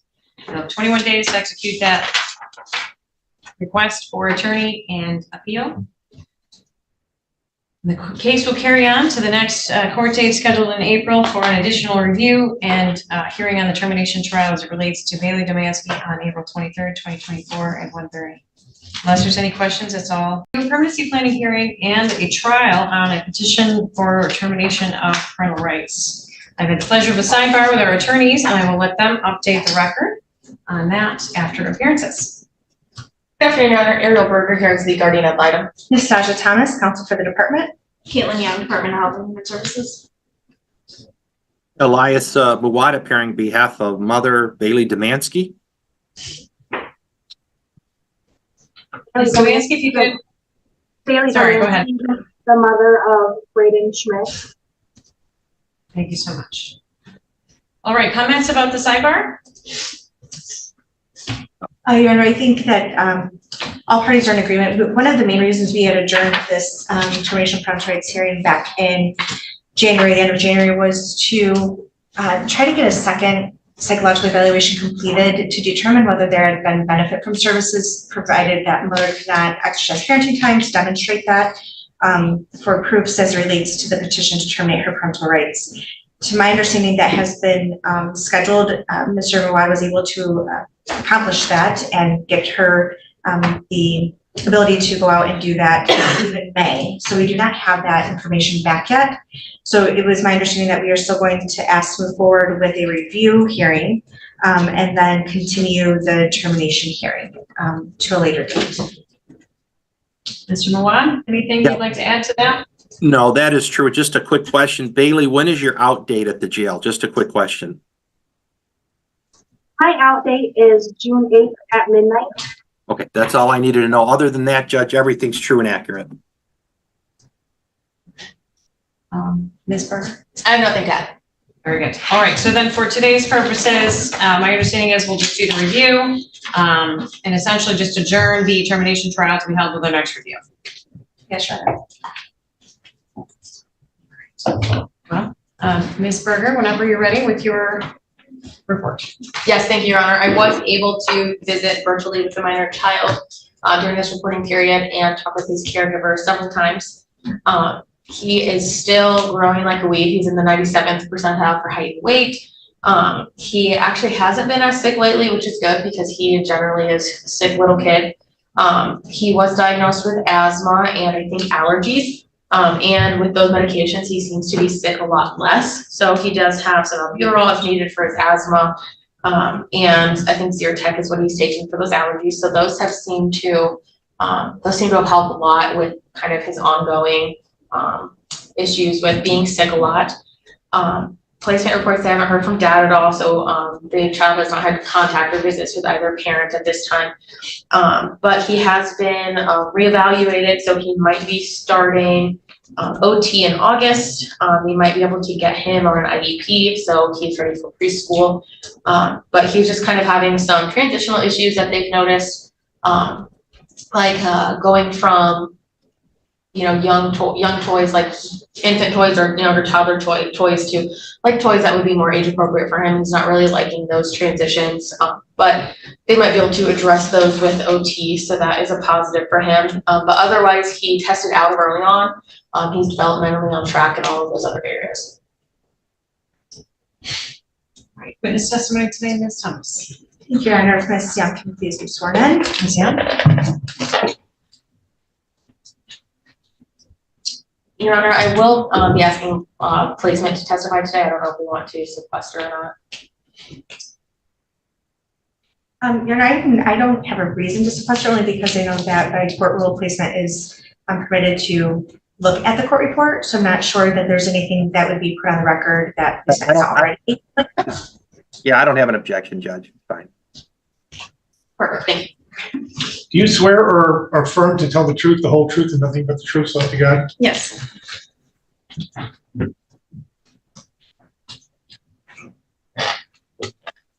ahead. Good afternoon, Ms. Young.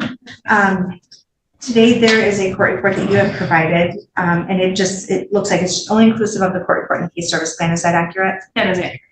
And since you circulated and filed this court report and case service plan, have there been any other documents that you have received or circulated that you would like the court to consider for today's hearing? I have not circulated it yet because I just got it from my office. It was something that was sent over to my office from Ms. Demansky from the jail. There is the signed case service plan that we reviewed last week during a meeting. And then she sent over copies of her certificate of completion for different classes that she's had access to on the tablet, from my understanding. So. Okay. I'm guessing there's not a copy for everyone right now? At this time, no. I will email that out to everybody so everybody has a copy. It's just I wanted to make sure that I brought it along to show that, yes, she has been completing some of these classes and this is what she provided. Can you go through the documents that you have, please? And can you please state, we know that there's a signed case service plan. So other than that, can you please go through each document for the certificate of completion? Yes, there's several of them, so I'll let it here.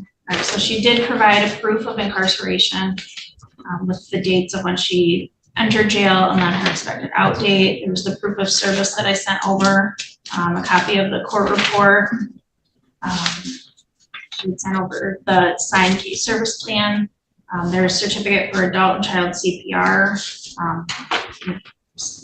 disease of corrections. And then it also has basic first aid, blood-borne pathogens and HIV, cognitive awareness, becoming a world famous mentor, becoming a new career, beyond email, becoming tech savvy, budgeting fundamentals, forklift safety, bed bug protection tips. They're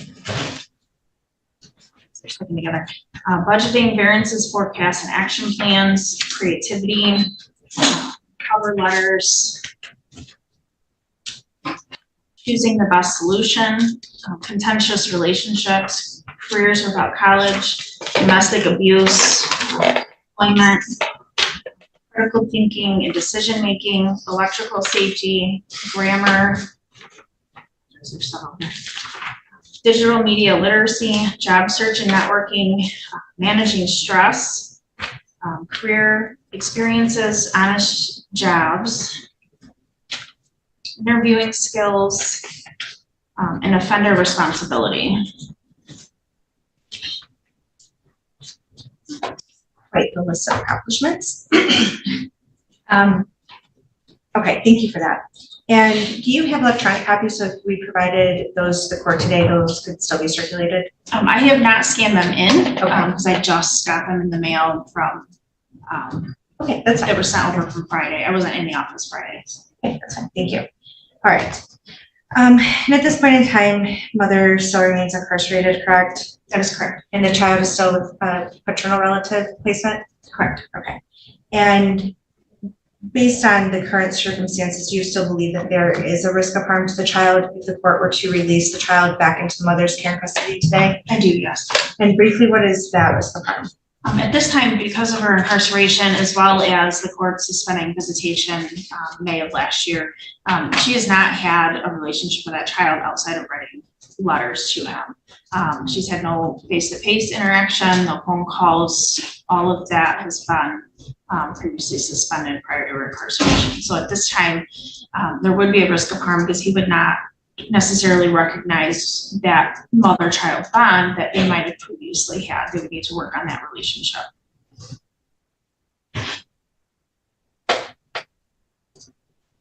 And currently the goal for the child is adoption? That's correct. And what reasonable efforts have been made towards the goal of adoption? We have, obviously we've been working with the relative placement who would be considered for that adoption process if reunification efforts were not successful. They are licensed through a private agency who offers adoption services, so we would be connecting with them once a decision would be made on termination. And during this review period, what services have continued to be made towards the goal of reunification? Well, at this time, I try to maintain at least monthly contact with Ms. Demansky, or at least I try to arrange for contact. She does provide letters for the minor child, so I do give those to placement when I go out to their home for my monthly home visits. And we do try to have a good conversation about different classes that she's completing, what she has access to, and as I read off that list, there's quite a list of things that she has been able to access and participate in.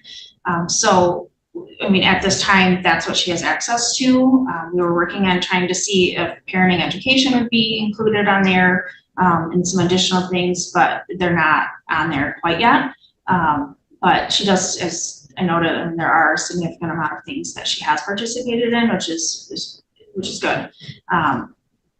We do want to see, kind of the results of the psychological evaluation that I was able to get referred. It was kind of a fight to get it set up. We were battling back and forth with Battle Creek, with the counseling agency that arranges that. We had to go through the Hillsdale County DHS to set that up, but we were able to secure that. I let Mr. Merlot know when the date was, and he made arrangements for Bailey to be transported to and from by her grandparents.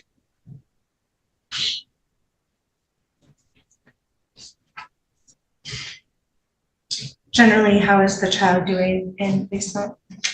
He's doing very well. As Ms. Berger had stated, that he does have some transitional issues.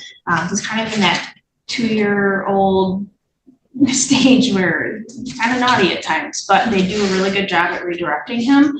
We did have an incident in the home where he was taking a bath and he inhaled water and was choking, so they did have to seek emergency services to try to assist with that. But they were able to manage that situation as a unit, and they did very well handling at that. I was able to communicate with them about kind of the incident and what happened. And, you know, we were a little concerned with the asthma and the breathing issues with him being sick over that long period of time. So they were able to seek medical attention. He got that diagnosis of asthma, so he does have that series of treatment. It sounds like it's going to be more long-term treatment and then evaluated as needed. But overall, he's doing very well. His needs are all being met in the home. He's medical, dental, educational, all of those needs are being met. And as Ms. Berger stated, he's going to be evaluated for potential IEP in the future because he did qualify for early on services and completed that. That would potentially qualify him in the future for additional services when he does become of age for grade school. So they are working on enrolling him in a preschool setting, so that way he can continue to work on those educational skills. I will note when I was out there this last week visiting, he is doing phenomenal at sounding out more and more words. He can count to 10, and he was able to do that with his face mask. He was trying to mimic putting it up to everybody's faces and counting to 10 at everybody. And he was doing really well. He's happy, he's giggling, he's very energetic. When this kid is awake, he is nonstop. Chasing grandpa around the house, and when he's at work, he's chasing grandma around the house. So they're always interacting, doing something hands-on. They have backyard where they're able to play. They've got lots of toys that he has access to, a lot of hands-on things where he can do painting or coloring, that kind of stuff. Mom does send letters, and she draws pictures for him, so he's able to color in those pictures and whatnot every month or more often when I get those. So he is doing very well. He's very well adjusted to the home. He's on the go. He's constantly trying to learn new things. Like I said, he's improving in his speech greatly. Sometimes it's still a little hard to understand what he's saying, but he's also he's still young. So, but he's getting there. He's doing very well compared to prior reporting periods as far as speech wise. So, he's really thriving right now. Is he receiving any sibling visits? I know that he has half siblings from dad and from mom. He is receiving visits as far as on dad's side with the other minor children who reside with their mom. I know there has been some attempts to try to reach out to the other half sibling who used to be part of this case, but they have not been successful in getting in contact. So we had the same trouble when they were on the case and trying to engage. I just encourage us to kind of keep trying to engage and try to establish a continued relationship. And is there any time that the child's able to spend with any maternal relatives, extended relatives, or anything like that? I do know the maternal grandmother does come over on occasion, so she's able to come and visit and spend an afternoon or a couple of hours with Brayden. They do spend some holiday time together. She brings, for instance, like she brought birthday gifts or Christmas gifts for him, Easter stuff. So she does have a good involvement with the family and with Brayden. So they're able to communicate and set that time up and pretty regularly. So. Okay. Judge, may I just ask for clarification today? Are we looking at permanency planning, or is that just going to be? What's that for permanency planning today? Ms. Young, with the documents that you've been provided and sort of this continued drawing out of the process as relates to terminating Ms. Demansky's parental rights so that the child could be adopted, do you believe that there's a sufficient change in circumstances to reconsider that goal? I think a lot of it is going to kind of be dependent on what the second psychological is going to state. In the first one, it really indicated some pretty significant things that she needed to try to address. I know she attempted to do some of the stuff through anger management. She did some parenting education. They did the supervised visitations.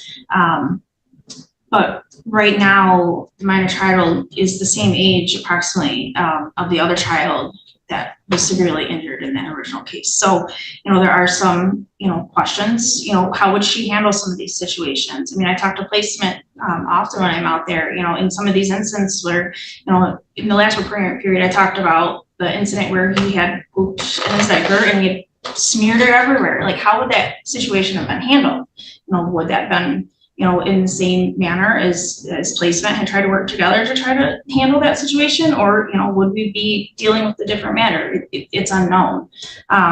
And it was brought to my attention too, and I kind of looked back at the report too, just to kind of get a reflection back on that mental health piece. There was some potential underlying anxiety and possible anxiety attacks that she was dealing with.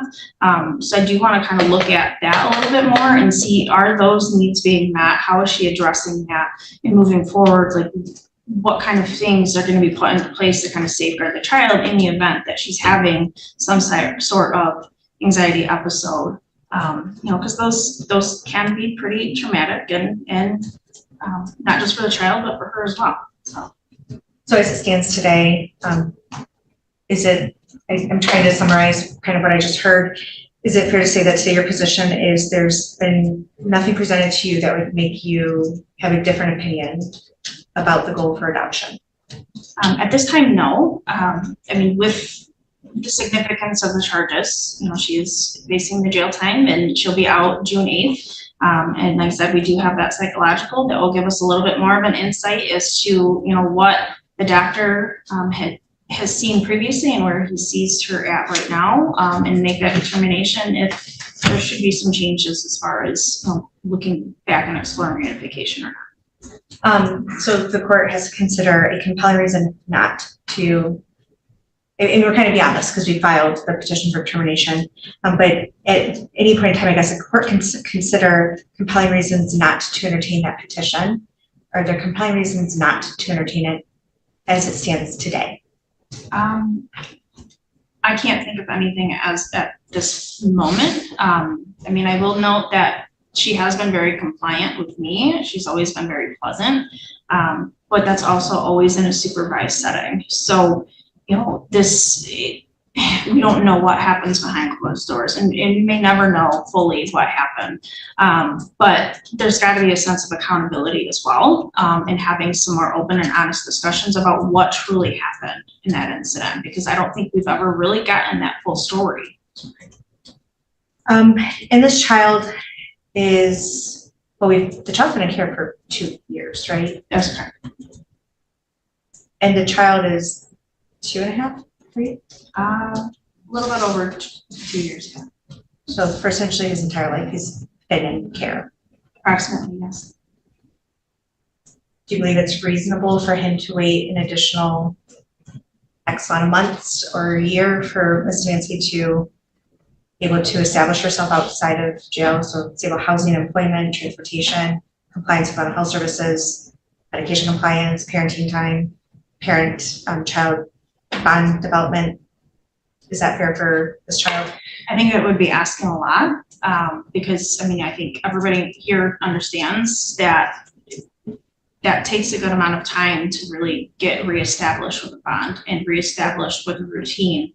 Right now, yes, she is incarcerated, but when she gets out, my understanding, she can be residing back with her grandparents, the great grandparents to the minor child. She does have her own transportation. She would need to re-secure employment. Because it's not guaranteed that where she was working at before is where she's going to be able to go back to because of the length of time she's been gone. So, there are some factors that would come into play. She does have good supports to her family. I'm not going to deny that. They've always been very supportive in everything, both sides of the family. So, there are good supports for both the child and mom. Okay. Not going to deny that, but I think we really kind of need to take into consideration the age of this child, the length of time he has been in care, and is it realistic? I don't know necessarily with the length of time that it would take to reestablish it on that would be realistic at this time. Thank you. Your Honor, I have no further questions of Ms. Young. I move to admit the court report and the case service plan. I'm going to ask to hold off on the admission of the certificates of completion until we're able to provide a hard copy to the court. But I know that the record will now reflect that at least those are received and we acknowledge them. I have also, what looks like it's been provided in a copy of a March 7th, 2024 order documenting that Bailey Demansky will be released for purposes of the psychological evaluation and some emails attached. Did you want that to become part of the record? Judge, I believe that Mr. Malad is the one who had provided that, so I'll leave that to him. We definitely are not denying that that exists. We are very grateful for the work that's put in to secure that order. No objection to the court report. Mr. Mawad? Objection. Okay, the court report is received. Cross-examination, Mr. Mawad? You know, I'm gonna leave the issue of the psychological report obviously until we get it. And I appreciate your honesty that you are interested in looking at that. The one issue that keeps popping up is the length of time. And I know I've asked you this before. Obviously, it's not impossible if there's reunification. You could have her start off with supervised visitation and slowly integrate mom into the child's life, right? Yeah, that could be possible. I mean, if that's something that the courts would like to explore, then absolutely, you could look into that if that is in the best interest of the child. Right. As you would agree that everybody's waiting to see the psychological to see if she did benefit from a lot of these services, correct? Correct. Okay. Judge, I appreciate your honesty. I don't have any more questions. That's all I have. Questions? Do you think starting mom back out at minimal visitation is in the child's best interest, given the length of time it would take to get to reunification? It's really kind of tough to say without, I mean, there wasn't a whole lot of communication outside of those letters just in this past year alone. So I think it would be very challenging. I think it would need to be more of a therapeutic supervised setting if that were to be something that was found to be in his best interest. I mean, I don't know if I could necessarily make that judgment call without consulting with, a therapist that would be able to, kind of explore that further and would be willing and able to provide some of that guidance through a therapeutic setting. And at this point, how long has the child been in care again? A little over 2 years. It was, I think, March of 2022 with them. Okay. Thank you. Any redirect? No, Judge. Thank you for your testimony. We return to your seat. Any other witnesses? No, Judge. Anyone you'd like us to hear from today, Mr. Mawad? Not today, Judge. Thank you for offering. Ms. Berger? Yes, Your Honor. Elizabeth Schmidt, I believe she's in the hallway. Very good. Ms. Schmidt, come on up for our witness stand. Right hand. You swear or affirm to tell the truth, the whole truth, and nothing but the truth, so help you God? I swear. Be careful of the step there.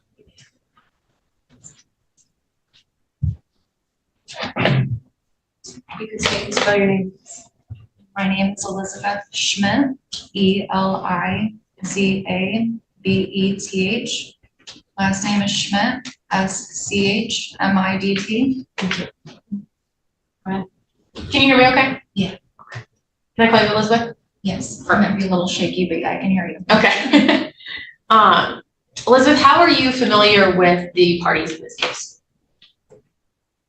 Are you meaning Bailey Demansky? Yep, and Aaron Schmidt. Bailey Demansky is the woman who hurt my son, JS, and Aaron Schmidt is my ex-husband. Okay, and do you have any parenting time orders with Aaron Schmidt right now?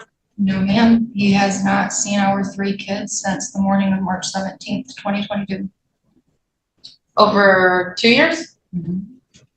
Have you heard from him at all? I have, yes, last year. He had left the home that him and I had when we had gotten our divorce, and I had to go, I guess you should say, fix it up and sell it back. I was at risk of being sued after because he had left the home with money still owing onto it. That was July of last year, 2023. And after that, I had asked him if there was going to be ever a day in his heart that he'd want to be a father again or seem to think that he'd be able to. And it's never been a thought after. But other than that, we've not had any connection. Okay. How did it come about that Ms. Domansky was with your child, JS?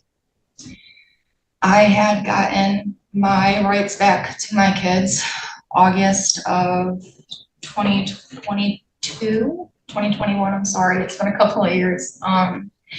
And Aaron Schmidt had his, I wanna say it was his, I don't know how to say it. It was his hearing to get his rights back. It was December 29th, I wanna say. He had gotten his rights back to our kids and we were on a week on, week off basis. And the week of March 17th, 2022, my kids were all in Bailey Domansky and my ex-husband's care. Okay, and were they in a romantic relationship? From what I was presented to, yes. She wore a ring. She lived at the home. She was presented as a stepmotherly figure to my kids. She was at every single pickup and drop off. She was the only person taking my kids during his time to doctor's appointments because he worked during the day. She was the one that provided most of their meals. Other than that, that's really what I know. I've never had a one-to-one sit down with her. Through all the times that I had asked during the times that they were in their care, all the times that we were having a shared custody, I've never met her in my life. Okay. Walk us through the events that happened on March 17th, 2022 and the days after. I wasn't expecting that part, sorry. Okay. March 17th at 8:17 in the morning, I had gotten a phone call from my son's teacher, Miss Alyssa. She had asked me if it was mine or dad's time, and I obviously told her, you know, whose time it was because I didn't drop my kids off. And she explained to me that she had called CPS and I needed to hurry and get there and to take my son to the pediatrician's office and that they were very concerned. I live maybe 5 minutes away. It took me maybe 2 to get there. I walked in and they presented me a child in a face mask with a swelled up golf ball on the left mastoid bone behind his neck.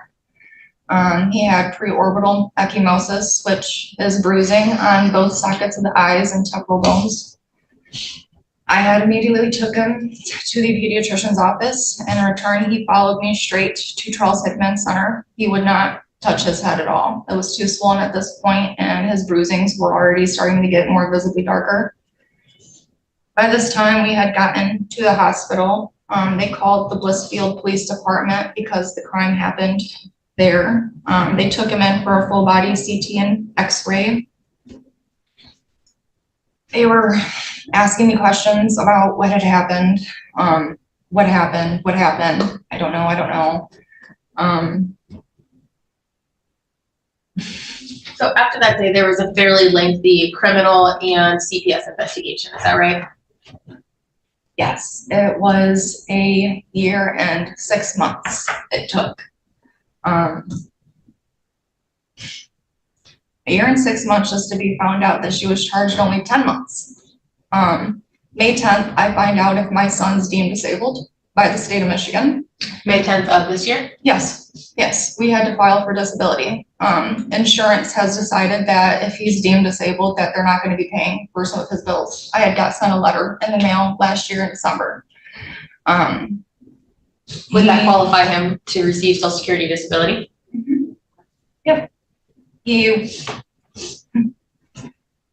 has substantial PTSD, behavioral and developmental delays. He's 5 years old, but he has the mind of a 3-year-old.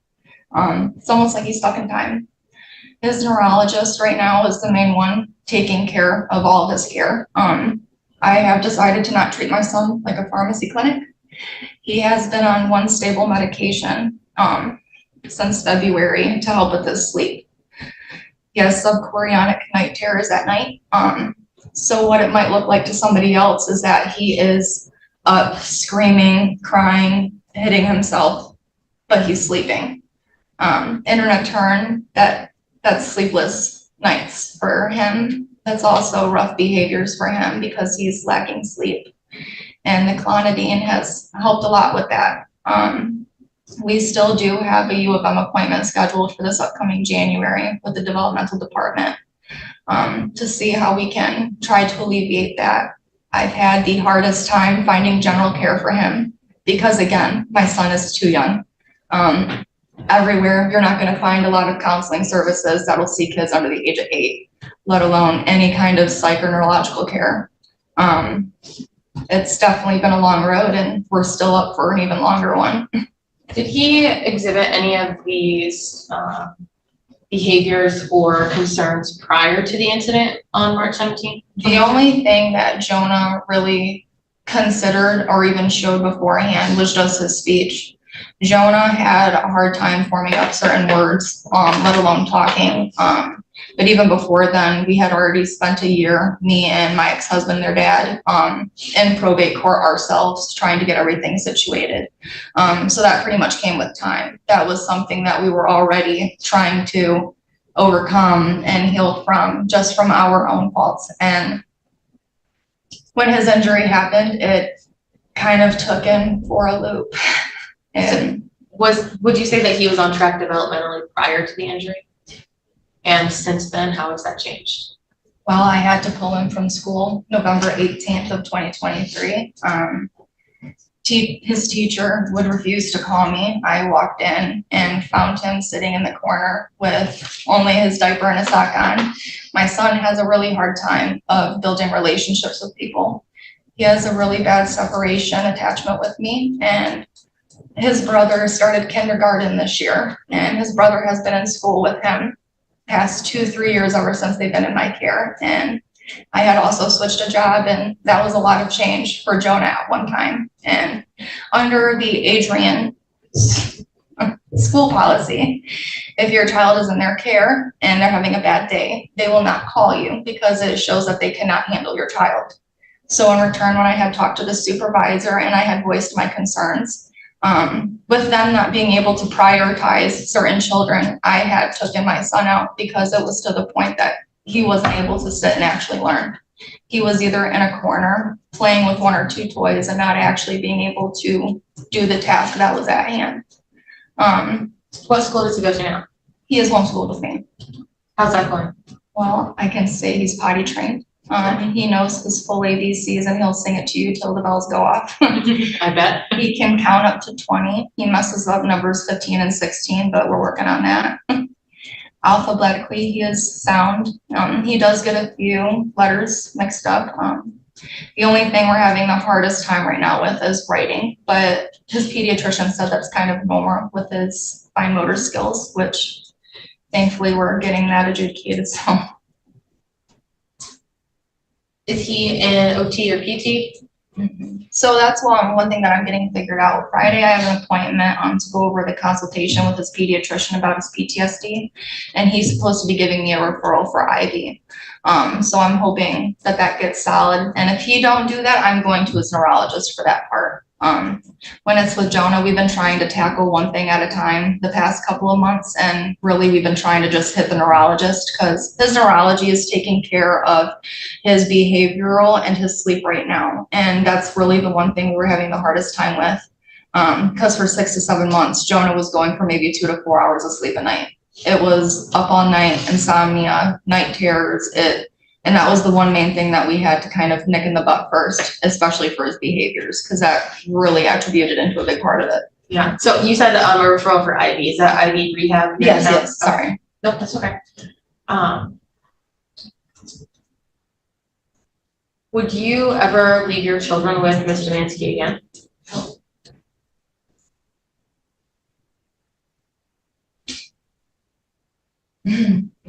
I didn't have a choice back then. I didn't have a choice. No, I would not. I wouldn't even have to think about that. I've sat in this courtroom many times. I've listened to these hearings many times, and the one thing that we all try to focus on is what's in the best interest of the child.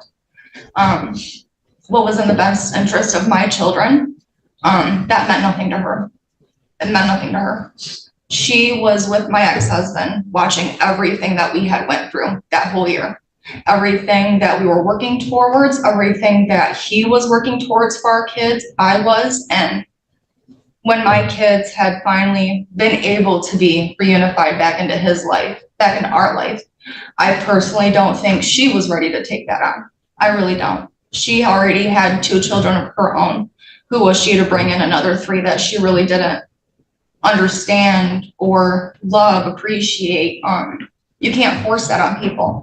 You can't implement being a mother to somebody that you bear no communication to, no livelihood to. So when you can only imagine when I sat through her criminal case and I heard that she was just a babysitter, that threw me for a loop.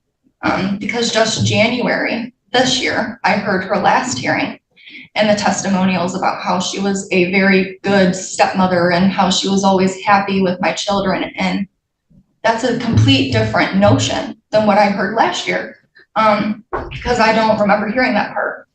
I remember how I heard how she was a good babysitter and a person to take care of my children when their father was at work.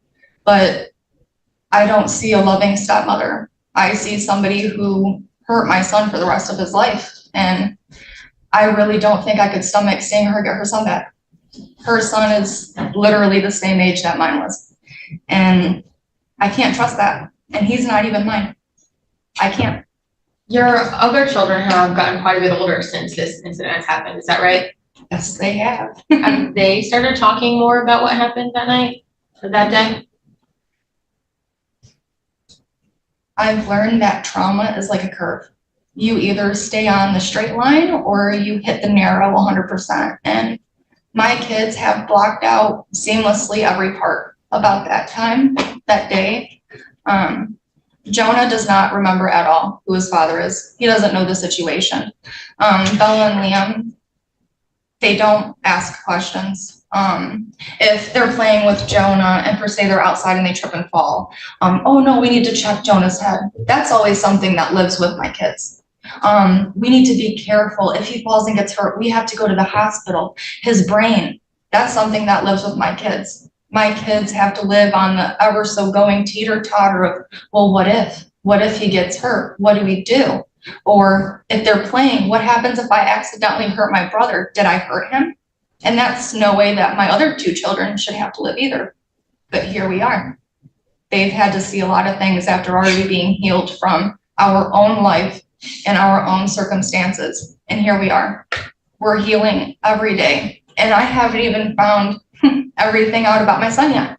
My son is still too young. And he'll probably never be able to speak for himself. My son has slept with me every single night the past 2 years, 5 weeks, 4 days we've been doing this. And we've been doing this a lot longer than that. And if everybody knows what's in the child's best interest, I don't see why we're even here today. Do you have anything else that you want to share today? I really believe that Braden is the safest, the happiest, and the healthiest that I have ever seen with Tanya and Glenn. Whenever that my kids and I have went over, it is nothing but pure joy on his face. They have opened up their hearts, their lives, their times, and in no shape or form have I ever seen harrowing, weathering. They've never called in a flag or called for a break. They've never said, we can't do this today or for a week. It's been 2 years. 2 years that Braden has learned to love these people as their parents. And I don't want to see that go away. Because if Braden ends up leaving their care and goes back to her, my kids will never see him again. And they get to see each other now, right? Yeah. It's few and far between. We do live an hour and 5 minutes away. I work full time. It's very hard. A lot going on. Yeah. I don't collect child support. I'm sure everybody understands the ex parte and how that goes in Michigan. So I have to work my butt off a couple extra harder than some people mostly. But I try. But the times that we do go out, it's amazing. My kids understand that they have a sibling out there and they love that. And I know that if he got reunified back with Bailey, my kids would never be a part of his life. I don't have any other questions for you, but some of the other attorneys might, okay? Ms. Thomas, any questions? I have no questions, but I do want to thank you for coming up and being vulnerable. I know that it's really hard to sort of relive all of this. I know that you've had to deal with this before in the past, but it's very helpful for the whole process when you have more information. So thank you for being here today. I've learned that sometimes when you've lacked a lot of support, when you've needed it, sometimes when people need an extra footing, you need to just take it. If something that I have to say is able to save a child when my child's life couldn't have been saved, I'm willing. Thank you. Mr. Mawad, any questions? Judge, just a couple. For the record, hold on 1 minute. I got to shut my door. I'm sorry. Hold on. Donna.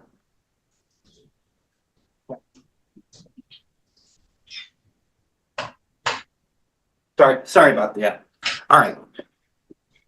Ms. Schmidt, I didn't meet you personally at the sentencing. I did hear your words in your statement. From what I'm hearing is that part of your equation into saying what you want to say today is because you're afraid that Brandon will be taking away, you believe that Bailey will not allow Brandon to see your kids anymore, right? That's what you just said, correct?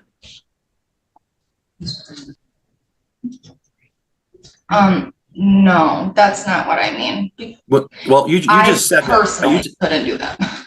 No, that's not my question, and I'm not here to argue with you. I'm not denying a lot of your testimony about the injuries to your son. One of the last things you just said is that you have a concern that if Bailey gets Braden back, that you believe that Ms. Demansky is going to keep Braden from seeing your kids. That's what you just said, right? No, I didn't say that. I said that my kids would probably never be able to see him. I Okay, didn't say that she would keep Braden. I said that my kids would probably never be able to see them. okay, and that's a concern of yours, right? When you're giving your opinion today to the court, correct? Yeah. Okay. All right, and as far as the problems that the child is having, and I'm certainly not disputing some of your testimony relating to your son, but as far as the mental health and the disabilities that he's suffering, that's not because of what happened from Ms. Demansky, correct? Yes, it is. Well, how do you know that? Well, I'm the one that has taken him to every single appointment in 2 years, and I'm also the one that provided all of the evidence in her actual case upstairs. I was specifically told, one, by CMH when they ruled out autism, that it was by the non-accidental head injury. Two, the Well, let me hold echypnosis. on. Let me cut you off right there. Let's talk about autism. Why was autism even a part to play in this? Who brought up autism? Well, like Ariel Berger had already asked, and I had already explained, he had minor speech delays before this had sustained. Right. So Yeah. you would agree that the minor speech delay he already had, and it has nothing to do with this incident with Bailey, correct? Yes, has nothing to do with it. And you're suffering from a lot of trauma from the issues concerning the father and you, and obviously the incident with Bailey, correct? Can you repeat that again? You're suffering from a lot of trauma in the last couple of years, not just from this incident, but from the issues concerning the father of the child, correct? No? Sure, I'll judge. What's the relevance? What's the relevance? Mr. Mawad, Ms. Berger has objected as to relevance. The relevancy, she's talking about mental anguish in her mind about some opinions that she just gave regarding Bailey. And I'm trying to argue there's bias and there's credibility issues with her because, quite frankly, one of the reasons is she's afraid that her son's not going to, or Mr. Schmidt, or that Bailey's not going to allow Schmidt to see her kids. And what I want to get into, and I'm not going to spend a lot of time with it, is basically some of her thought process regarding some of the mental anguish, not being because of what happened with the child, but because of what's going on with the father also. That's all. I'm not sure she needs to get into her personal trauma and anguish in order to demonstrate her bias. That's fair, I- Judge. I'll ask you to move on. Okay, I'll obviously, Just a second. that's fine, Judge. I'll go on. Thank All right, so one of the questions I have too, you really didn't like Bailey at all when she was I taken care never of. knew her. Okay, but you had some issues with her, meaning you didn't care for her, right?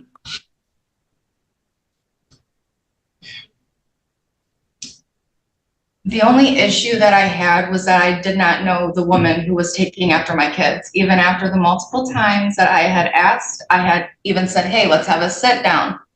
We were face to face numerous of times and there was nothing that has ever been said. Okay, that's what I needed to know. I appreciate it, and I want to thank you for answering my questions, okay? Do you have a redirect? A little bit, thank you, Judge. Elizabeth, you stated that, not that you think Bailey will keep BS away from your children, but you're afraid that they just won't be able to see each other. Mindfully, how easily would that be?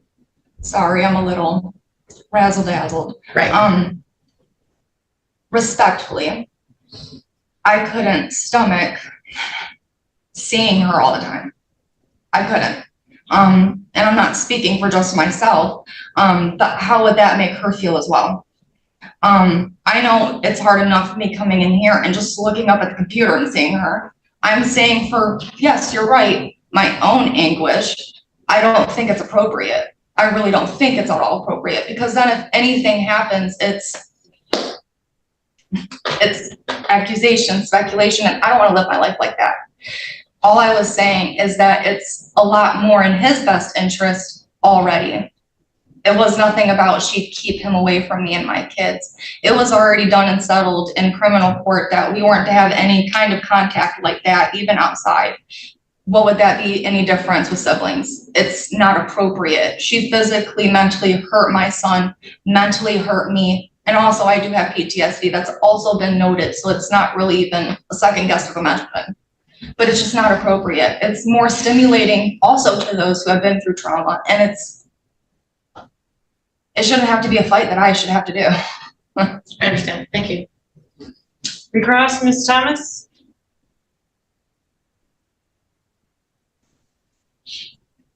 No, Judge. Mr. Mawad? No, Judge, thank you. Okay, thank you for your testimony. You may return to your seat. Thank you. Any other witnesses, Ms. Berger? Yes, Your Honor, Glenn Rowe, thank you. I'll have him state and spell his name when he gets here.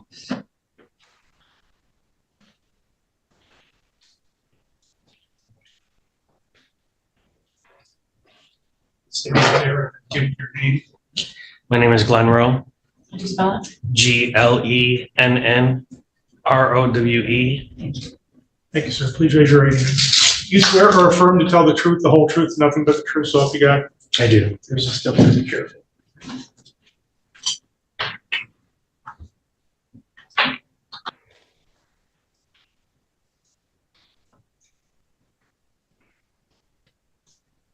you hear me okay, Glenn? Probably not, but I'll do my best. Okay. How do you know the parties in this case? I'm the grandfather, the grandchildren in both cases, and I'm the father of Aaron. And Elizabeth was my ex-daughter-in-law, but I still consider her like a daughter. And Bailey was our son's fiance, according to what they put on Facebook. Okay. And when your son and Bailey were together, did they come to like events, like family occasions, holidays, things like that? Yes. Okay. And how long were they together, if you know? They had been together for, well, quite some time, almost a year. Okay. And were they coming to family events that whole time? Not in the beginning, no. We had the other 3 children placed with us, And, I'm trying to say, we had the other 3 children placed with us. What was your question? Yeah, when did they start coming to like family events? We finally got to see them at Thanksgiving for the first time. Braden was born in August. We didn't even know he existed. So Thanksgiving of what year? 2021. 2021, okay. And did they bring Braden with them? Yes. Okay. And how did that holiday go? Were there any issues, any concerns? No, not really. We didn't have the other three kids there, and she didn't have her other child there. So it was just Braden and my son and Bailey. And this was our first time meeting Bailey. You distinguished that there weren't other kids there. Why did you distinguish that? That there weren't. Correct. At Thanksgiving, there weren't. And the reason I distinguish that is because in our home at Christmas of 2021, just a month and a half away, basically, the kids were there with Bailey and Aaron, all 4 of Aaron's kids. And myself, my wife's parents, my parents, and Aaron's brother, their uncle, was there, and we were having a great time. It was a joyous time. Kids were running around. It's our second time seeing our grandson, Braden. And the whole time Bailey sat in the couch holding him, would not let him go. She would not let him get down on the floor or anything. We didn't think anything of it. It's her second time being a mother, and it's a new baby. So, sometimes parents are overprotective or have worries that might be exaggerated, but over time they go away as the kids get older. And so I didn't think anything of it at first. Would you like me to go on with that? Yep. Okay. Food's being cooked, table set, kids running around, gifts being opened, kids screaming. I mean, they had just been in our home for a year, just a couple months prior, and they loved our home. They loved us. It was like a stroll down memory lane for them. As they're running through the house, they had just spent the Christmas before, so we've got the Christmas tree up. They're just out of their minds happy. Kids on Christmas, right? Kids on Christmas. The kids, we have 2 living rooms. We have a kid's living room, so Braden's got his own right now. But the 3 kids were always in that room. And they're running around the house, though. They're coming over and talking to great grandma and grandpa, and talking to different people. And I just noticed out of the corner of my eye, Bailey's just still sitting over there quiet all by herself holding Braden. And after some time, I notice as I walk in there and start interacting with other people in the same living room by the same couch, that she's got tears coming out of her eyes and her face is very red. And I asked her if she was okay. And she says, no, it's just allergies. Yes, it's just allergies.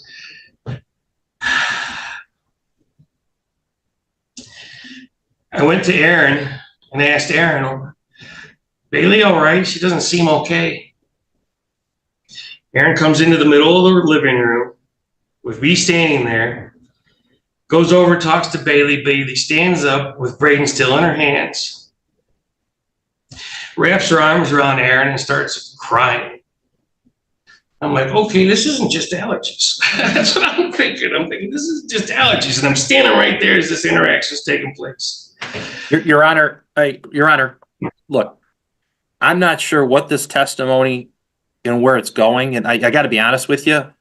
If this is just a bash Bailey and it's got nothing to do with the actual determination of the best interest, I would object to it. So I'm not sure where this testimony is going or what it's going to be used for. I just haven't heard anything yet other than bashing Bailey. That's it. What's the relevance? It has everything. Just hang on one second. I have to let the attorney settle that. I understand. Your Honor, the mental state of all the parties involved is relevant to determine the best interest of the minor child. And if Mr. O is painting a picture for the court to show her mental state at that time, I think that it's relevant. So what year are we talking about? 3 years ago, 4 years ago, 5 years ago? It's still not relevant.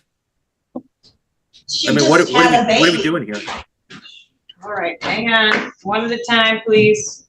Sorry. That's all right. I was mostly talking to the people in our courtroom. We had a little comment come through that you must not have been able to hear. That's all right. Any further argument on this point? I can ask him to speed it along. I just, I think it probably goes more to weight than admissibility. If I'm looking at termination and the environments between the two, I do think that her mental state and observations of parenting are relevant. And clearly, she's also got the right to show that she's had her classes and courses and improved those skills as well. So I'm gonna allow the testimony, but I will take you up on your offer to ask him to kind of move it along. Sorry. Thank you, Judge. I've had 5 hours of sleep in the last 48 hours, and I've been dealing with this for 4 years. The attorney in this matter for Bailey is not aware of what we've been through. So I would ask for some respect. Well, that's what you're supposed to do. You're supposed to object. I'd do the same thing. So cut to the chase. What concerns do you have? During that conversation, Aaron turned to me while he's letting go of her and said she's been dealing with anxiety and she's having an anxiety attack. Is that the only time you witnessed something like that? No, it's not. Well, when other times have you witnessed something like that? Well, me personally, I did not witness it. My wife did, and you'd have to talk to her. Okay. You'd have to ask her. But the point being is, this became a big, huge deal because then Aaron, the father, she was saying she was having anxiety because of the kids screaming so loud, specifically Isabella, my granddaughter. She was in the other room screaming, and this was supposed to be causing Bailey at the other end of the house to have an anxiety attack. She told Aaron she wouldn't put him on the floor because she was afraid the kids were going to step on him, which is, again, her choice. But then Aaron turns around and pulls my granddaughter into the bedroom and punishes her because she upset Bailey and was making her cry because she was having an anxiety attack over the kids screaming. How, now my grandkids are being punished because she's having a mental health crisis at a house full of 9 adults and 4 children. She was not the sole care provider for those kids at that holiday. Why was she having such a mental health breakdown? I don't know, but it raised concern for me. And 3 months later, my grandson was beat. 3 months later, how does that have anything to do with it? Because 3 months later, she beat my grandson. I saw the warning flags that Christmas, but I didn't know her. It was my second time meeting her. How was I to determine that she was a danger to my grandchildren? And I had nobody to talk to, but I didn't know what to do with that. I just held on to that information. But when she beat him 3 months later, I knew right then something was wrong. How has the incident that happened in March of 2022, the incident that hurt Jonah, how has that affected you?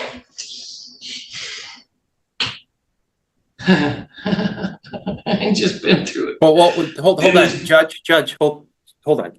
If I'm understanding the question is how has this affected him? And if that's the question, I think I'm hearing it right. What relevance does that have anything to do? How that has affected him? I'm objecting. Sorry. Well, Judge, he's placement of a minor child, so I think it directly affects him in that manner. But also, it goes to show how these acts have affected more than just the minor child that they were perpetrated against, but this entire family. And how do we evaluate what's best for a child without evaluating the effects that brought him into care, what they have caused the family to go through?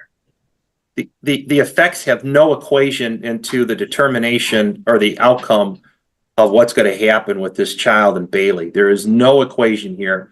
There's nothing in the law, nothing in the standard, nothing that I've seen that takes that into consideration, other than bashing Bailey, I'm objecting. It's not relevant, nor is it a part of the equation to make the determination in the end. I think it's relevant because this is all connected to the child who's in the middle of this. So if I'm being asked to allow this child to stay where he's at or send him back to stay with his mother, the dynamics of his relationship that he has now with his family and his mother and the dynamics of that home and how he would be potentially affected with a change in that, whether or not he'd be able to even maintain those relationships is also relevant. So for that reason, I am listening and it is relevant. Thank you, Judge. But- Appreciate it. But Thank you. not as far as the personal insults towards me. You can trust me to sift that out. I hear you, Judge. And that's what I was going to say. I trust you're going to sift through what you want or need, and then everything else is probably not relevant. But thank you very much. I appreciate it. Yes. All right, so you may answer the question. Or you may repeat the question for him. Yes, please. Yes. How has this affected you? How has the incident that occurred in March of 2022 affected you? I've lived in fear, not just since then. I've lived in fear since 2020 when we had the other kids placed with us. I'm a grandparent. I'm a victim in this too. That's how it's relevant. I'm tired of being treated just as a foster parent by this system, by this court. My wife's a mother and a grandmother of these 4 children. Jonah, who was beat, and BS, who's in our kid. To have, I know he's doing his job. I know, I get it. But to have somebody sit there and take my time after 4 years and challenge any relevance to everything I say is his job, but it's not. It can show some professionalism and respect. It's affected me because I have Your Honor, fear. Your Honor, hold on. Your Honor, look, the court's known me not a lot or not very well. I don't need to sit here and listen to this. I think it's uncalled for, and he needs to be directed, in my opinion, to just stick to the questions and quit trying to attack me. That's all I'm asking for. All right? Fine. Thank I've you. already said it's impacted me. It'll impact me for the rest of my life. This past 4 years, how I've had to live in fear every day for my grandchildren. So there's been some negative impacts, right? Extreme. I have people coming into my home that we put all of our emotions on the back burner and allowed Bailey's family into our home for Braden's best interest, not ours. We could be full of emotions and anger and hate and turn them away. We were verbally attacked by them in this very parking lot, Bailey's grandparents, the day she was first arrested in this parking lot. Courts have camera record, they can see it, it's the truth. And that's where Bailey's gonna go after she's out of jail, and that's where my grandson's gonna go. People that attacked us in the parking lot, verbally, trying to accuse our son that it was him that did it. While we were just trying to comfort them and talk to them. And since then, we've allowed them into our home. We never took anything they did personally. We know they're victims in this. We know they didn't expect, want to believe, and still don't believe that Bailey did this. But I have to live in fear that what this court decides is going to decide the rest of the life of my grandchild. And do I think for 1 minute, as Elizabeth said, that if they get hurt, that I'm going to be allowed to see my grandson? I can't speculate and say, but I really highly doubt it. It's going to be hard, just like Elizabeth said, for me to have to go and see Bailey. I'm not a parent, foster parent only, I'm a relative. And you've had contact with Elizabeth throughout the pendency of this case, right? Yes, And how has that gone? it's gone well. Our relationship's begun to heal.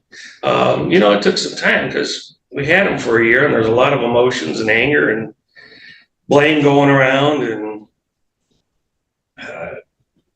lack of trust. You have her 3 children, right? What's that? You had her 3 children. We had her 3 children. And have you been able to facilitate like sibling visits with all of the Yes. kids? Yes. And how did those go? They went well. They all got along great. Braden just jumped in right like he was one of the siblings. You wouldn't even know they didn't know each other. Partially because he's so young, you know, he just any kids running around and they all just run around all the time at that age. Have you had any contact with Aaron lately? None. Haven't talked to him since before I testified in this court against him. And that would have been at his termination hearing or prior? That was prior that I testified. Oh, you mean prior? Yeah, it was prior to when I testified again, regarding some of his behaviors. That would have been around March or April or something last year.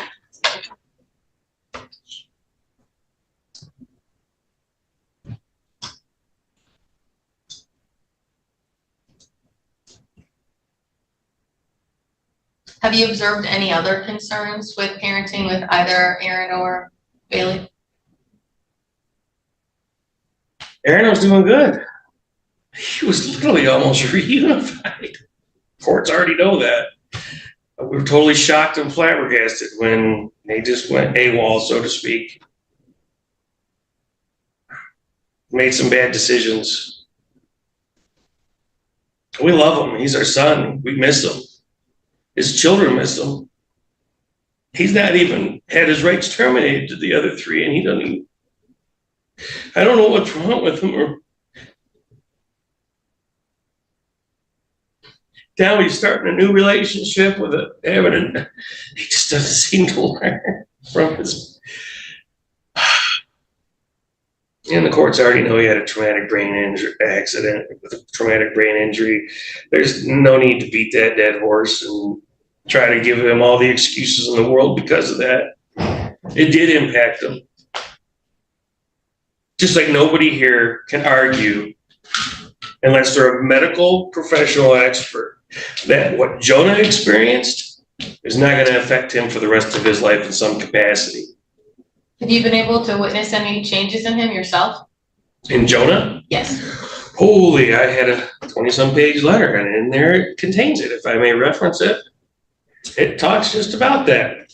You can look at your notes, but don't read like verbatim from it, okay? Oh, okay. That's interesting. Not challenging anything, just other people were on January 20th not allowed to read their letters. You can look at it. And they were great grandparents. Look at it. They read straight from it, right here in this court. If I may have a minute to find it. How have I seen Jonah?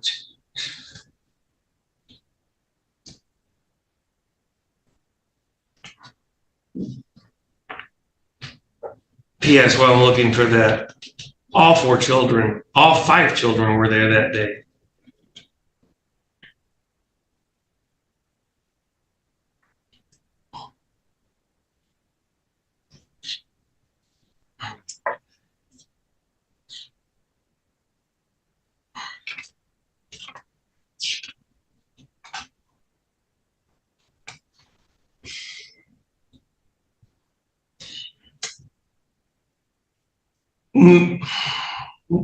May I go back and really share this as far as how this has impacted me? Because this is what I really wanted to say. Something along these lines.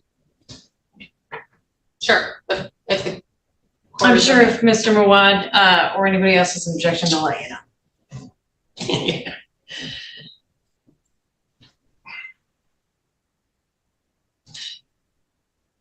Our first time we saw the 3 kids after they were reunified with mom was at Chuck E. Cheese. Mom met us there with the 3 kids at a Chuck E. Cheese, and we had not seen Jonah since this all happened. You know, at first, all we had to go off of was what Aaron and Bailey told us as they gave us Braden into our care. We're some of the first people they told the story to as to what they said happened or claimed happened to Jonah. When was this at Chuck E. Cheese?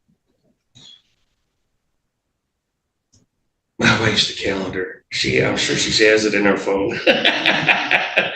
It was 4 or 5 months. It was in the spring of 2022. Okay.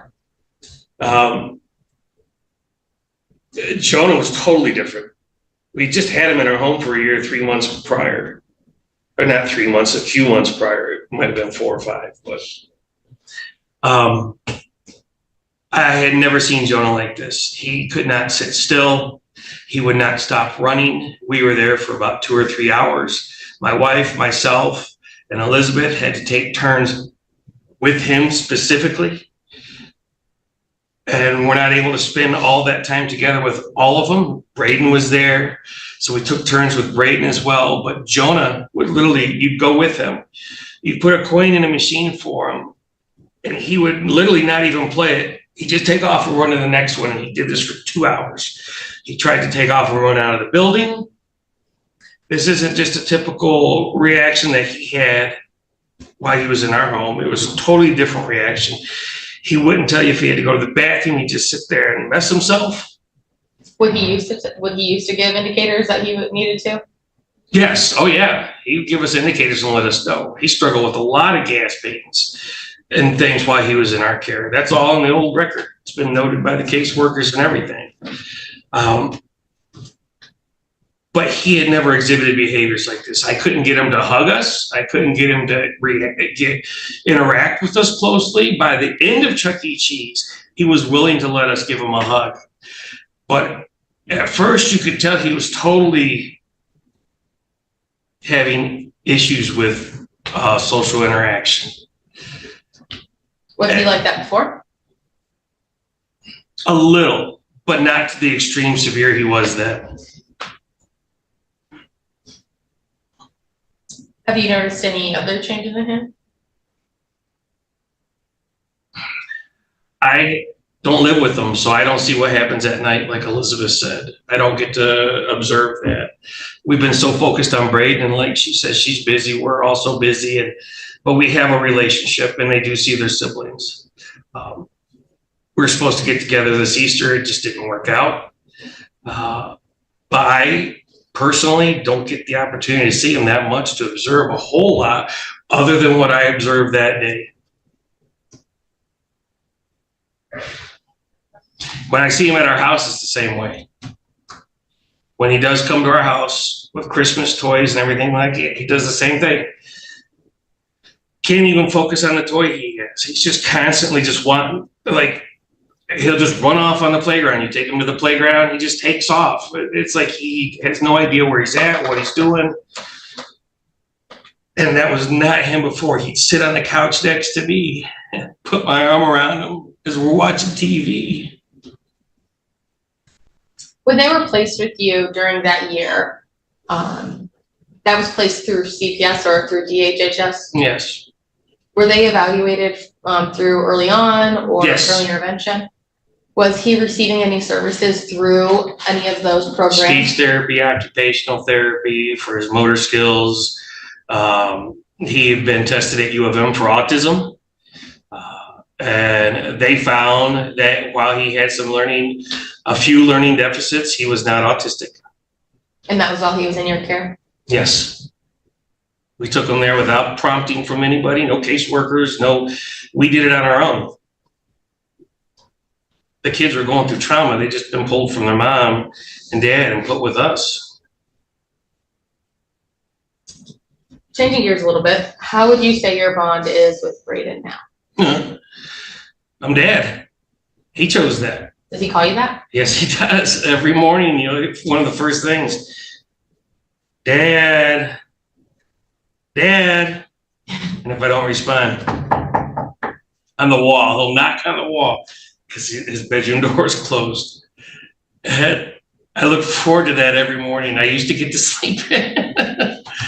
And now if I don't come and my wife comes to get him, once she gets him up, he'll come to the baby gate we have by our bedroom door.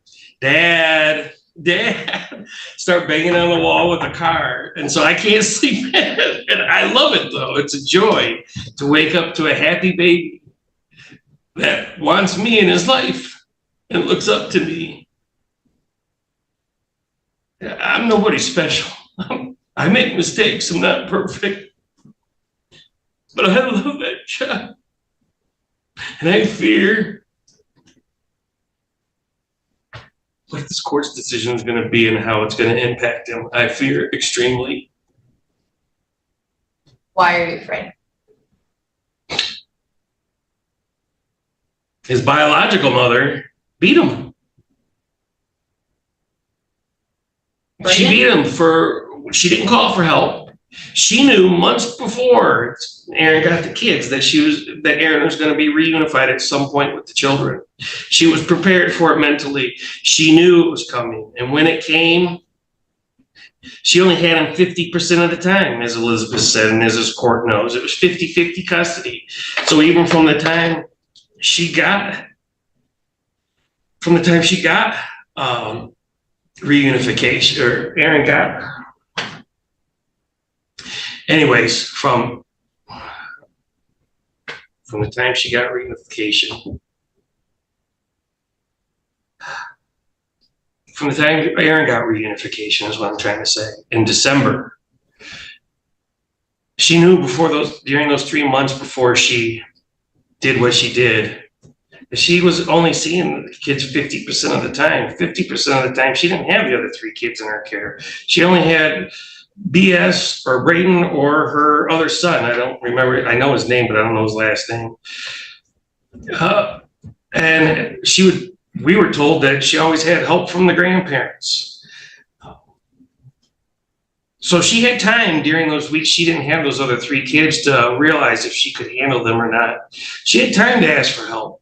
She had time to let people know that she was not doing well handling all 5 kids. She never asked for help. She just chose what she did instead. I don't have any other questions for you, but some of the other attorneys might, okay? Ms. Thomas? I have no questions, Your Honor. Mr. Mawad? No questions, Your Honor. Thank you very much. Thank you for your testimony.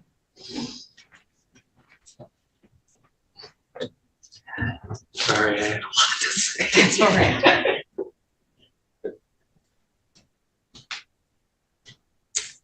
Well, Ms. Berger, anyone else you'd like us to hear from this afternoon?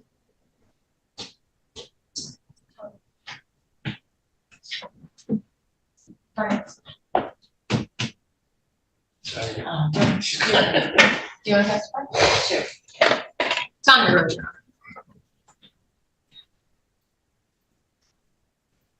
Do you need her name, Your Honor? That would be great. Tanya Rowe. How do you spell it? TONYAROWE. Thank you. You swear or affirm to tell the truth, the whole truth, and nothing but the truth, so help you God? Yes, I do.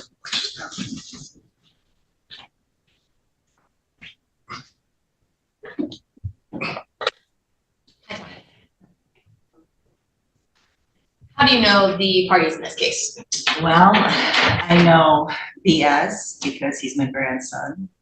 I know Aaron because he's my son. Bailey was, from what my understanding from my son, was going to be his wife. They were engaged. And then, of course, I know Elizabeth because she was married to my son. She is his ex-wife. And of course, the other 3 kids were from them. They were married. Who am I missing?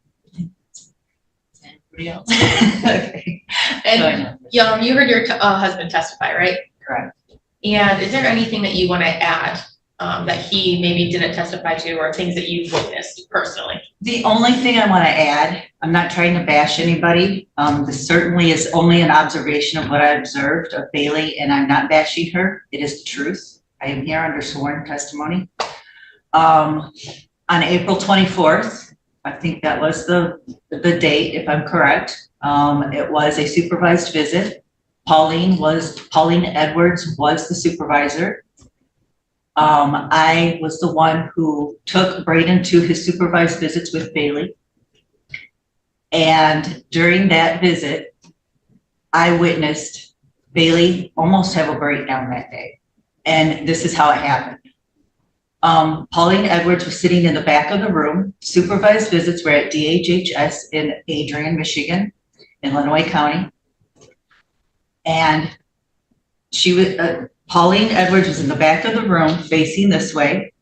And I was coming into the room because it was time for Braden to leave from his supervised visit with Bailey. I was always the one that took him and picked him up, dropped him off, and picked him up at supervised visits. It seemed like everything was going well that day. Didn't seem like anything was, abnormal, supervised. Pauline was in the back. Bailey was getting Braden's coat. She was facing towards me. The coat hanger was here on the left. And she had Braden in her arms. He was turned around, faced towards Pauline. His face was towards Pauline. She was trying to get his coat on him.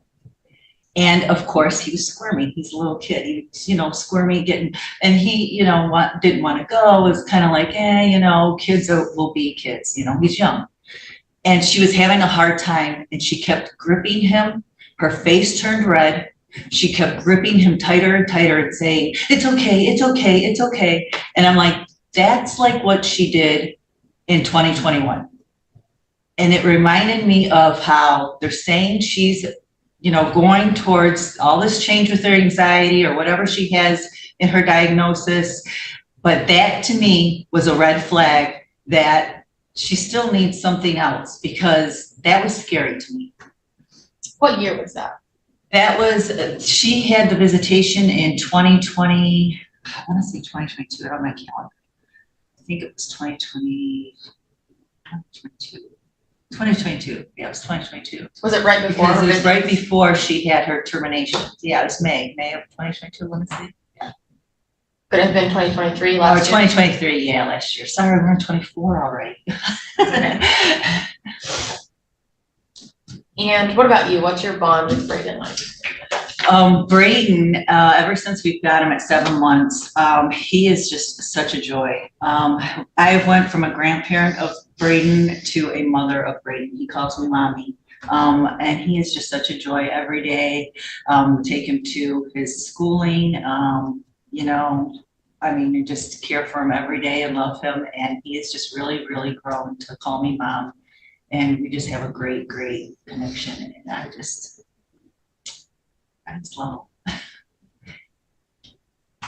Is there anything else you want to add? That's all I really had that I can think of. Just that I do have some concerns with Bailey and that her care, and I'm not trying to bash her. I just really, truly, from one mother to another mother, hope that she gets the help that she needs.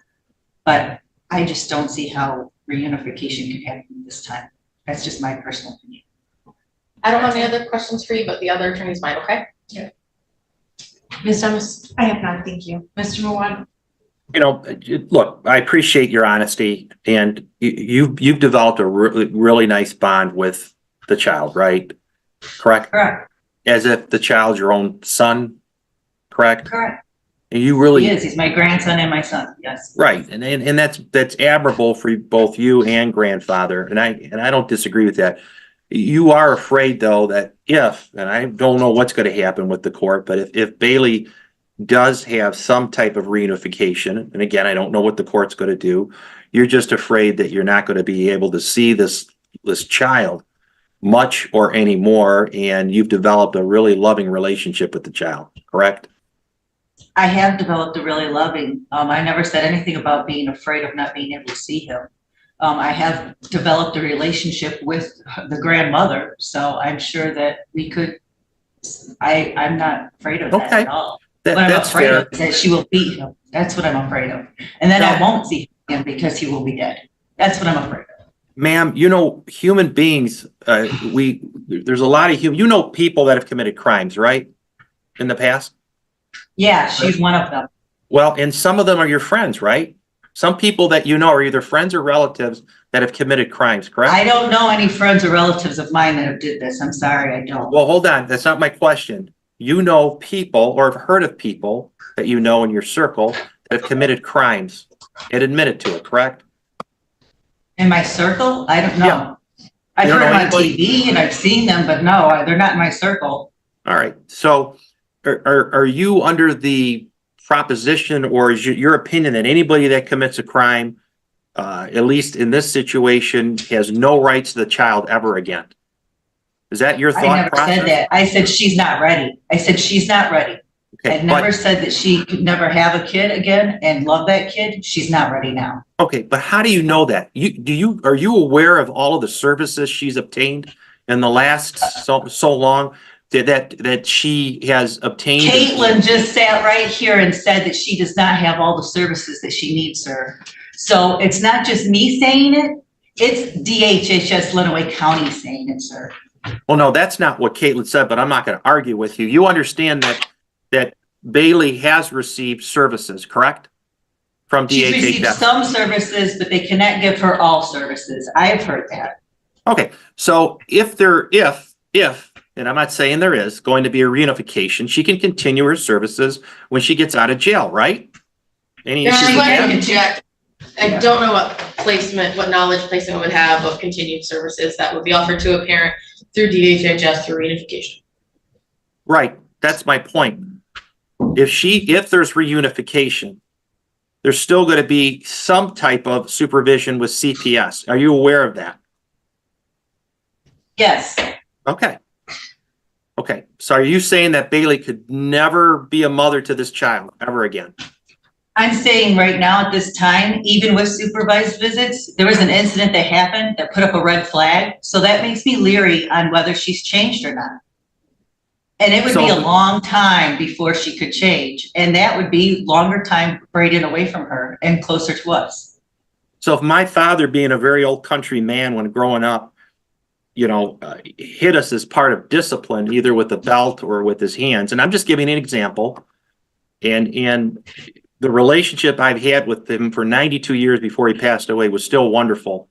Are you saying that a disciplinary person, or they could never, ever, ever have a relationship? In this case, Bailey could never have a relationship with this young man, ever. Your Honor, I don't think we can argue that what happened to JS was discipline. I'm not arguing that. It's still a hit. So are you, well, here's my question. Let me rephrase it, Judge. Are you saying that Bailey, in your opinion, can never, ever be a mom to this child? I never said that. Okay, that's all I wanted to clarify. She's the biological mother. you. Thank you very much. Appreciate it. Thank you. Redirect? No. Thank you for your testimony. Thank you so much. Any other witnesses, Ms. Berger? Not today, Your Honor. Thank you. All right, very well. Closing comments as it relates to the review, we'll obviously be continuing the trial into our next review.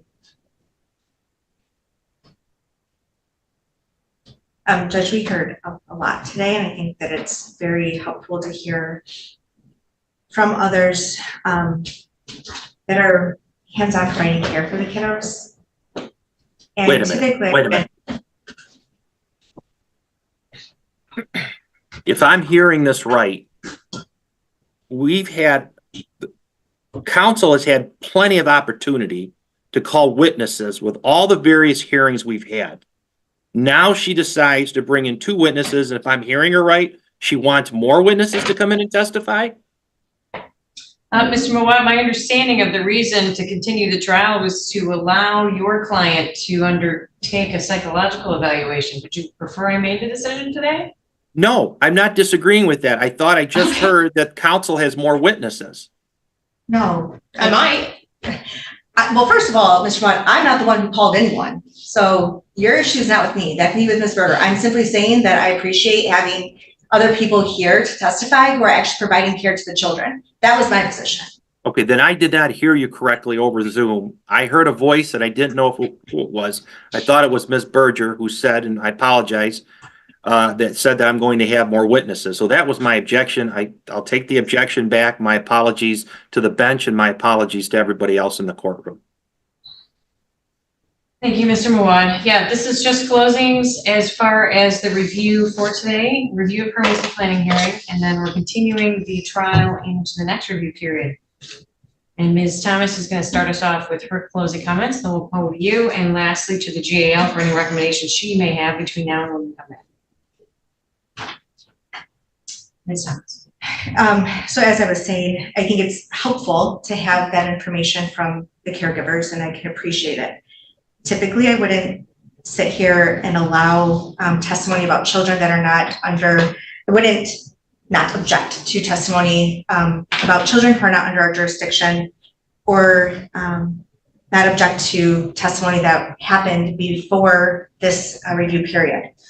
With that being said, I sat here quietly listening because I do think that, Mr. Mawad's objections were valid, and I think that Ms. Berger's arguments were also valid.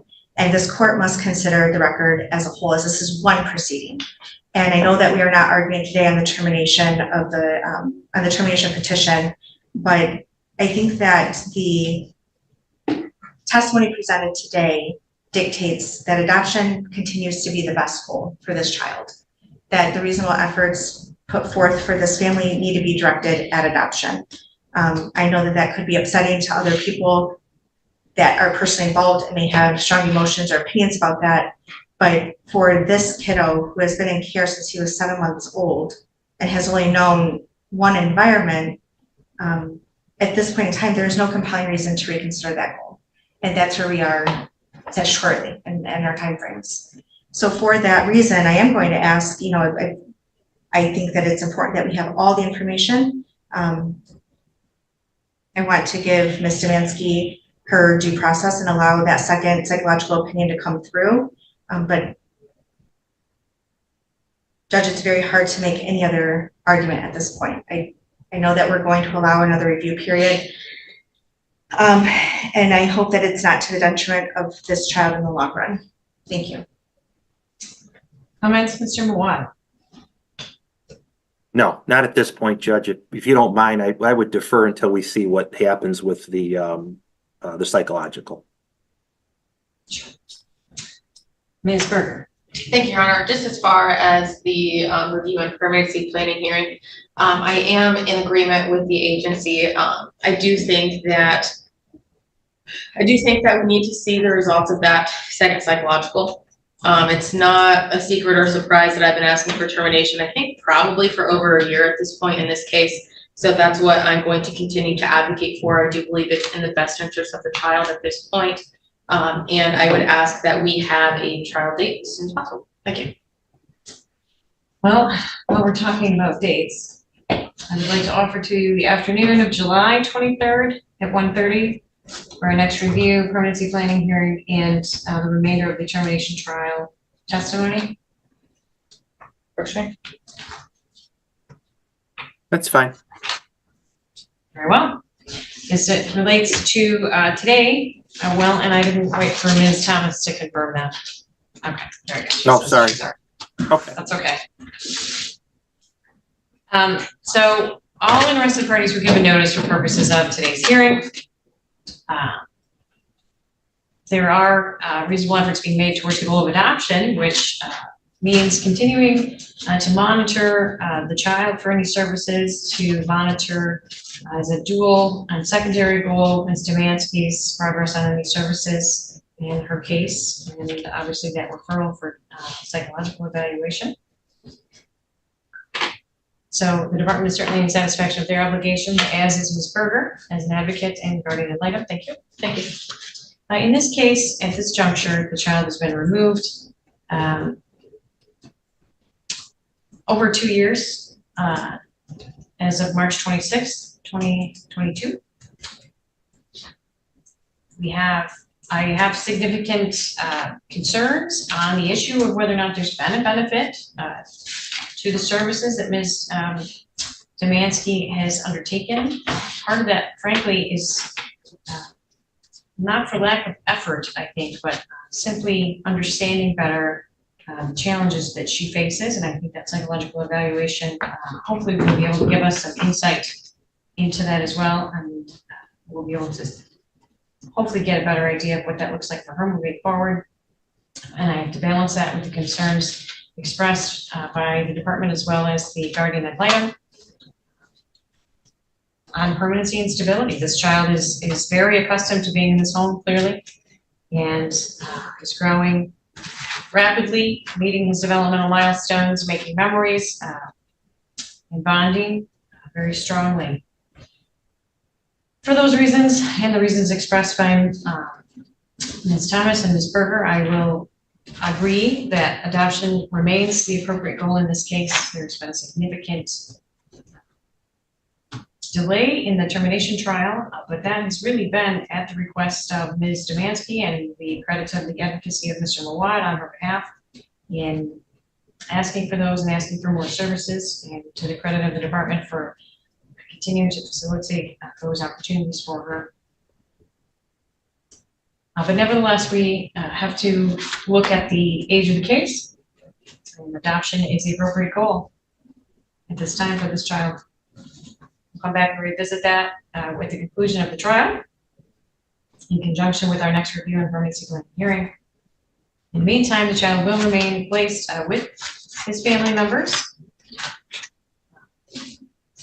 as the safest and least restrictive under the circumstances. Ms. Demansky obviously remains in the care and custody of the Illinois County Jail. Her anticipated release date is prior to our next review hearing. We still have the termination trial pending. There's been a significant break in any contact she's had with her child. And at this point, that suspension of parenting time is going to remain in place until we come back and resolve the testimony as it relates to the trial.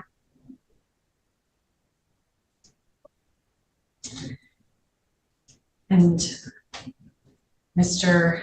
Aaron Schmidt's rights have been terminated, so he's not available when we're advocating for himself or reunification.